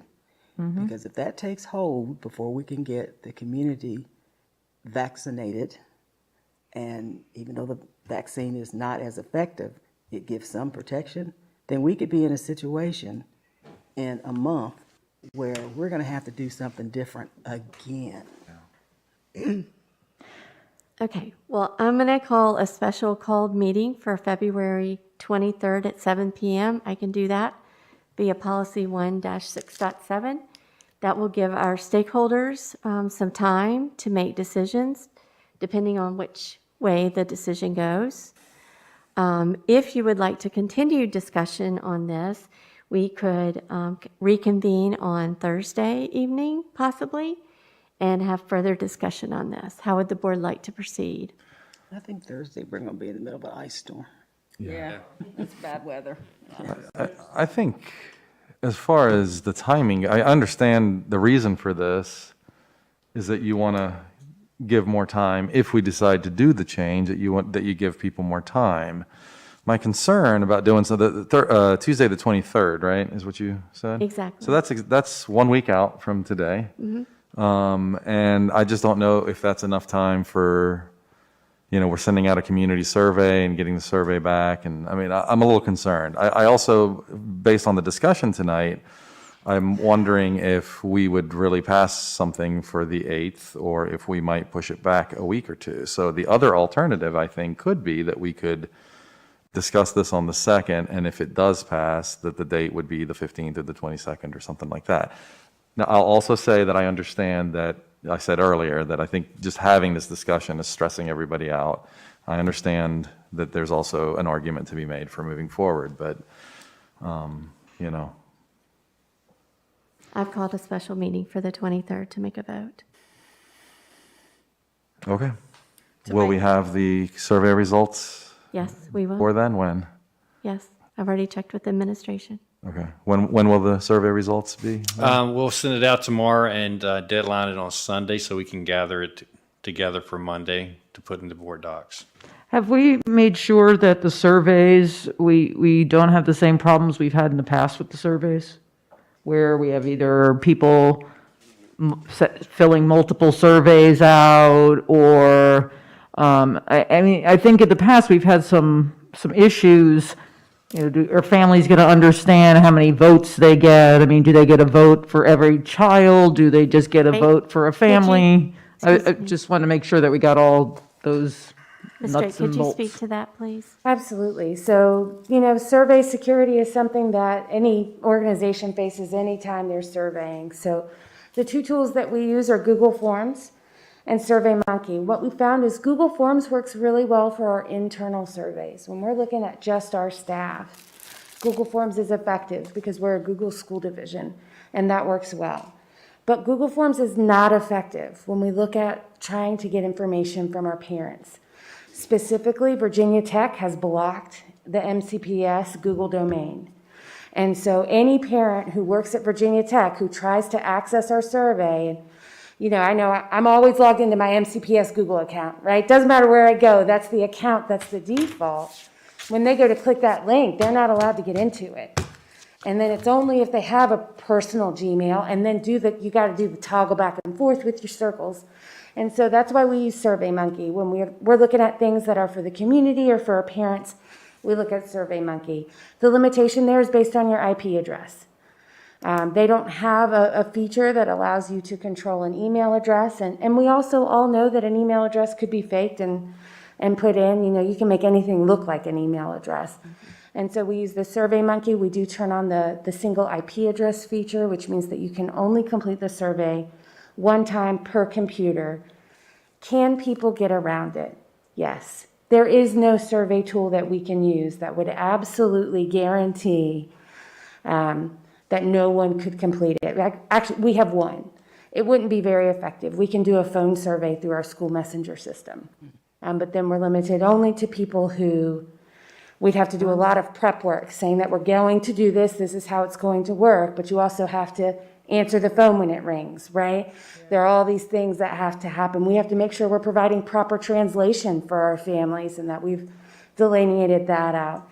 And seeing as how we've never done it before, right. SurveyMonkey is really our best choice. And we have it set up so that it does limit those IP addresses. And that really is the best we can do as far as security. Any other questions? Thank you, Ms. Drake. Okay. Anybody have any more questions on the survey? All right, the next item on the agenda is payment of the bills. Do I have a motion to approve the payment of the bills as presented? So moved. Second. Any discussion? All those in favor? Aye. Aye. Any opposed? The next item on the agenda is the financial summary report. Do I have a motion to acknowledge receipt of the financial summary report? So moved. Second. Any discussion? All those in favor? Aye. Aye. Any opposed? All right, and we're skipping the funding. Is there any unfinished business? Yeah, I had something. So at the, hang on a sec, let me, got it written down here. Let's see, at the January 19th meeting, I think there was, I was not around for that meeting. I think there was a little bit of confusion perhaps on the vote for policy 1-6.8. I would like to ask to bring this back up for a vote.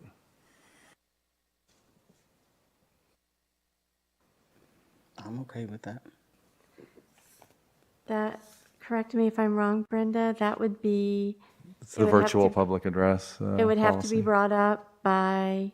Somebody who voted yes or somebody who did Voted not vote. for it. Mr. Chewbacca wasn't here and therefore is eligible Okay, to request to bring it back. okay.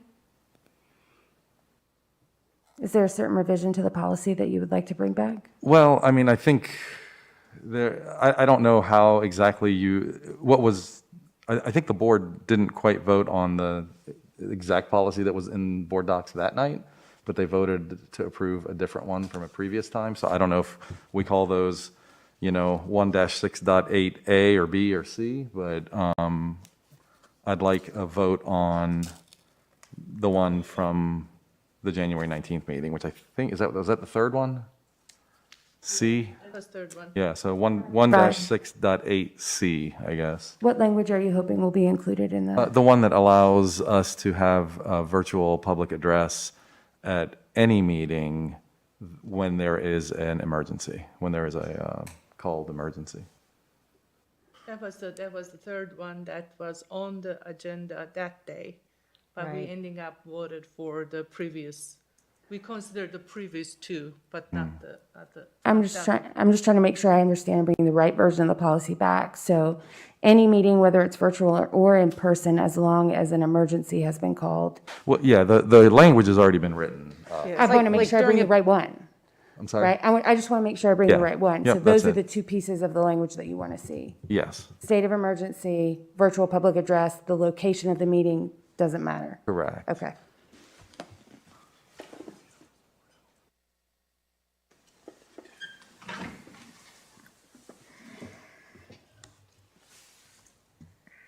Okay, do we have is there anything else we need for that, Ms. Drake? I guess No, one- that was the clarification I needed. One with question I that. have is, so we can bring it up at the March 2nd meeting, I suppose, is when it would come up.